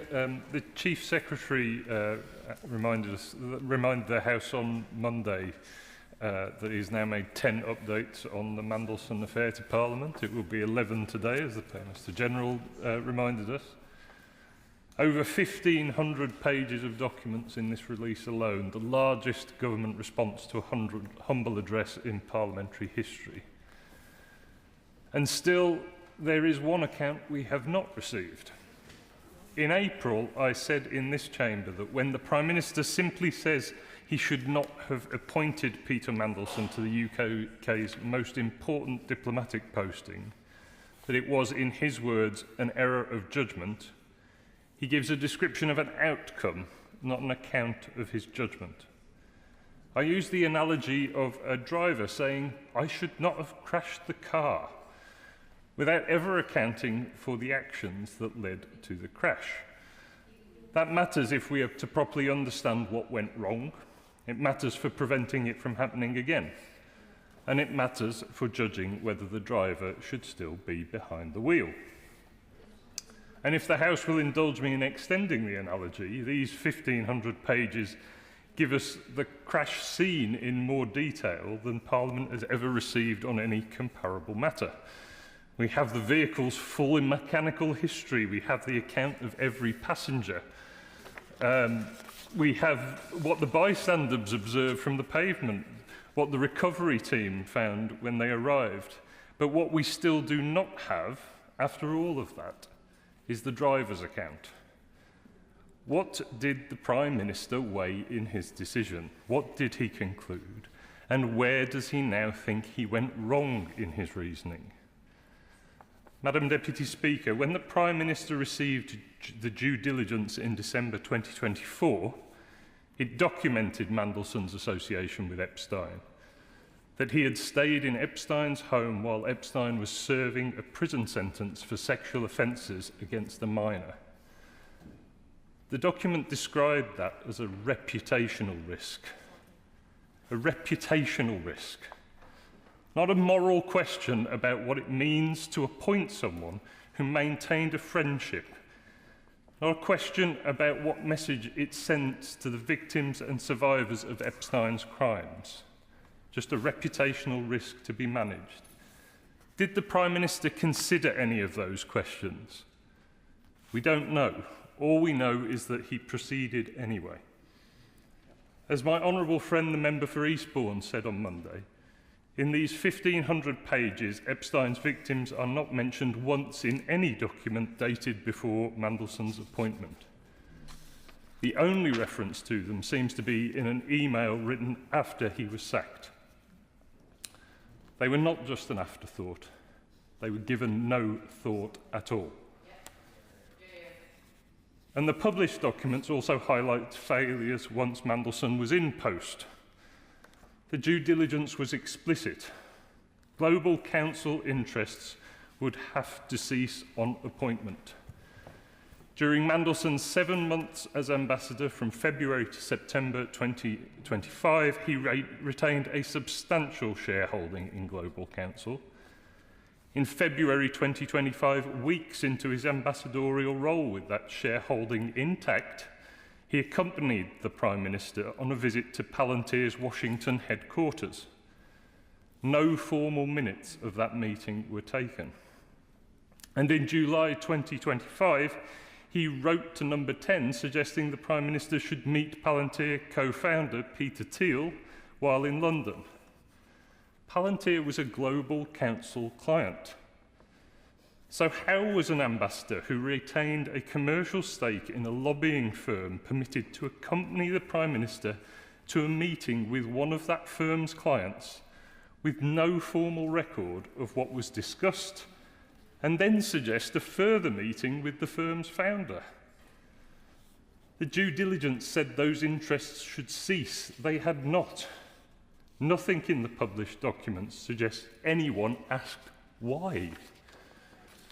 The documents also reveal that in February 2025, Mandelson advised the then Technology Secretary to include, in his words, more positive language about AI in a speech to the Munich Security Conference. The Secretary of State replied that it was all the good advice which all action. Text speak, obviously. This again while Mandelson retained his shareholding. A firm that represented both OpenAI and Palantir, and while Mandelson himself described OpenAI's chief executive as his chief AI buddy. My honourable friend, the member for Hazel Grove, has today written to the independent advisor on ministers' interests, calling for an investigation into that, and she's right to do so.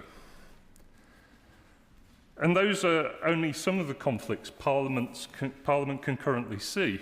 As the Right Honourable Member for Islington South and Finsbury, the Chair of the Foreign Affairs Committee, asked on Monday and again today whether there's any written evidence of mitigations being put in place for other conflicts identified in the due diligence, the connections to the sanctioned Russian oligarch Oleg Deripaska, to Lan Foan, China's Minister of Finance, to Tamir Heyman, a former head of Israeli military intelligence, and a £1 million loan to invest in an Israeli startup.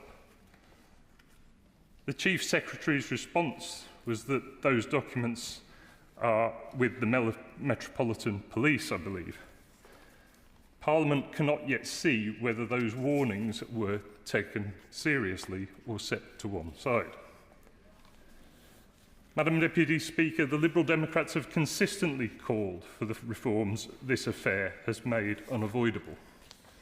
Government by WhatsApp must end.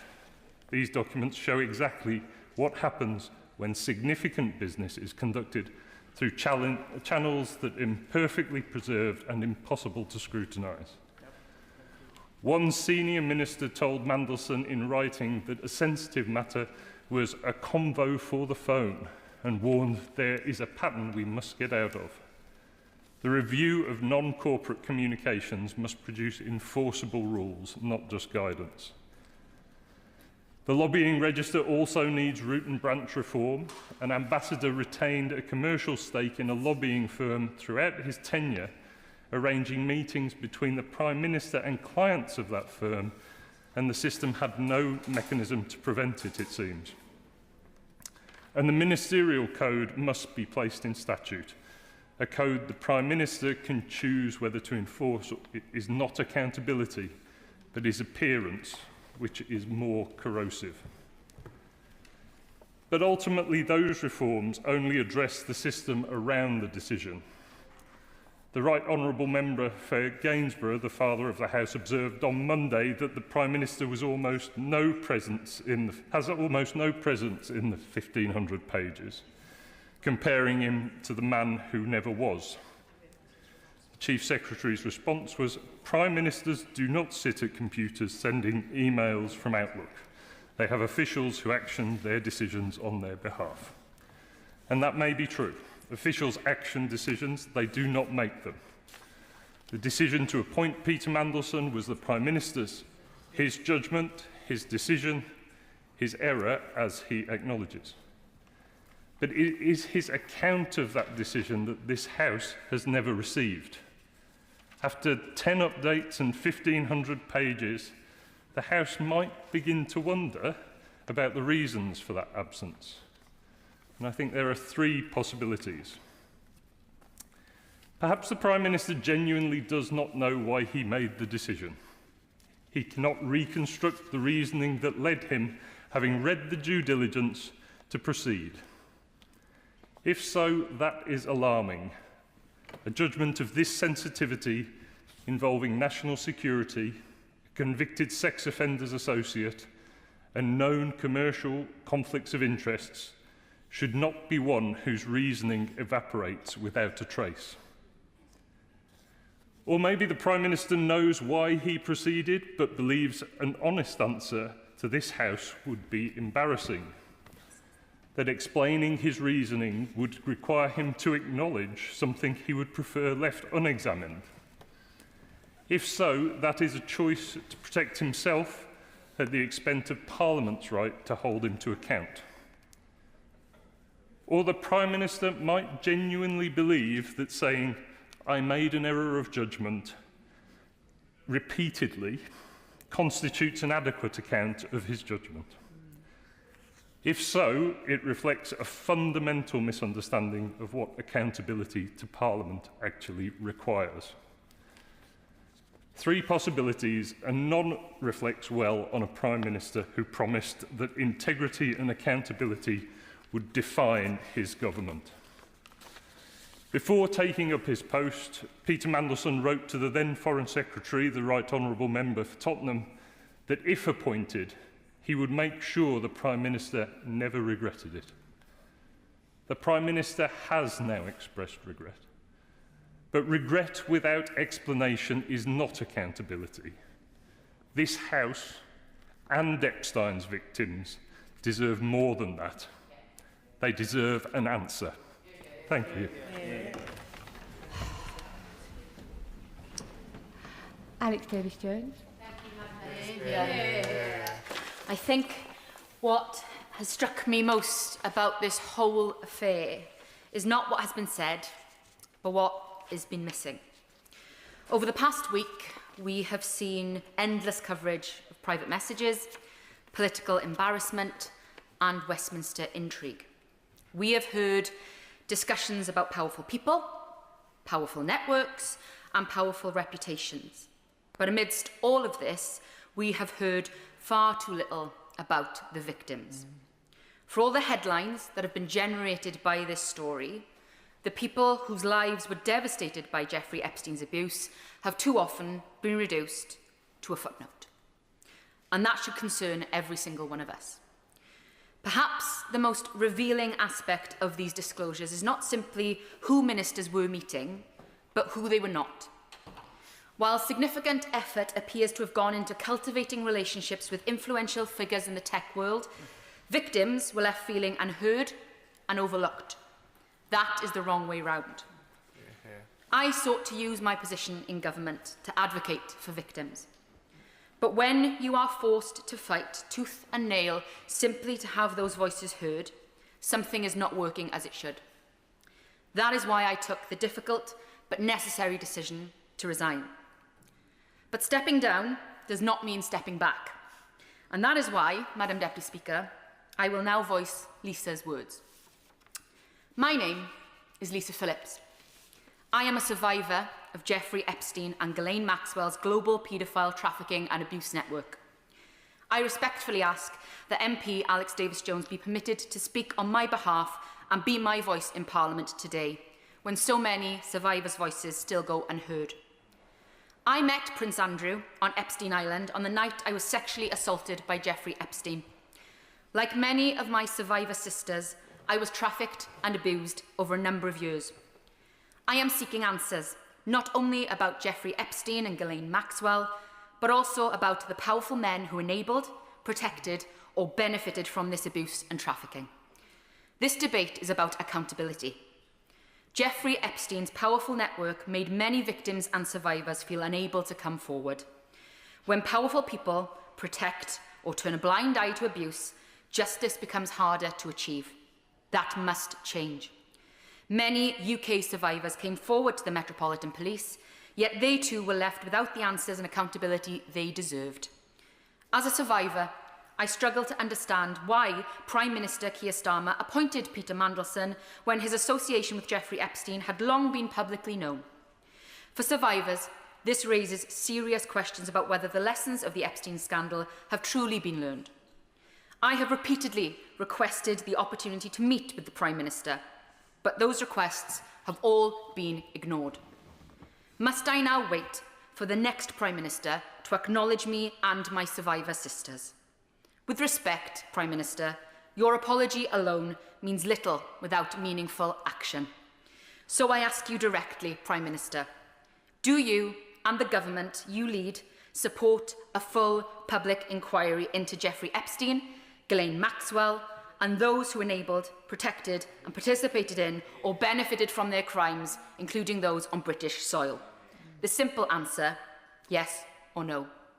Regards, Lisa Phillips. The least Lisa deserves, and the many other British brave survivors, is an answer. Yet they are being met with silence. Lisa's testimony reminds us all that this debate cannot be confined to any one individual, though. It is about a culture where power protects power, a culture where influence and connections can matter more than accountability. The disclosures made available to this House paint a troubling picture. A picture of senior figures discussing how to build relationships with powerful tech billionaires and Silicon Valley elites. A picture of a government seemingly preoccupied with winning over the likes of Elon Musk and maintaining close relationships with figures such as Sam Altman. And I think this raises an important question. What was the priority? Because at precisely the same time as these ministers were discussing how to secure the approval of tech oligarchs, ministers such as myself and my friend, the Honourable Member for Birmingham Yardley, along with campaigners, safeguarding experts and survivors, were all calling for stronger action on online harm.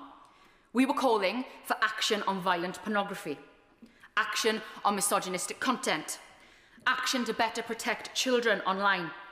Yet too often, our voices were ignored, sidelined or dismissed. And as someone who has spent much of their career campaigning to tackle violence against women and girls, I and my honourable friend found that deeply frustrating, to say the least. Because the role of government should not be to seek approval from the world's most powerful technology companies. It should be to stand up for the people we are sent here to serve. And when people look at these disclosures, they see a government that appeared more interested in cultivating those relationships, as I've said, with the tech elites, than listening to the warnings about the harms being experienced by women, girls and young people every single day. That matters. Because the public increasingly feel that there is one set of rules for the powerful and another for everyone else. They see the same names, the same networks, the same circle of influence, the same men, and they see powerful institutions closing ranks when difficult questions are asked. That perception damages trust. But what concerns me almost as much as the disclosures themselves is how, in fact, they came into the public domain in the first place. Not because the government chose transparency, not because ministers proactively provided answers, but because Parliament forced the issue. Because members in this place demanded scrutiny. Because this House insisted on accountability. And that takes us to a much bigger question. Why is transparency so often dragged out of institutions rather than freely given? Why do victims, campaigners and Parliament so often have to fight for information that should be freely available from the outset? And perhaps the most striking contradiction of all concerns transparency itself. Because while this government has spoken passionately about the importance of openness, accountability and a duty of candour, these disclosures raise serious questions about whether those principles were being lived as well as preached. The public are entitled to ask how confidence and transparency can be maintained when disappearing messages were being used at the highest level of government. They are entitled to ask why survivors have appeared to struggle to secure the same level of access and attention that was afforded to some of the most powerful figures in global technology. And they are entitled to ask whether the voices that mattered most were truly being heard.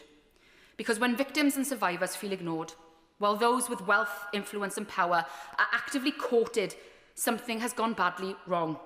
That is not the culture the public expect from government, and it is certainly not the culture that victims deserve. And that is why this debate, this whole issue, should strengthen our resolve to deliver a genuine duty of candour. Not a slogan, not a soundbite, not something invoked only when convenient, but a genuine legal and moral obligation on those exercising power to tell the truth, to preserve information, to be transparent, and to place accountability ahead of any self-protection. Because too often in this country, transparency is not volunteered. It is extracted, painfully. It comes only after leaks, only after investigations, only after victims, families, campaigners and parliamentarians sometimes spend decades fighting for information that should have been available from the outset. The disclosures before us today did not emerge because government chose openness. They emerged because Parliament forced scrutiny through the SO24 process. That should concern every member of this House. Because if transparency depends on being forced, then we do not yet have a culture of candour. And until we confront that honestly, we will continue to fail the very people that this House serves to exist. Not with words, but with action. Not with promises, but with accountability. Sir Jeremy Wright. Thank you very much, Madam Deputy Speaker. It is a genuine privilege to follow the Honourable Lady for Pontypridd. I have to say that knowledgeable and passionate ministers are a huge asset to any government, and she is a significant loss to this one. And if I may say so, exactly the same can be said of the Honourable Lady for Birmingham Yardley, who sits next to her. She makes important points about the victims of Epstein, which I will not repeat, but I think she's added considerably to this debate. Madam Deputy Speaker, if I may, I also want to take the opportunity to join the tributes that have been made earlier to Alan Hazelhurst, who occupied your chair with immense dignity and considerable rigour, I might add, but also did so with very deep warmth and kindness, and I know that he will be missed in both chambers of this place. But turning to the motion, Madam Deputy Speaker, I want to say something about the process that has led to the publication of the documents we are now considering, and then something about their contents. On the process, I should start by offering my thanks to not just the officials of the Cabinet Office, but also to the staff of the Intelligence and Security Committee. The whole House will be now conscious of the sheer scale of the task that lay before both those groups of people and the immense work they all had to put in to turn the process around as quickly as they did. And the House will also now appreciate that, given the nature of the documents that we have before us, it was inevitable that there were a large number of those documents that raised questions of either national security or international relations. And I want to make it very clear, as I have before on behalf of the Intelligence and Security Committee, first that we are very grateful for the words of the Paymaster General and indeed the Chief Secretary on previous occasions for the work that we have done, but to offer reassurance to the House that throughout the process we were rigorous in our view that government embarrassment was not sufficient cause for redaction of these documents. I hope the House can now see that is so, because there's plenty of government embarrassment left unredacted. But also to say that the prejudice that we sought to establish in relation to international relations or national security needed to be real prejudice and not the vague possibility of that prejudice, and that's the way in which we approached the task. And I am confident in the redactions that we have agreed to make, and indeed in the decisions we took not to support those redactions which we refused to consent to. But in the process we undertook, as I've spoken about before, two issues of process have arisen. The first is who checks proposed redactions for reasons other than national security or international relations. And I'm very glad that the government has agreed that my honourable friend for North Dorset should fulfil that role, as he has now done. And the other is grounds for redaction beyond the protection of national security or international relations. Now, as many who've heard these conversations before know, I have been and remain critical of the way the government has maintained the unilateral right to redact for other reasons. I don't propose to go through all of those arguments again. But my position is not because I do not think the government has, I will in a moment, a good case to do that, but because I think it's wrong for the government to assume Parliament's consent to that case. I'm happy to give way. Could it be clear, is the redaction done in Downing Street in government and then sent to your committee, to the members' committee, or is the redaction done by the committee on grounds of national security and international relations? Yes. I'm happy to give him that clarity. The documents that we received were unredacted documents, but marked on them were proposed redactions the government sought to make for reasons either of protecting national security or international relations. Where we agreed with the government, we agreed that those redactions should be made. Where we disagreed, then those redactions were not made. So we saw all those documents unredacted. We decided whether to accept the government's proposals for redaction or not. And as the House had made clear it wanted, the final word on those redactions, yes or no, was ours as a committee and not the government's. I hope that's of assistance to the right honourable gentleman. Happy to give way to my right honourable friend. Just for the sake of completeness, will my right honourable and learned friend explain, with regard to the third category of documents redacted or withheld because of the police inquiry, did the committee see those, or does the committee labour under the same degree of ignorance as the rest of us? Well, I think we may have to wait for the Chief Secretary to explain the position from the government's perspective. I can only say that what was put in front of us were not, I think, the documents that the police had sought to have withheld. I cannot say that that is the case in every instance, but we do not believe that there has been complete disclosure yet. We think there will be further documents to be put before us, which the police currently have in their possession. So it may well be the case that there is further work for the committee to do. But I know he recognises from his long experience that we will apply the same degree of rigour and the same degree of impartiality to any further documents put before us that we have with the documents we have already seen. Happy to give way. To ask one more question of clarity, because this is incredibly useful. In terms of the redactions that are made because it's personal information, for example, did the committee see the unredacted version of those documents, or had they been redacted by the time they got to the ISC?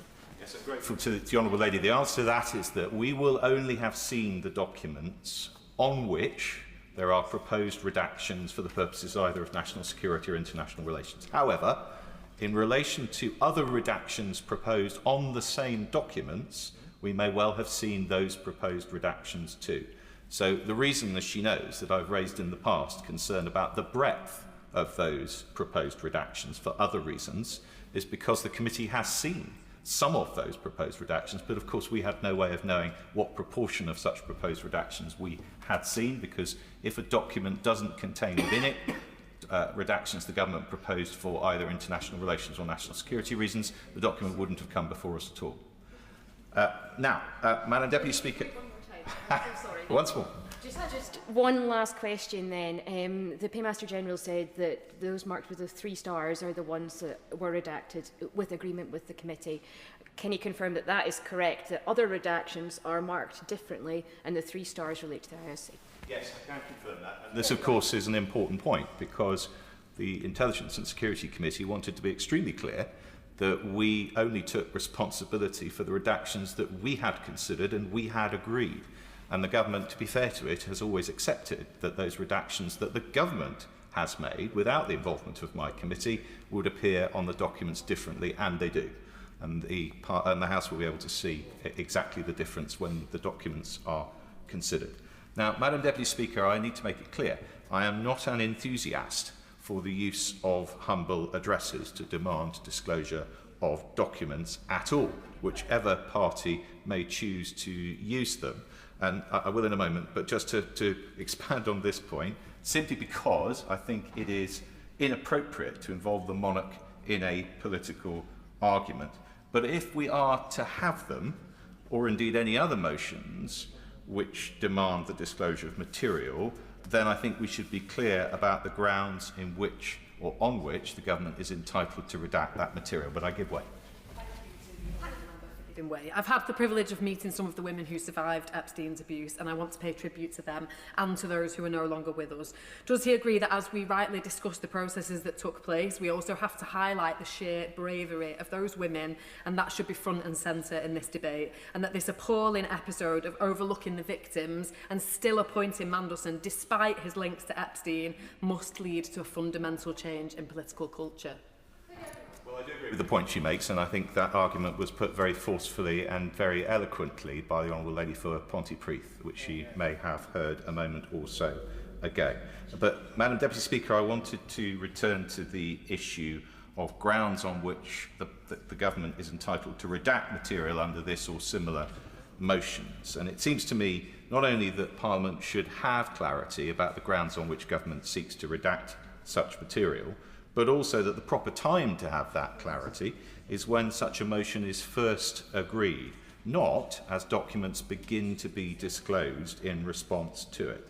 So I want to make a suggestion, and I hope the government will see this as a helpful suggestion. It is genuinely meant as such. I suggest that this House agrees standard rules by which a government may redact and the reasons for it, and does so for use in all similar situations in the future, so that we have that clarity.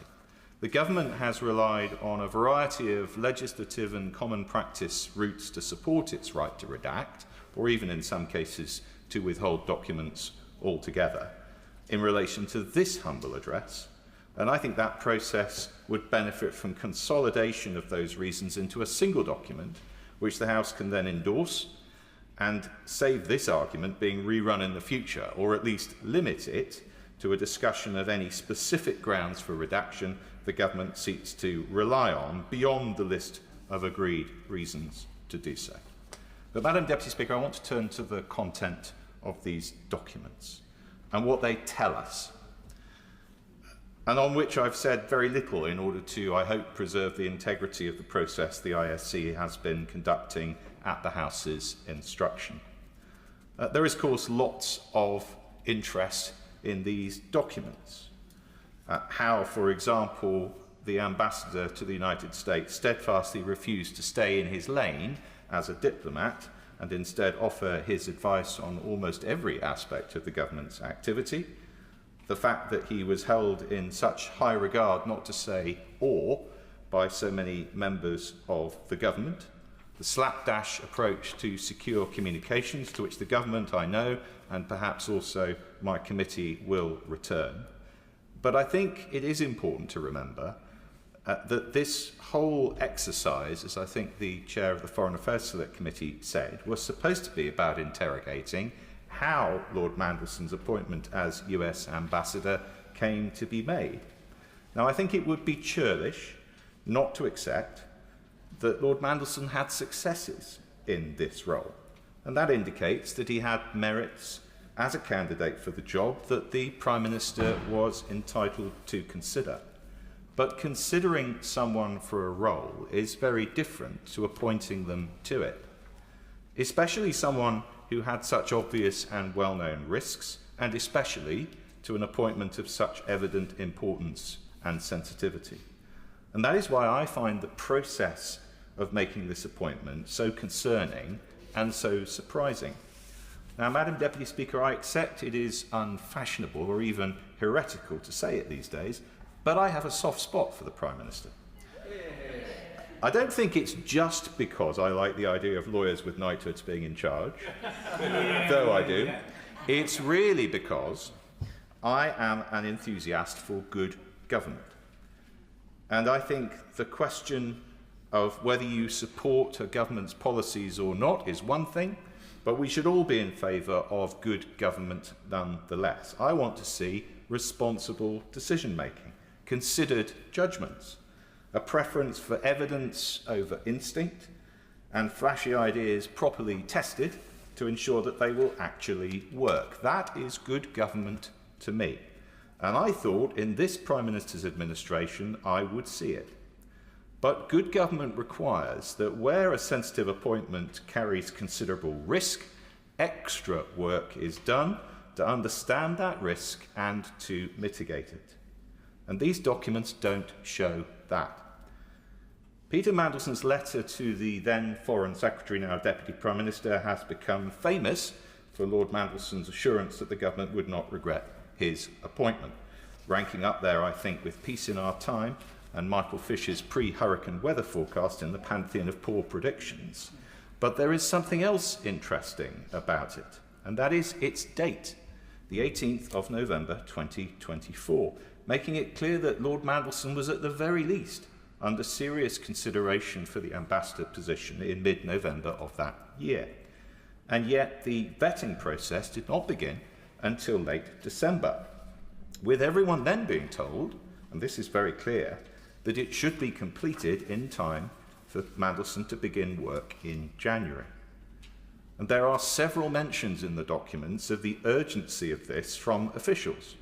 We know already that the National Security Advisor considered that the process was strangely rushed, and in the latest drop of documents, for example, in the Part 1 volume, page 21, and I quote, "The SPAD work has shown just how slick this can be when needed," or at page 66, "We've had quite a bit of senior interest in the processing of this case, not the details, merely that it goes smoothly." And if officials had been asked to start that work earlier, then they could have taken longer over it. And surely more time and consideration would have been beneficial in this complex and controversial case. Indeed, the haste with which things were being done was apparent elsewhere. In another document, an official points out that the Prime Minister had announced his choice for ambassador before agrément has been granted. In other words, the United States had not agreed to accept Lord Mandelson as ambassador at that point, and that, the official says, should not have happened. Now, it is and was clear to everyone that this was a controversial appointment, perhaps high reward, but definitely high risk. There were substantial reasons to worry about it. We've heard already several of them, and those were almost all very public knowledge. Now, that should have given everyone, perhaps especially the FCDO as appointing department, pause for thought. And yet we know from Part 3 of these volumes, page 106, that UK security vetting informed the FCDO of their recommendation in the last week of January 2025. And the FCDO granted developed vetting certificate on 29th of January 2025. Not much pause for thought there. Worse still, as others have pointed out, mitigations which were clearly agreed to be necessary, we have seen not evidenced anywhere.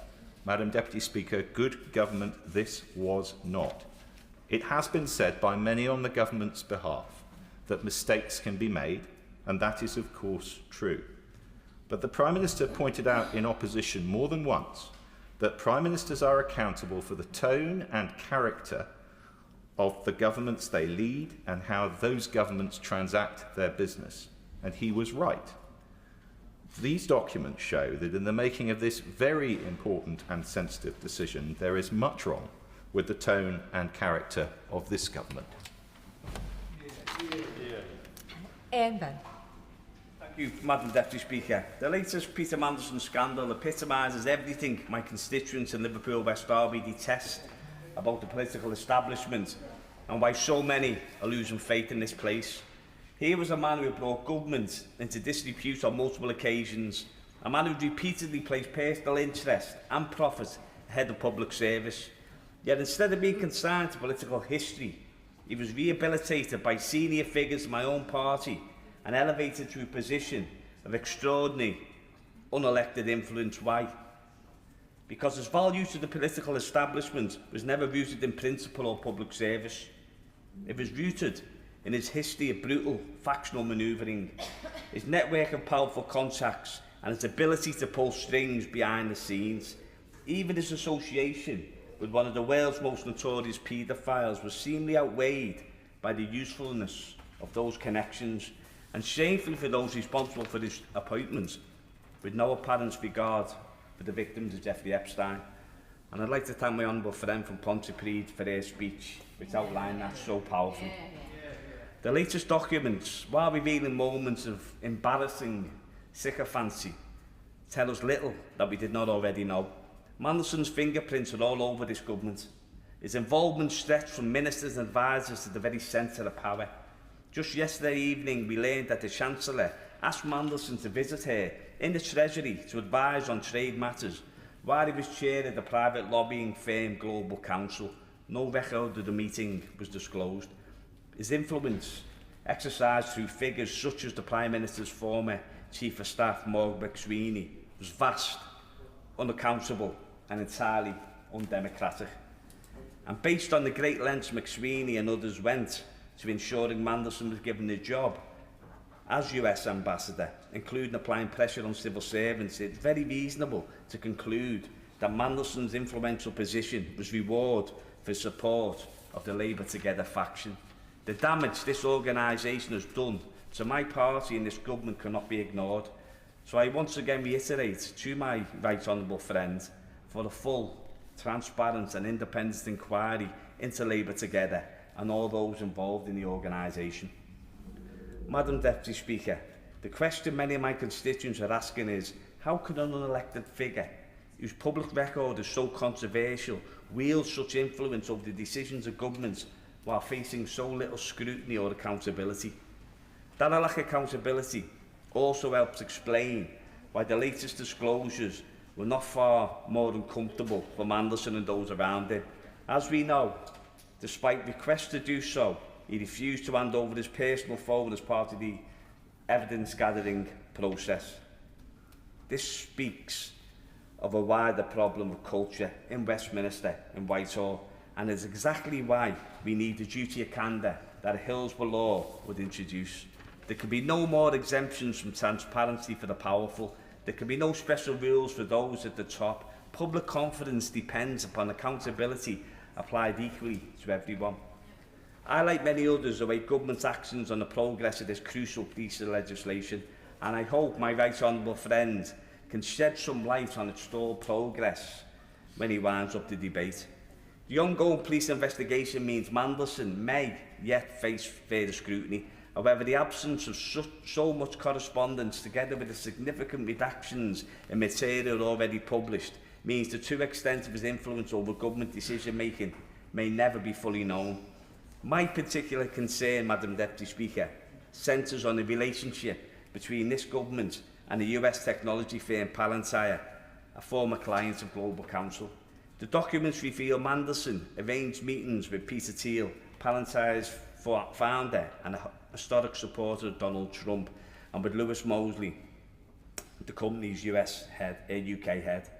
These meetings followed the Prime Minister's visit to Palantir's Washington headquarters in February, a meeting reportedly brokered by Mandelson, for which there were no official minutes or transcript produced.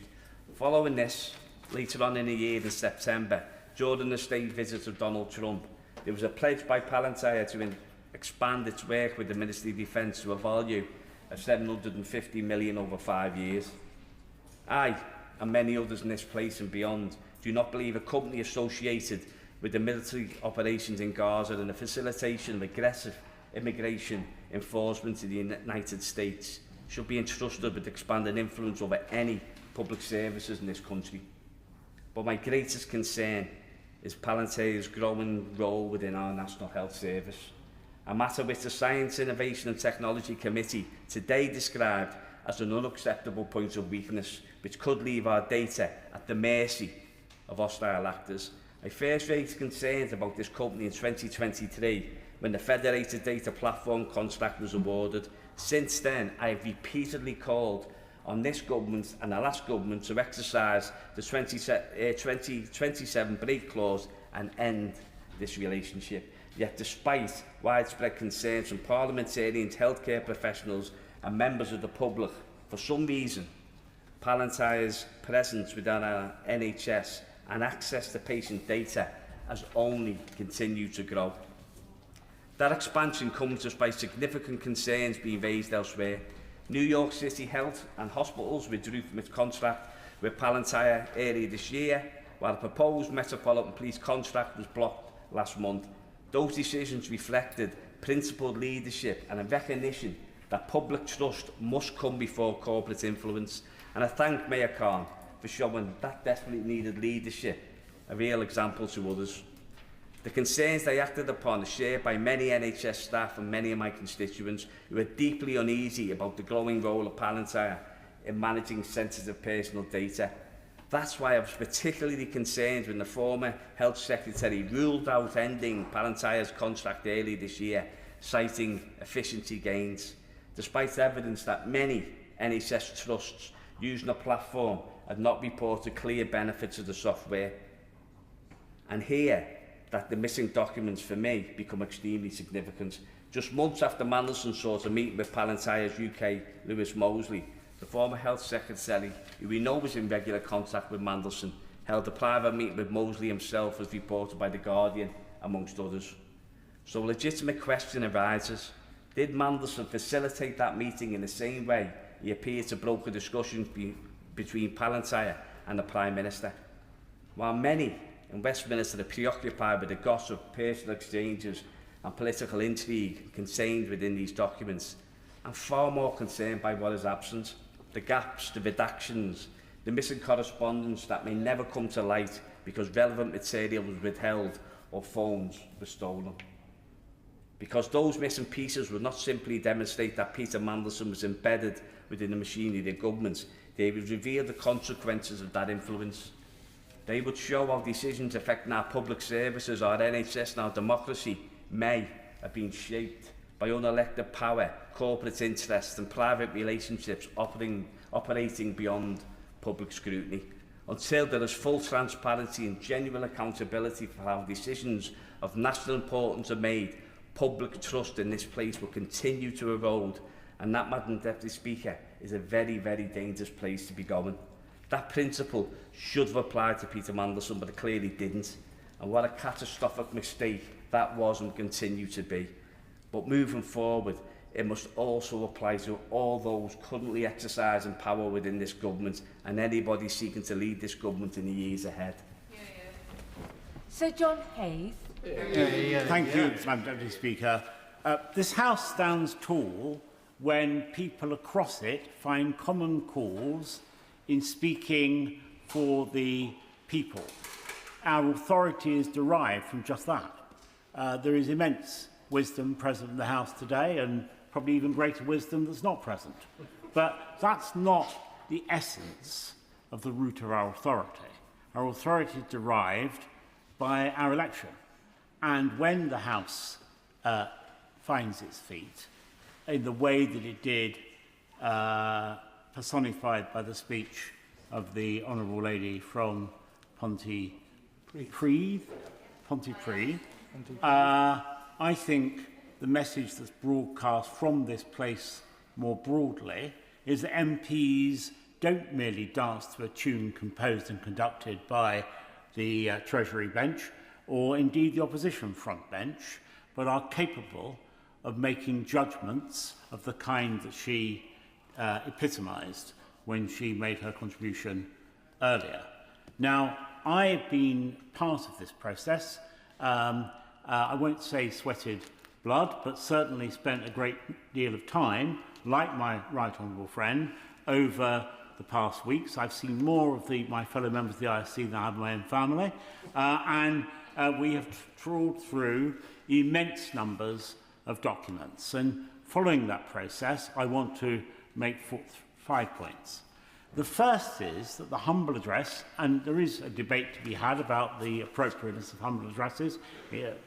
We've rehearsed bits of that debate today. But the humble address was absolutely explicit in its instructions to the ISC. It empowered the ISC in a unique way, actually, which is why I don't accept the arguments being used earlier about the withdrawal of documents, the argument around precedence, because this particular humble address, as my friend Claire, empowered the ISC in a way that is unprecedented to examine those documents concerning international relations and national security pertaining to the appointment of Peter Mandelson as the ambassador in America. It did so on the 4th of February in expansive terms. There is a case to be made that the humble address was too permissive, but that's not for us to debate now. That was the debate that took place then. For example, it talks about all electronic communications, as my right honourable friend described, and yet we see nothing of videos, of recorded messages, of all kinds of electronic communications, which clearly might be salient to our consideration about whether Peter Mandelson should have been appointed at all, and why he was appointed. And so the humble address gave the ISC that instruction. It's important to just make crystal clear that the ISC is a committee of Parliament with unique legal powers, with special legal powers. And those legal powers extend beyond any other committee of the House and enable that committee to look at the most sensitive matters of all. Strap documents, for example. As sensitive, I'd argue, in many cases more sensitive than anything that we might have been offered as a result of the humble address providing that instruction to us. And yet the government took the decision not to make available to the Intelligence and Security Committee the vetting file associated with Peter Mandelson. The argument used is that if it did so, it would have a chilling effect on the whole vetting process. I regard that as a specious argument because it confuses scrutiny with disclosure. The ISC was never going to disclose any of that material, a point made by my right honourable friend, its former chairman. And so it was a matter for the government to have faith in the ISC, as clearly the House had faith, or at least for the government to reflect the faith of the House in providing all the relevant material to the ISC. But let's leave that to one side.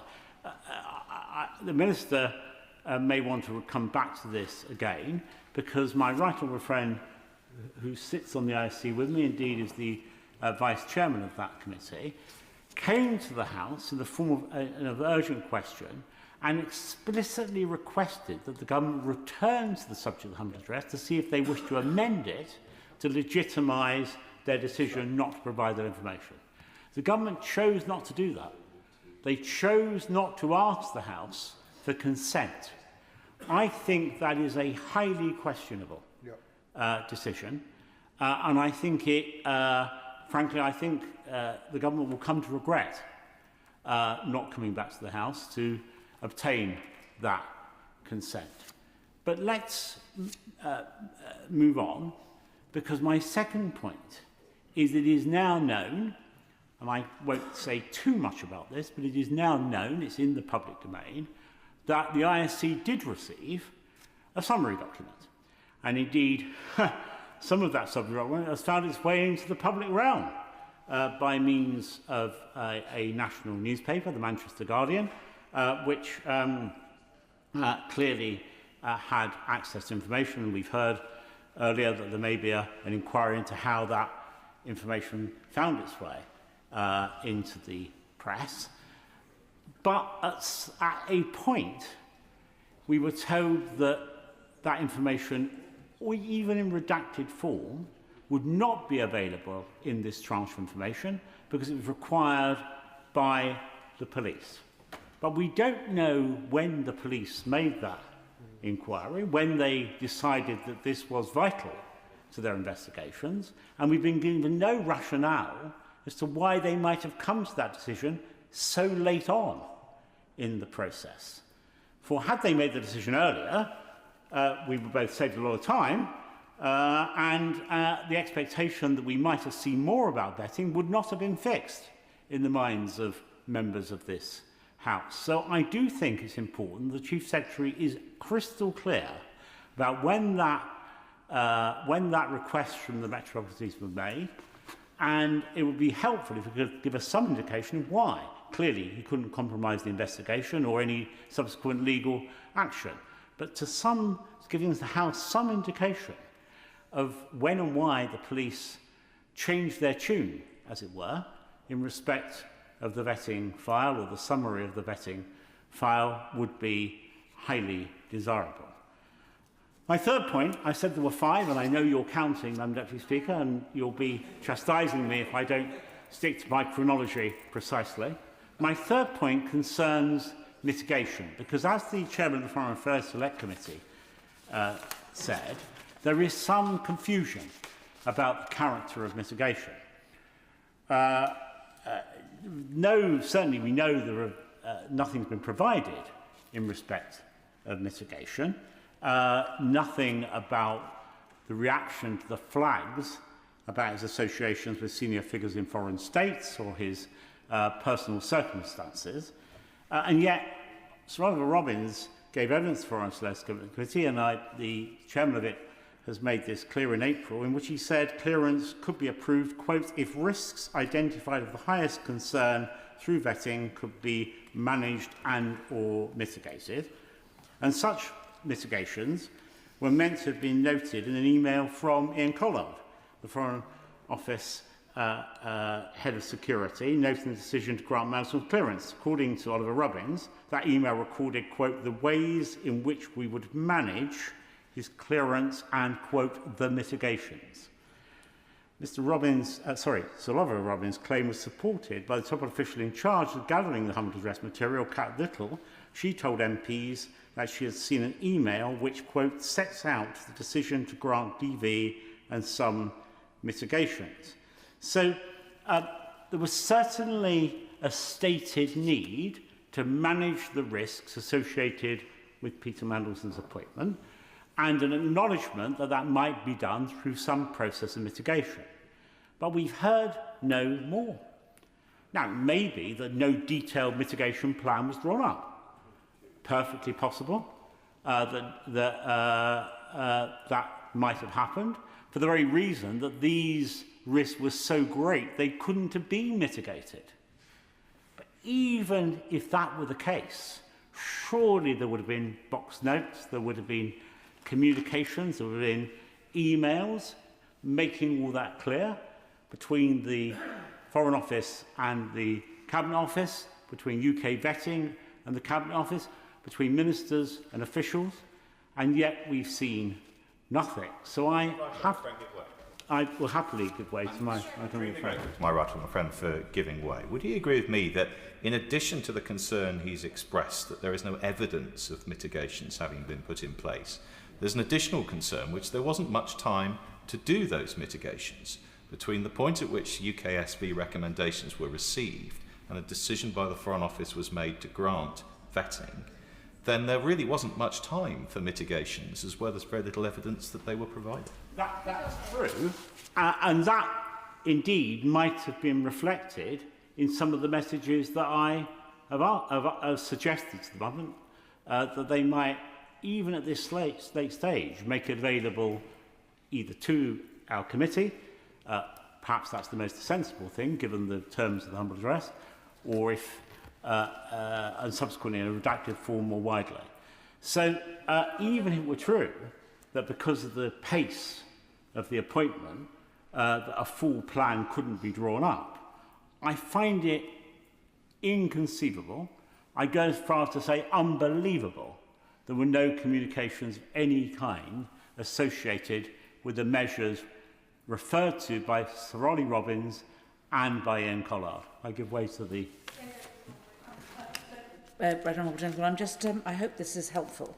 In the evidence, in the written evidence that Collard gave to us, he said at point 6, when was the in answer to this question, when was the report received by the department?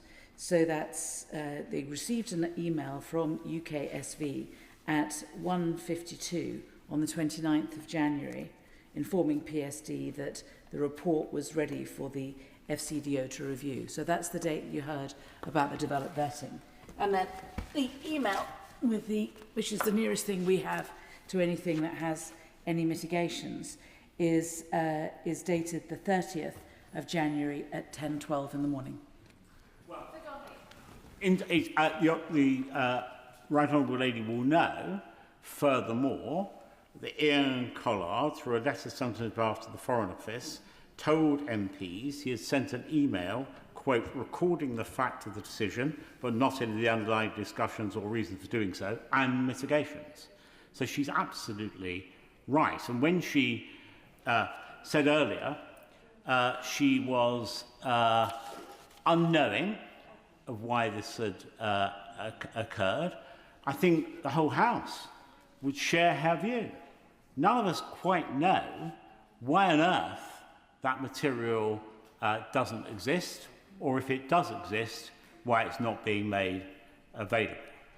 My fourth point, I'm coming to my exciting conclusion in a moment, so I know you'll be pleased to hear that, Madam Speaker. My fourth point concerns the declaration of interest form. Now, we know from the first tranche of documents that were relayed to the House that a blank template on declaration of interest for Peter Mandelson to complete was made available. But the completed declaration of interest, from which presumably detailed actions could be derived, has never been made known. I understand this is another document that may have found its way into the hands of Metropolitan Police. If so, when did that occur? When did they request it? And again, why did they request it?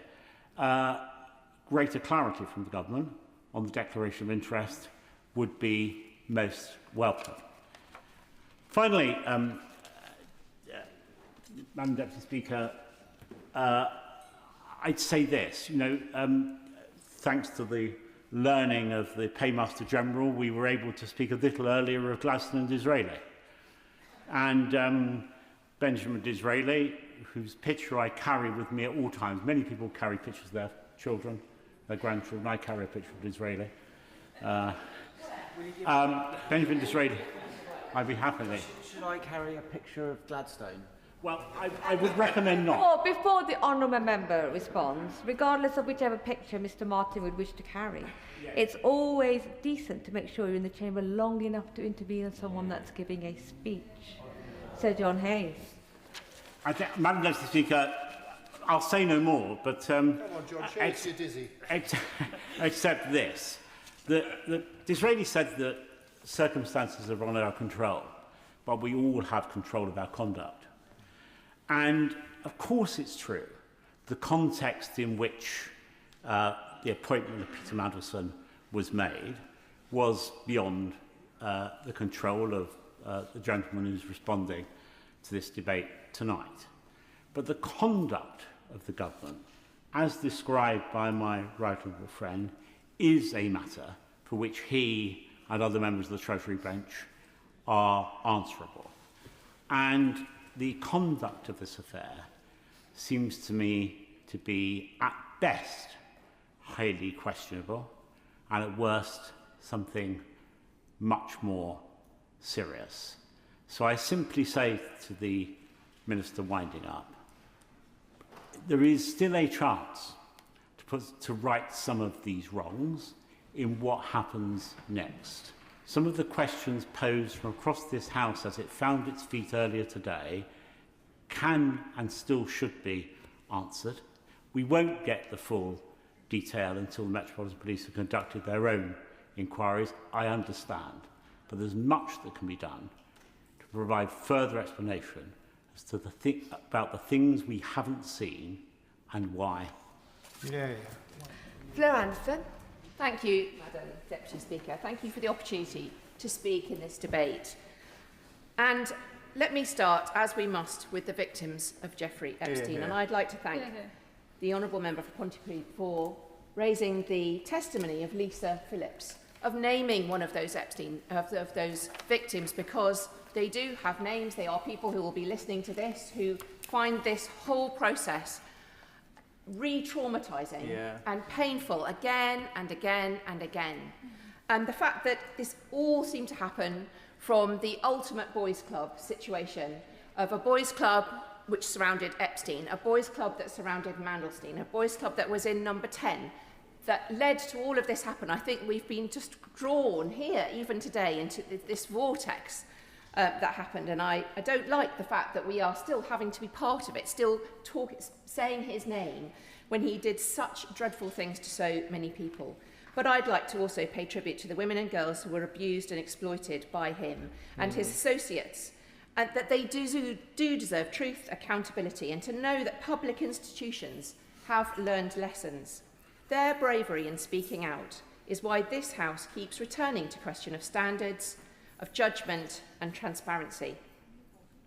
And I want to ask the House to stand back a bit in my speech and look at the whole humble address process. As a member of the Foreign Affairs Committee, we've been following this very, very closely indeed. And I would join with the member for Kenilworth and Southam in saying that I am not an enthusiast of the humble address process. I think that it should be used, but I do have questions about it. I have been very critical of the appointment of Peter Mandelson from the moment it was even thought about appointing him, that it should never have gone further than that. Through the due diligence process, the vetting process and the final decision. My constituents expect ministers to be held to the highest standards, and when those standards fall short, they do expect answers. Some areas I've got particular concerns about have already been raised by members during this debate. There need to be changes to the appointment system. This process tested that system to the limit, and it was an extreme circumstance with a new government, with a very high-profile position, done under very quick circumstances, and a very rare political appointment to an ambassador role. But that is where the system needs to be looked at when it's tested to the utmost. And I hope that in future the Foreign Affairs Committee will be given the opportunity to meet with political appointments in the future. There may be never another political appointment after this one, but if there are, it needs to be done differently, and we need to hear that that will be. I also have real questions about the due diligence process. I've been asking officials about whether this is a fail or a pass process. And due diligence is just a part of the process. It's not something that can be failed. But I think that that should be looked at. If there are enough red flags in the due diligence, would you even go ahead into vetting? Why did we even? There were a couple of red flags: Epstein, Russia, China, and these are pretty big red flags to me. And I think that part of the process should be looked at as well. But just moving on to the humble address process itself, it's an important tool for the opposition for transparency. It's an appeal to the King over the heads of government. One time used for ceremonial messages, now being more commonly used as a tool in this case. In February this year, the humble address was used for the publication of papers relating to Andrew Mountbatten Windsor, when in opposition, the Labour Party unsuccessfully requested humble addresses on Rwanda plan cost and asylum system and the safety of school buildings, for example, and successfully asked for humble addresses on Brexit in 2018 and successfully in 2022, Madam Deputy Speaker, on the Lebedev humble address. It is useful, but seeking answers is not the same as backing any process, regardless of cost or consequence. And there's been no mention of the cost so far, the financial cost and the time cost of civil servants in the debate so far. Because I would argue that the humble address we have seen, this humble address, has not been a good process. It's been disproportionate. This humble address was drafted so widely that it's become a catch-all, not a focused request for information. And that's why many of us, I think, are finding this very frustrating. One consequence is clear. Certainly will. Extremely grateful for giving way, and I agree with the case she's making. But would she agree with me that although she's right, wide humble addresses are deleterious both because there is an opportunity cost, while civil servants are looking at that and not looking at something else, and a real financial cost, the right moment to push back on an excessively broad humble address is when it's being decided upon. And the government has a majority. It's there so that the government can get its way. Would it not have been better on the 4th of February for the government to have said, this is too broad, I will only agree something narrower? I will point to that, indeed, in my argument. And I think that I'm hoping that my speech today will be something we can learn for future humble address requests and to try and make them better, learning from this one. The consequence so far, I will, yes. Rapidly from that point, or later, because my honourable friend was right, they could have done it at the outset, but they were provoked, encouraged, several times later to look again. So that it would have been wise even later on to have amended it in exactly the way that my honourable friend and she have suggested. I think this humble address has been worked on by ministers, by civil servants very diligently, very independently and scrupulously. But that has led to some huge costs, which I'm going to outline, and maybe those are the lessons that should be learnt for future humble addresses. Because, as the Minister said earlier in the week, £1 million has been spent by the Cabinet Office alone. There's a further £1 million spent by the Foreign and Development Office as well, and then further costs. There have been the costs of the independent KC and the 16 to 20 civil servants entirely dedicated to this role, the Intelligence and Security Committee time, many other civil servants involved in all the departments of government in this as well. These are huge costs. My constituents in Putney want the government money to be spent on making their lives better. So we should always question, is this inquiry making their lives better? And we need to make sure when we use parliamentary powers, we have a duty to use public money responsibly and proportionately. I want full transparency, but full transparency must be smart, targeted and proportionate. A humble address should be a power of last resort, not a blunt instrument. Because it was drafted on the hoof, without limits, it is taking up huge resource and time, and in doing so, risks making future scrutiny harder, not easier. Most humble addresses, Madam Deputy Speaker, ask for papers relating to X decision. This one asked for all papers relating to the appointment, including but not confined to 9 wide-ranging categories, spanning pre-appointment to post-departure, plus all electronic comms and minutes. The breadth of this is why the government said that given the breadth of this motion, this process will clearly take some time. And obviously it will be taking even more time because of the police investigation. And why it has cost £2 million and rising.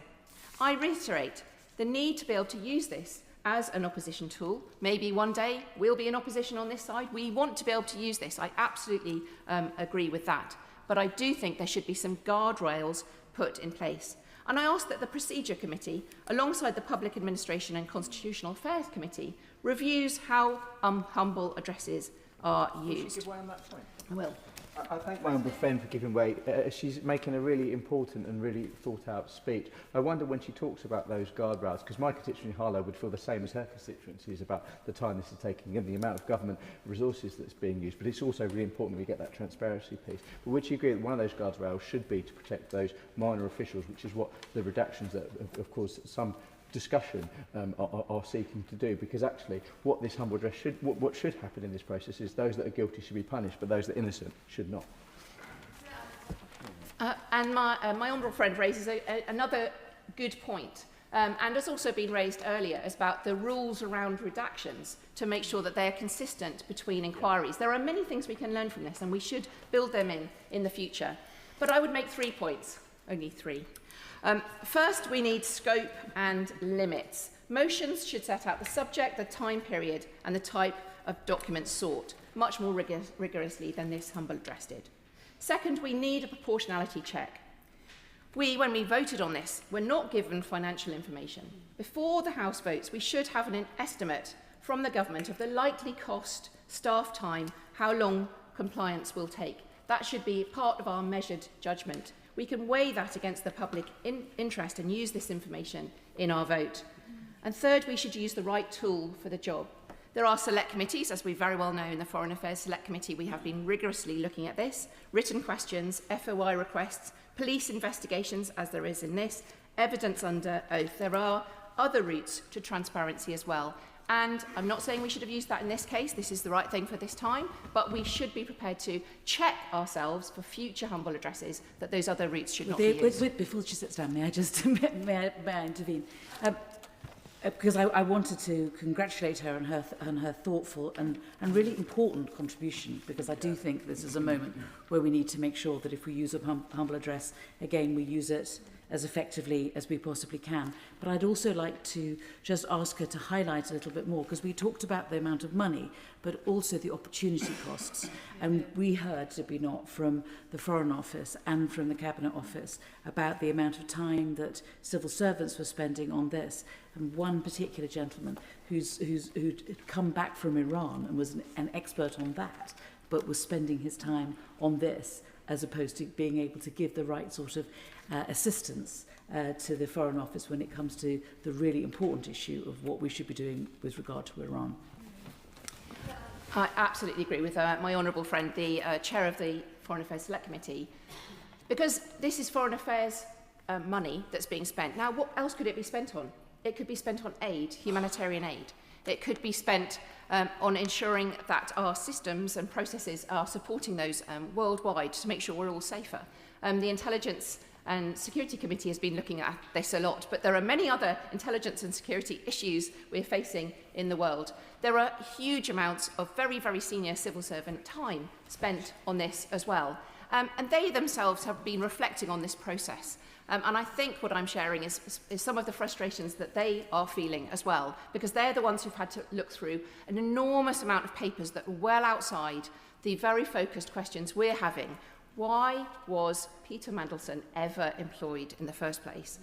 We should absolutely be looking at that with a laser-like intensity. But the wide-ranging other bits of paper, of course, you never know what you don't know until you've looked at it all. I absolutely accept that. But I think civil servants, the ones sort of in the middle of the process, have seen that this could be a far better process altogether.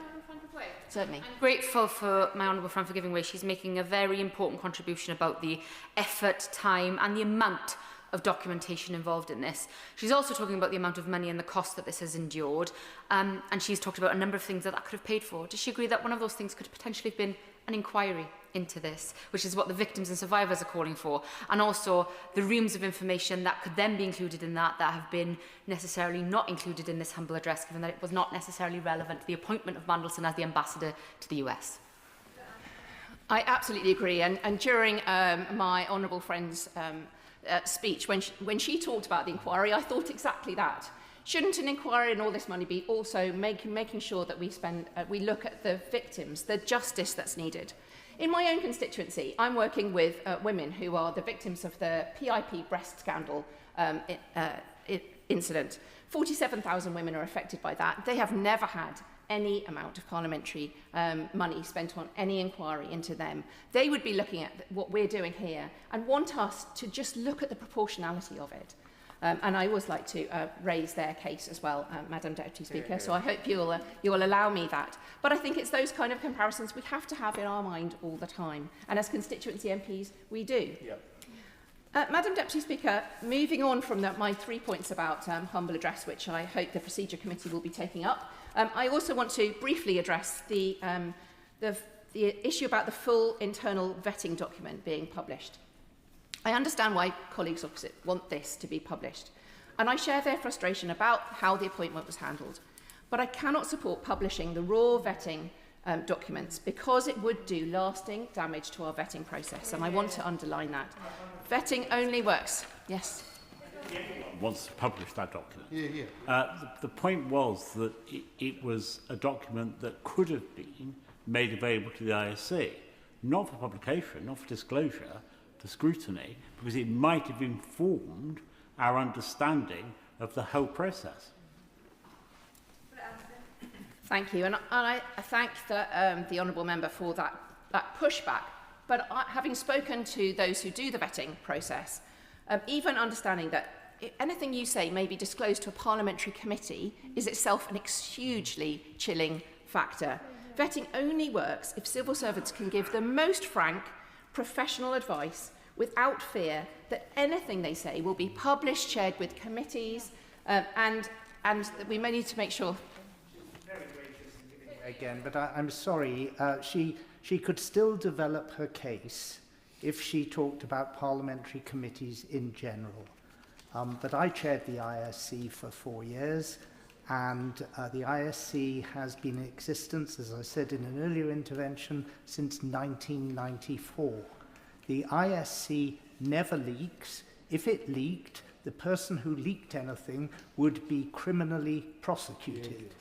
And there is no question that if these vetting documents were shown to the ISC, of it having a chilling effect on anything, because the ISC is hermetically sealed, it doesn't leak about far more important things than the miserable private life of Peter Mandelson. I thank the honourable member for that comment about the ISC. And I would just continue to take advice from that vetting process, that it needs to be more hermetically sealed even than this. We need to take real care over this. Anyone oversharing of this will have an effect on everyone that's asked to sit down and give the most frank information, the most private information, and we need to make sure that they're doing that so that their potential risk to our security as a country is very, very well known. We can't allow self-censoring because of this process here. We do not need to have those far-reaching unintended consequences of this process. Would the Honourable Lady keep away? But is there not another argument, which is also that there are certain people who are thinking again about applying for jobs where they may need to have developed vetting, and those people may well be women, people from ethnic minorities, people who are gay, for whom any disclosure of this would be so profoundly embarrassing they just would rather just not get the job. My honourable friend makes the point very, very well. There are minority groups. There are people who just don't know whether what they are worried about in their past may or may not be an issue, and they will not share that. They will not even go for the developed vetting, which means that they can't rise up within the Foreign Office. They won't even go for the job, potentially, for fear of that. We cannot have that as the unintended consequence of this process here today. We cannot hear about that in 10 years' time. There have been other issues that have compromised our national security, maybe because they haven't been shared, or that have robbed us of very serious talent and opportunity from across the country because they have not joined the ranks of our civil servants because of the things that we are sharing or not sharing within this process. It's not about more transparency, it's less. It potentially could leave ministers with less honest advice. It potentially could weaken accountability and put unfair pressure on civil servants who serve governments of all colours with impartiality. What the public need is the outcome of the vetting, however. I'd just like to say I agree with the Honourable Lady. As someone who has been through the vetting process repeatedly in the past, you are told when you go to a vetting interview that this information that you are going to give me is between me and you, the vetting officer, and the subject of the interview. And to even, of course, the ISC is hermetically sealed, but as a person going through that process, if you know that even if it is going to be given to anyone else other than the vetting officer, that makes you think, shall I be giving this information? And that compromises the entire vetting system. I thank the honourable member for that very helpful intervention and understanding the inside of it. It's got to be between you and the vetting officer and not to think that this can be shared further. That is absolutely at the heart of it. The last time I will give way. I'm extremely grateful. She's being very generous. I just want to develop this point from a slightly different angle. It could be, couldn't it, that what we're really interested in here is the conclusions of the vetting process, not in the material that led to the conclusions. So it is entirely possible that we can give all the reassurances the Honourable Gentleman makes, the Honourable Lady has made clear are important to those who contribute to the vetting process, but also make sure that in the interests of disclosure on occasions such as this House can be clear about the conclusions of the vetting process, but not be told the information, the raw information on which those conclusions were based. I thank the honourable member, and I honestly have enjoyed these interventions because I think there's a spirit of dialogue in the House today that I really, really appreciate as we're tackling very difficult issues and we want to get it right. So I agree. What the public need is the outcome of the vetting. Who was consulted, what risks were identified, what decisions were taken, whether proper process was followed, what on earth these mitigations were. The Cabinet Secretary or relevant Permanent Secretary can be called to a Select Committee to answer those questions directly, as we have done in the Foreign Affairs Committee. This is scrutiny, but publishing the raw document is counterproductive. So to conclude, Madam Deputy Speaker, I remain appalled by and very critical of the Mandelson appointment.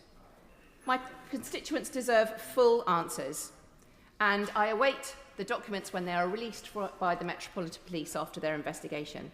But we need to review this process that has cost so much financially and in opportunity cost, and put some guardrails around the use of these for any future humble address requests, so that it stays focused on the issues that are meant to be investigated.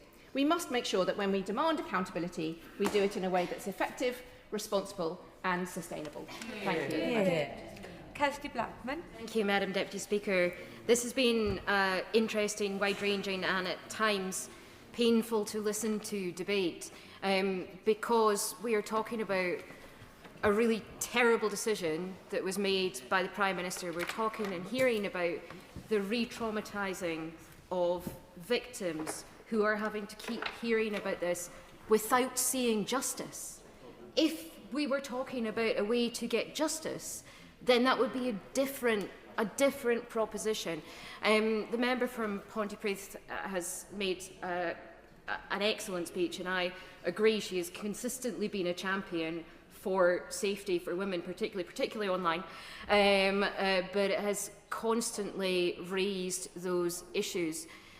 We've seen throughout the debate today from other members, not from the member from Pontypridd, a significant number of dead cats being thrown around or waved around. Or in fact, if you spend a lot of time going through these documents, perhaps red boxes that have been waved around, red boxes with President of the United States written on them, because it seems there's an awful lot of time dedicated to getting a red box for the President of the United States. An awful lot of civil servant time that could have perhaps been better spent being more transparent, for example, instead of chasing the specific maker of red boxes and getting them to print things on a red box.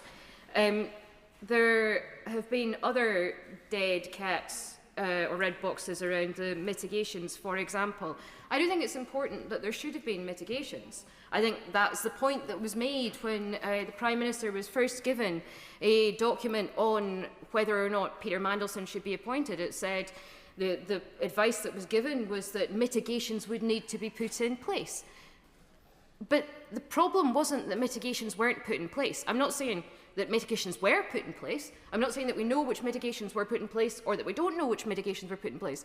The problem was that the Prime Minister made that decision in the first place. The information that was given to the Prime Minister, the bit of paper that was given to the Prime Minister that talked about the reputational risk of appointing somebody who was friends with Jeffrey Epstein. It's not a reputational risk. It's a risk. It's a risk that will risk re-traumatising victims. It's a risk that will ensure that ensured that somebody who had close links with various companies and with Russia, for example, was given a position of power. Now, the Prime Minister knew that these were problems, and it was incredibly cute of the chair of the Foreign Affairs Committee to try and talk about the fact that the Prime Minister really wasn't responsible for this. He delegated it to other people. The Prime Minister made the decision. The Prime Minister has held his hands up and said he made the decision. We can't say, nobody in this House can say that the fault is because the mitigations weren't put in place. The fault is with the Prime Minister for making a decision to make a political appointment and choosing somebody who he knew, who he was told, was friends with Jeffrey Epstein. I entirely agree with what the Honourable Lady is saying. And does she agree with me, given that we have now established clearly that those blank boxes which the Prime Minister could have made a comment on when he was given the crucial information and the options leading up to the appointment of Mandelson, those blank boxes were intentionally blank when they are there precisely for the Prime Minister to record his response and indeed his decision. The fact that they were not redacted, the fact that they were genuinely blank suggests to me, and I can't think of any other explanation for this, that the reason the Prime Minister didn't want to fill them in was that he knew there was something shameful about the appointment that he was about to approve, and he didn't want it on the record. It was also the case that it was very clear the Prime Minister had made up his own mind.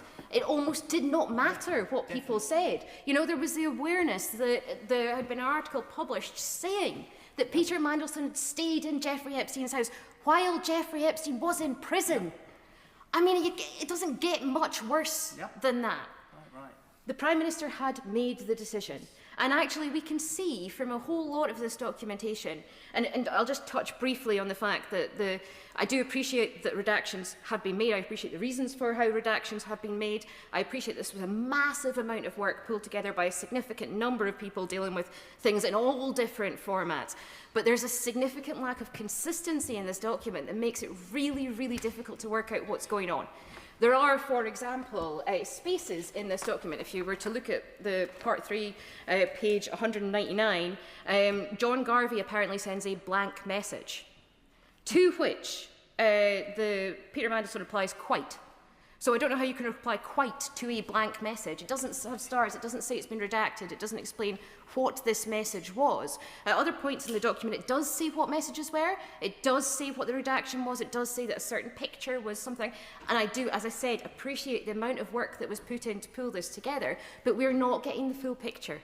We're not seeing everything because of the fact that the document has been put together, in some cases, in a not very helpful way. I want to touch as well on the Morgan McSweeney messages and the fact that I mentioned already that Morgan McSweeney's lost his phone and therefore cannot provide WhatsApp messages. However, on page 173, he's provided group WhatsApp messages. He has provided those messages, specifically says Morgan McSweeney provided them to the Cabinet Office. It would be really nice, as a member for Birmingham Yardley said, if there was an explanation of why the information that isn't there. The member for Birmingham Yardley gave back a nil return. She was asked for her messages with Peter Mandelson. She replied to say there was no messages with Peter Mandelson. It would be helpful if on the Morgan McSweeney stuff, for example, we got these group chat messages and then it said he could only access these group chat messages through another method. He could not access his own personal messages, which is why we don't see them. Or he had disappearing messages on, and that's why we can't see them. We don't know the reason for it. We don't know if it's because there was nothing or if it's because there was something but it's now gone. And I think that's deeply unhelpful in the level of transparency that we're getting here. In terms of the speech that was just made in relation to the member from Putney, sorry, I was trying to find her constituency there, the member from Putney, I've never had a constituent say that they would like less transparency. I've never had one say that they would like to know less about why the Prime Minister appointed Peter Mandelson. They want to know why the Prime Minister has appointed Peter Mandelson. I think that today's maybe the wrong day to make a call for there to be less information. I think absolutely discuss this later. Today we should be centring on talking about this decision. We should be centring on thinking about the victims and the fact that the Prime Minister made these decisions knowing about the victims, knowing about the fact that Peter Mandelson was friends with Epstein and continued to be friends with Epstein. It didn't matter what red flags were shown up by the processes. It did not matter. The political decision had been made. We know that. We know that the appointment was announced in advance of these things taking place. We know the decision was made. We know that for some reason that I'm still not totally clear about, the Prime Minister thought that Peter Mandelson was the best person for the job, was the best person for being in that role, was going to do the best thing for national security or for the people of these islands or for the Labour government. That was the decision-making process that the Prime Minister must have gone through. The member from the Liberal Democrats talked about the fact that we don't know what was in the driver's head. We do not have that piece, that really key piece of information. We can have the driver apologise and say, I'm sorry, I shouldn't have done it. But until they explain why they did it, we are not all going to understand it. And the apology sounds hollower than I think the Prime Minister would like it to. We do know that in terms of the transparency, that even though there's a significant amount of work, significant amount of documents, that we don't have everything. We don't have some things because they've been held back because of the police investigation or because of national security. I completely understand and accept that that is the case. However, there are other things that we don't have. So on the 4th of February, the day that the humble address went through, I submitted a number of Freedom of Information requests to the Cabinet Office. I received an acknowledgement for those Freedom of Information requests. On the 9th of March, I received an email telling me there was a delay in responding to my Freedom of Information requests. I've received nothing since. Despite submitting a Freedom of Information request on the 4th of February, I have received nothing but one update, an acknowledgement, then one update from the Cabinet Office telling me we're very sorry there's a delay on the 9th of March. It would be very helpful if the government front bench could ensure that I get a response to my Freedom of Information request, because it's a legal requirement for governments and the Cabinet Office to provide responses to these things and to make clear if there's a delay, why there's a delay, or if they're not going to provide a response, why they're not going to provide a response to a Freedom of Information request. I'd be interested to know as well how many members of the public have submitted Freedom of Information requests that relate to the decision-making process, perhaps, or messages around Peter Mandelson, and have not received adequate responses from the Cabinet Office. I don't know why the Cabinet Office have not responded to me, but I'd be concerned if they were doing exactly the same thing with members of the public who don't have the ability to stand here and criticise the Cabinet Office. The last thing I want to talk about is where things are with the Prime Minister and his currency at the moment. The Prime Minister's not standing here defending himself. The Honourable Gentleman is once again, and I do not envy him, having to fill this role. We've heard a defence from very few members of any side of this House for the Prime Minister's decision. I don't think anybody is trying to defend the Prime Minister's decision, which brings us back to the Prime Minister's judgment and the fact that he made this decision. He made this decision. It wasn't, as has been tried to say, some civil servants or special advisors that made the decision. It was a Prime Minister who made the decision. However much his arm may have been twisted, perhaps, as was suggested by the member, the chair of the Foreign Affairs Committee, it was down to others who really pushed this, who really did the decision-making here. Maybe it was down to others, in which case, why would you have a Prime Minister who could be so easily led by others that they would be willing to appoint somebody who's friends with a convicted paedophile to the role, the most senior role in the ambassadorial service? So we must assume that the Prime Minister is not that easily led. We must assume that the Prime Minister cannot have his arm twisted by officials, in which case, or by special advisors, in which case he made the decision.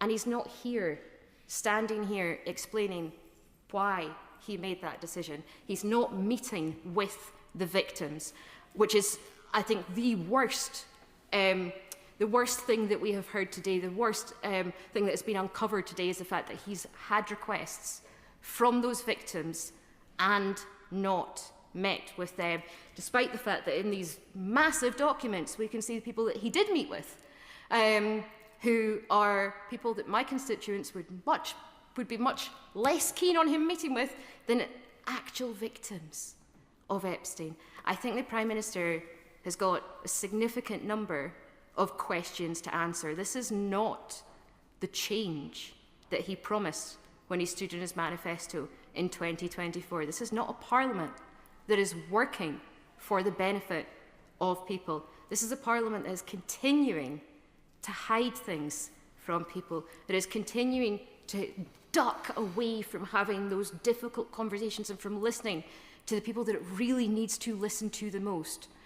And I think that the government needs to take a long, hard look at itself and change its priorities and actually listen to the requests that are being made from those people that have been harmed the most by this whole complete shambles.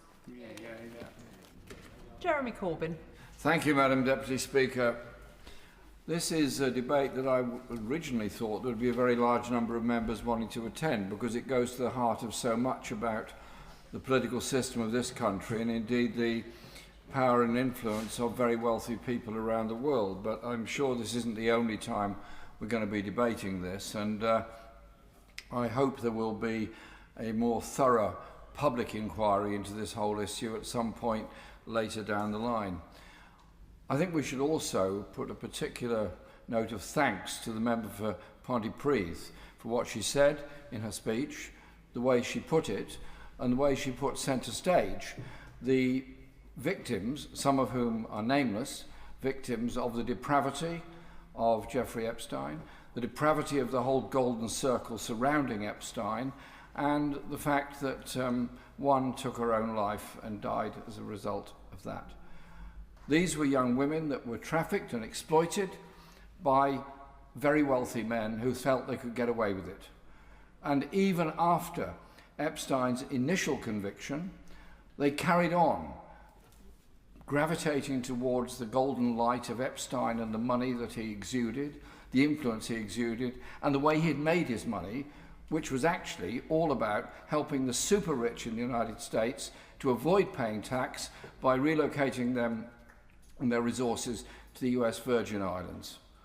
The millions that he made and the millions that were not paid in tax by those very rich people are millions not spent on health, housing, education, and all the other things that working class communities need. And so somewhere along the line, he was sort of apparently almost forgiven for those crimes, and then comes back much later on. And we then now begin to see the whole horrible story unravelling. So surely there's an object lesson to us here of unaccountable power, unbelievable levels of arrogance, supreme levels of wealth, and the way in which politicians, probably less wealthy than Epstein and some of his mates, were seduced into that line of the super yacht, the private island, the private jet, the big dinner, etc. All of that is a corruption of our political system, and unless we do something about the influence of big business, super wealth and money in politics, then everything that Bernie Sanders says about the USA, that it's got the best democracy that money could buy, will soon be applying to this country as well. We've got to be much stronger about needing a much more pure form of democracy and accountability within our society. This debate is labelled about Peter Mandelson, and I remember when Mandelson first appeared in this building as the media director for the Labour Party. I remember discussing him with Tony Benn in the tea room, and Tony had met him at the National Executive meeting where he was introduced to the Labour Party, and I saw Tony that evening and said, what was it like? And he said, well, this guy Mandelson's going to give us all a lot of trouble. And he then wrote in his diaries that evening, I find Mandelson a threatening figure for the future of the party. And what Tony recognised was that Mandelson's whole objective was a political one. It was a political one to take the Labour Party away from its roots, to take it away from its trade union connections, to take it away from the working class communities and turn it into a party of business. as the member of West Derby was pointing out earlier, and others, that then eventually ends up with Labour together, and there are huge amounts of money that they spent trying again to subvert the whole principles behind the Labour Party. And the results of all this are being paid for day in, day out, in hospitals spending 15% of their expenditure on private finance initiative, schools having to pay the debts of building schools for the future, and so on.